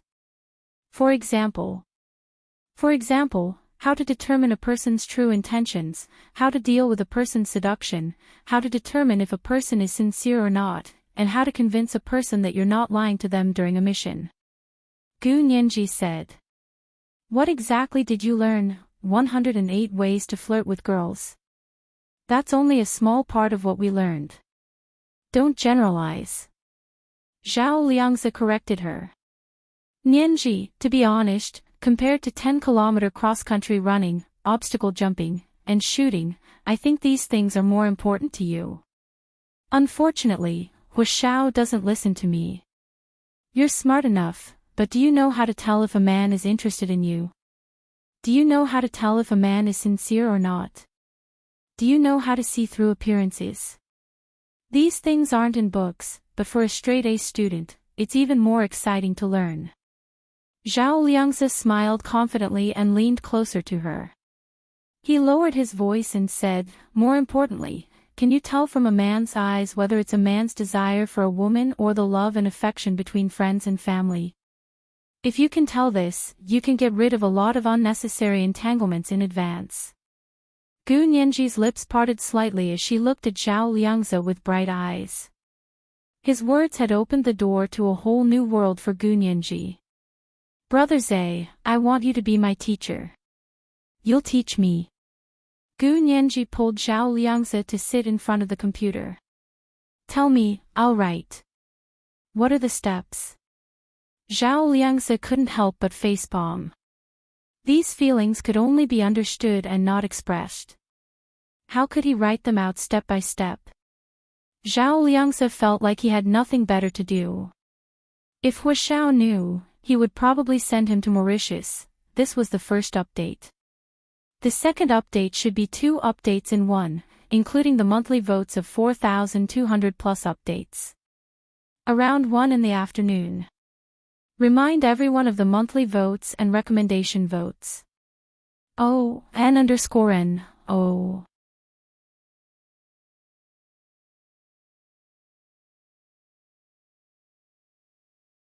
Chapter 166. There's no rush, the main thing is to practice actual combat. Zhao Liangzi discreetly diverted Gu Nianji's attention. For example, I just told you that your brother Huang doesn't look right when he looks at you. The next time you see him, you should study his eyes carefully and compare them to other people's. This was a field of psychology in depth, and there were plenty of books on it. But simply put, it was a self-taught skill for many people. If you learned to read other people's eyes from a young age, you would be more at home in society when you grew up. This skill was called smart in the West, and was often a skill that elites with high IQs and good family backgrounds did not possess. What kind of logic is that? Gu Nianji was displeased. How can you measure it without quantifying it or measuring stick? That's why I said this knowledge is more challenging. Do you dare to learn it? Zhao Liangzi straightened his back, a wide smile on his face. Okay, I'm going back to my room. What do you want for dinner? Should we order takeout? Gu Nianji stared at Zhao Liangzi for a while, unsure if she should believe him or not. After dinner, Gu Nianji tidied up her room and went to take a shower. When she came out, she saw a missed call from Hu Xiaoheng on her phone and quickly called back. Uncle Hua. As soon as the call connected, Gu Nianji hurriedly explained, we just moved in today and have been unpacking and just showered. I didn't hear you in the bathroom. Hu Xiaoheng had his headphones on and was browsing the ocean satellite map on his computer. He said nonchalantly, yeah, it's fine, I just called to ask if you're comfortable. It's fine, it's just hotter than Boston. Gu Nianji wiped the sweat from her forehead. Maybe I turned the air conditioner down a little. Go turn it up a little. Don't be greedy for the cold. Hu Xiaoheng's eyes were attracted by an unusual ocean satellite map on the computer. He planned to hang up after a few words. Be careful in Congress, I'm hanging up if there's nothing else. Gu Nianji quickly said, hey. Don't hang up. Is there anything else? Hu Xiaoheng's cursor kept moving over the map as strings of data appeared. His frown deepened. Gu Nianji immediately recalled what Zhao Liangze had said to her earlier and immediately relayed every word to Hu Xiaoheng. Uncle Hua, I heard that you've learned how to determine a person's true intentions, how to deal with a person's seduction, and how to determine whether a person is sincere or not. Also, during a mission, how to convince a person that you're not lying to them. Is that true? I want to learn too. Hu Xiaoheng froze and focused on the earpiece. What did you say? Can you say that again? Gu Nianji repeated herself and emphasized, I want to learn. I think I'm lacking in this area. Hu Xiaoheng's face darkened as he denied flatly, who did you hear that from? We're regular soldiers, how could we possibly learn all this nonsense? Although this was indeed a compulsory course for members of the Special Operations Forces, Hu Xiaoheng felt that Gu Nianji didn't need to know because she wasn't a member of the Special Operations Forces. Telling her about this would be a leak of classified information. Ah. So Brother Zhe lied to me. Gu Nianji let out a long sigh, her entire body relaxed. I was really fooled by him when he made it sound so mysterious. I thought I really didn't know how to deal with the world. He kept telling me to be more cautious, so isn't he accusing me of being stupid? Am I that stupid? She couldn't help the coquettish tone in her voice. The corners of Hu Xiaoheng's lips curled up as he swiped the mouse and found the program to contact Zhao Liangze on the computer. He tapped it lightly and opened the connection. He said to Gu Nianji dryly, don't listen to little Zhe's nonsense. You have so many tricks up your sleeves, how could you be so stupid? Gu Nianji was speechless. After a while, she asked meekly, Uncle Hua, smart doesn't seem like a compliment, does it? From Gu Nianji's point of view, she was just a pretty, smart, and adorable girl, asterisk. But it seemed that other people didn't see it that way. If you're not smart, how could you steal so many of my t-shirts right under my nose?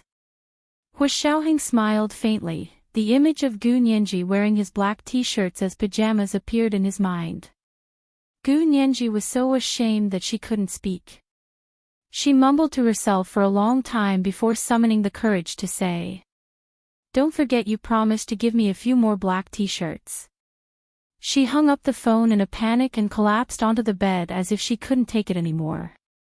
She hugged her panda pillow and rolled to the other side of the bed. She didn't know why, but every time she hung up the phone with Hu Xiaoheng, her emotions would fluctuate wildly. Sometimes she would be sad, sometimes she would be happy, and sometimes she would suddenly laugh out loud. Zhao Liangze, on the other hand, was in deep trouble. He never imagined that Gu Nianji would turn around and tell Hu Xiaoheng exactly what he had told her. She even went to him to verify it. If this wasn't stupid, then what was? Zhao Liangze swore that if he reminded Gu Nianji again, he would chop off his hand. Hand says, what does it have to do with me? Hu Xiao, I had a special situation. I didn't mean to leak information. Zhao Liangze explained with sweat dripping down his forehead. You better have a valid reason. I can give you a, just don't do it again. Hu Xiaoheng said slowly as he enlarged the ocean satellite map on his computer and copied the data. Zhao Liangze had no choice but to sell Brother Huang out. It's like this, Nianji's older brother was looking at her a little too much. I just wanted to remind her to keep her distance from him. She wouldn't listen to me, so I told her some of the courses we took in the special ops. Hu Xiao, I only told her a little about the course topics. I didn't tell her the content. You can ask her right away if you don't believe me. Hu Xiaoheng believed that Zhao Liangze wouldn't be brave enough to tell others about the special ops without his permission. Yeah, that's a fair enough reason. Hu Xiaoheng let Zhao Liangze off the hook for now. But I see that you have a lot of free time. I'll give you some work to do. As he spoke, Hu Xiaoheng sent the newly downloaded ocean satellite map to Zhao Liangze. This is the ocean map of the Gulf of Aden. It includes ocean currents, weather changes, and magnetic field conditions. Analyze it. Doesn't it look familiar? Who's the big sister? I'm the big sister. Big brother. Zhao Liangze retorted angrily, but when he saw the data Hu Xiaoheng sent him, his expression turned serious. No problem, I'll do a database analysis right away. The next day, Gu Nianji and brother Huang went to the U.S. Capitol to meet He Zhichu and Wen Shui. Teaching assistant Wen, you're back. Brother Huang greeted her warmly. How's your family? Didn't you rest for a few more days? Gu Nianji's conversation with Zhao Liangze the night before had left an impression on her, even though Hu Xiaoheng had scolded her afterward. She carefully observed brother Huang's every word and action and discovered that he really knew how to get close to people. This sort of natural familiarity was actually quite important for a lawyer. Not only could he quickly win the client's favor and trust, but he would also have more opportunities to pry open witnesses' mouths and obtain more evidence when searching for evidence. This was something she had to learn. Gu Nianji stood to the side without saying a word. She smiled as she watched brother Huang talk to other people, her beautiful eyes never leaving him. Brother Huang felt that his little sister was especially studious today. She kept looking at him with admiration, and he couldn't help feeling smug. He Zhichu frowned. He didn't understand what was so interesting about brother Huang. His expression was cold as he turned to walk up the steps to the Capitol. Little Huang will follow teaching assistant Wen to the Congressional Committee on Freedom of Ocean Travel. I'll take Nianji to the Committee of Appropriations. Brother Huang's research was on the law of the sea and the Convention of the Atmosphere, so going to the Congressional Committee on Freedom of Ocean Travel would be a good fit. However, Gu Nianji had no idea where to go to the Committee of Appropriations. That place required more knowledge about finance and was more distant from the law. However, Gu Nianji hadn't decided on her main direction yet, so she didn't really care where she went. When Shi saw that He Zhichu had walked far away and urged Gu Nianji, "Little Gu, Professor he has already gone up. Why aren't you going?" She reminded her, "Professor he went through a lot of trouble to get your position. Although it's just bookkeeping and doesn't have any real power, you can at least observe the workings of the U.S. Congress. You have to be careful, don't embarrass Professor He." The Committee of Appropriations didn't have any real power. It wasn't really in charge of appropriations. It was an organization in charge of bookkeeping after the Congress voted to approve the appropriations. Simply put, they were bookkeepers. They weren't even accountants. It was indeed a very insignificant department. After everything was digitized, they didn't even need manual bookkeeping anymore. All they had to do was press a few buttons on the computer every day to approve, and upload. Therefore, people like Gu Nianji, who had questionable background checks but had strong connections, were usually shoved into these idle departments. It wasn't hard to imagine what awaited Gu Nianji for the next 6 months. She would have to buy coffee and lunch for people and work as an errand girl for the photocopiers. Brother Huang had also crammed knowledge about the various committees in Congress, so he naturally knew the ins and outs of the Committee of Appropriations. He looked at her sympathetically and followed Wen Shui to the Committee for Freedom of Ocean Travel. Gu Nianji discovered that she was really prejudiced against Wen Shui. No matter what she said, good or bad, she always felt that Wen Shui harbored unwarranted hostility towards her. She couldn't be any better. However, she wasn't angry. She squinted at Wen Shui's back for a long time and chuckled before turning to walk up the steps. He Zhichu stood at the top of the steps with his hands in his trouser pockets, waiting for her. He was wearing a light 3-piece wool suit with a light blue tie. The seashell non-iron shirt underneath was especially crisp. Among the group of fat U.S. senators who went in and out of the Capitol Hill building, He Zhichu stood tall like a clear stream, forgetting about the world when he saw him. When Gu Nianji saw He Jichu's outfit, the displeasure she felt towards Wen Shuyi immediately vanished. "Professor He, you're so handsome today." Gu Nianji praised him with a smile as they walked towards the Committee of Appropriations in the Capitol building. He Jichu's cold expression warmed up a little, but his voice was still cool. "Are you used to it? It's a service department over there. Someone cleans it every day." Gu Nianji nodded and beamed. "Thank you, Professor He. It's a great place. It's fully furnished and the service is excellent. The monthly rent is close to $8,000. It's understandable that it's not great." He Jichu led her to the entrance of the Committee of Appropriations and reached out to adjust the small bow on the collar of her pink and purple suit. "Go on in." Everyone thinks this is the most insignificant place in Congress, but I think only idiots would think that. "Oh. Really?" Gu Nianji's interest was piqued. She loved this kind of challenge. She loved finding the most unusual clues from the most ordinary things. "Well, it depends on how smart you are. If you're smart enough, you'll realize that this is the real place in charge of the entire capital." He Jichu said meaningfully, "If you can figure out what's really going on, I'll give you a grand 18th birthday present." Gu Nianji held out her hand, her eyes as bright as the finest black crystals. "It's a deal." He Jichu stared at her and saw his reflection in her dancing eyes. He was tall and handsome, but his expression was unusually cold. He smiled slightly and hung a nameplate around her neck. He reached out to pat her head and turned to leave. Gu Nianji stepped through the door of the Committee of Appropriations alone and said to the smiling old Caucasian lady, "I'm Gu Nianji, an intern." She pointed to her nameplate. The nameplate had her photo, her name and phone number, her workplace, and a barcode. With this nameplate, she could come and go as she pleased in the Capitol building. The old Caucasian lady was happy to see an Asian beauty like Gu Nianji. She gave her a big hug. "Gu, you're finally here. I'm Mary. Come, I'll take you to your office." Gu Nianji was shocked. "I have my own office." She thought she would be sitting in the lobby, of course. "We have a lot of empty offices here because people don't want to come here." Mary winked at her.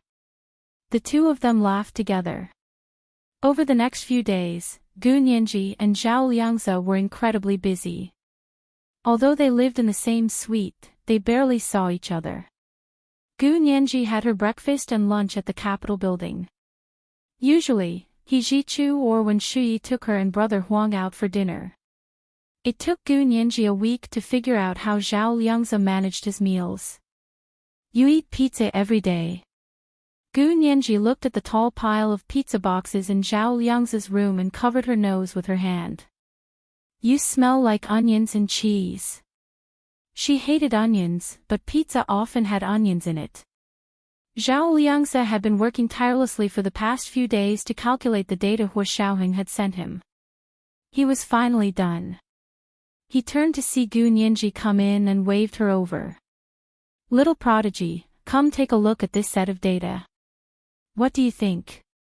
This was the second and third update in a row, including the monthly votes of 4,200 plus updates. A reminder for everyone, monthly votes and recommendation votes.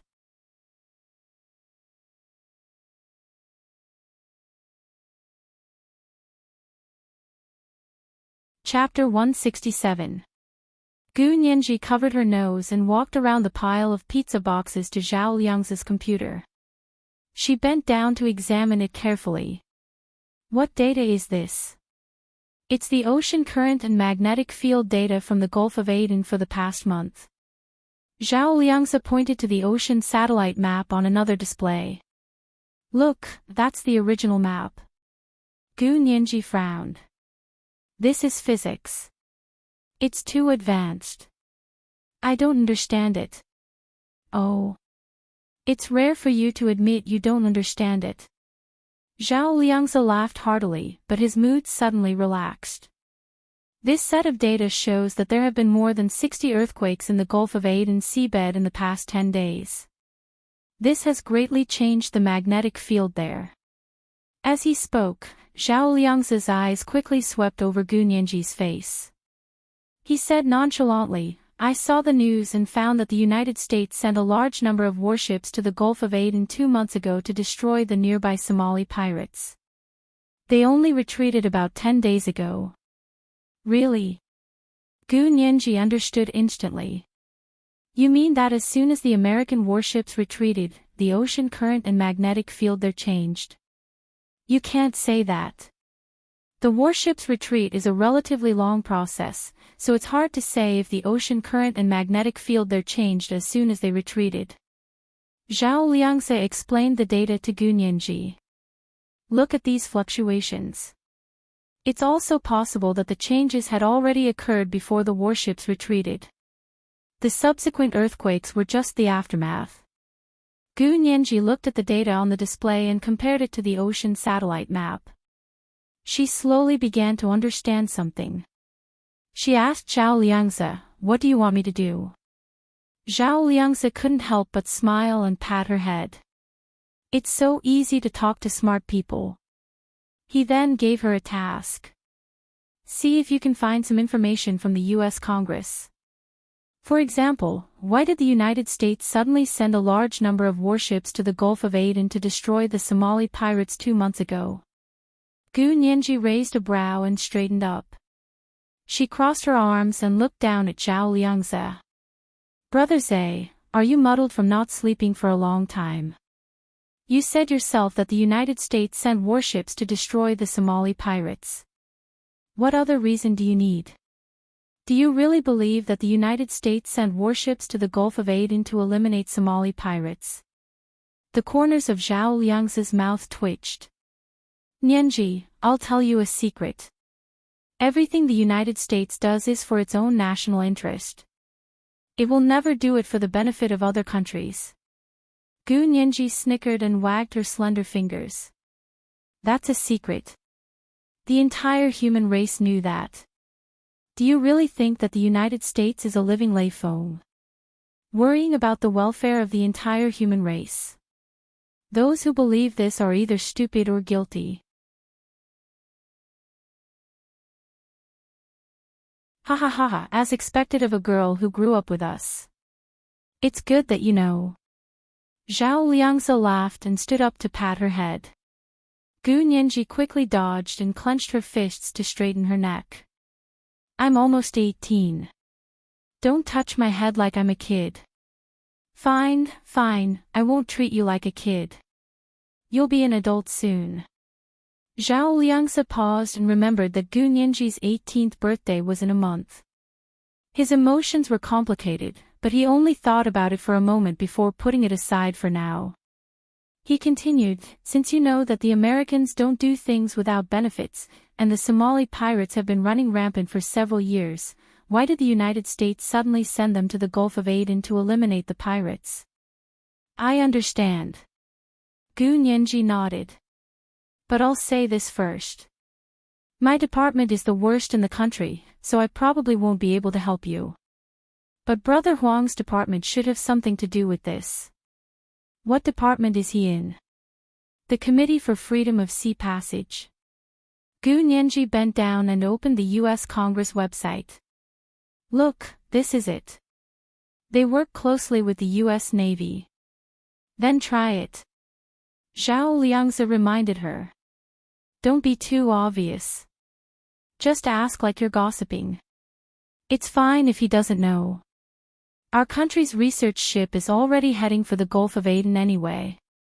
By the time they finished talking, it was already late at night. Gu Nianji stretched lazily. I have to wake up early tomorrow. I'm going to bed now. Go ahead. Zhao Liangzi walked her back to her room and searched around with a detector before watching her sleep. He even adjusted the thin blanket for her and turned up the temperature of the air conditioner. The next day, the first thing Gu Nianji did when she arrived at the Capitol building was to buy a sumptuous English breakfast. There were English buns, bacon, scrambled eggs, fresh milk sauce, peanut butter salad, and a steaming cup of Lipton black tea. She took it to Brother Huang. "Senior Brother Huang, look at what I've brought you." "It's so early, did you not have breakfast yet?" Gu Nianji carried the breakfast box and opened the door to Brother Huang's small office with a wide smile.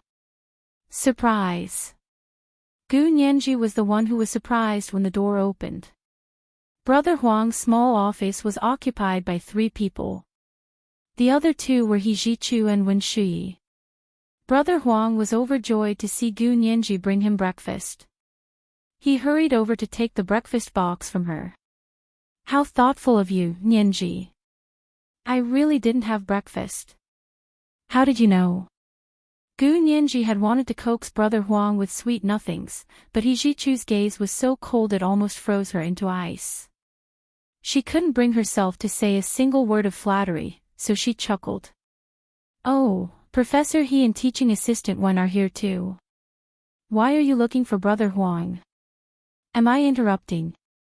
Wen Shui was in a surprisingly good mood. She was unusually gentle with Gu Nianji. Classmate Huang wrote a good report, so Professor He came over to discuss it with him. He's taking him to a debate in Congress today. Why don't you come along if you're free? Gu Nianji blinked. What debate? Is it nice? It's a debate about withdrawing from the International Maritime Convention. Do you want to come along? Brother Huang invited Gu Nianji enthusiastically. It'll be very interesting. Gu Nianji really wanted to go, but He Jichu's expression grew colder and colder. His gaze was like daggers stabbing into her face. It was obvious he didn't want her to go. Gu Nianji wouldn't go against He Jichu just to get on Brother Huang's good side. She understood the importance of this matter. "Oh, haha. I'll pass. There's a lot going on at the Committee of Appropriations today. I can't leave." Gu Nianji turned to leave. Brother Huang hurried over to open the door. "I'll walk you out." "Oh, you're so busy, and yet you're bringing me breakfast. I don't deserve it. Do you want me to treat you to lunch?" "Sure, I'll wait for you." Gu Nianji thought about it and decided to wait until lunchtime to get Brother Huang to tell her something. "Teaching Assistant Wen, can you take little Huang to the debate room later? I have something to discuss with the speaker." He Jichu spoke up. He walked past Gu Nianji with a cold expression. He didn't even look at her. Gu Nianji shrugged and said to Brother Huang and Wen Shui, "I'm going back too. Brother Huang, remember to eat breakfast. You'll get a stomachache if you skip it." She nodded to Wen Shui and turned to leave. She walked out of Brother Huang's small office and turned a corner to walk down another hallway. She saw He Jichu walking unhurriedly in front of her. Gu Nianji frowned. The speaker's office wasn't in this direction. Had Professor He gone the wrong way? She quickened her steps and gently tugged on He Jichu's sleeve. She pointed in the other direction. "Professor He, the speaker's office is that way. You're going the wrong way. This is the first update. It's Monday, please get monthly votes and recommendation votes. The second update should be 2 updates in one, including 4,300 monthly votes. It'll be around 1 p.m. Especially recommendation votes, you're tuning into the LoveLore Library YouTube channel. We're so grateful for your support and don't forget to subscribe to join us on this incredible journey through captivating stories. Your generosity through donations truly makes a world of difference, as it's the primary source of revenue that allows me to expand and enhance this channel for you. Thank you from the bottom of my heart for being a part of this adventure.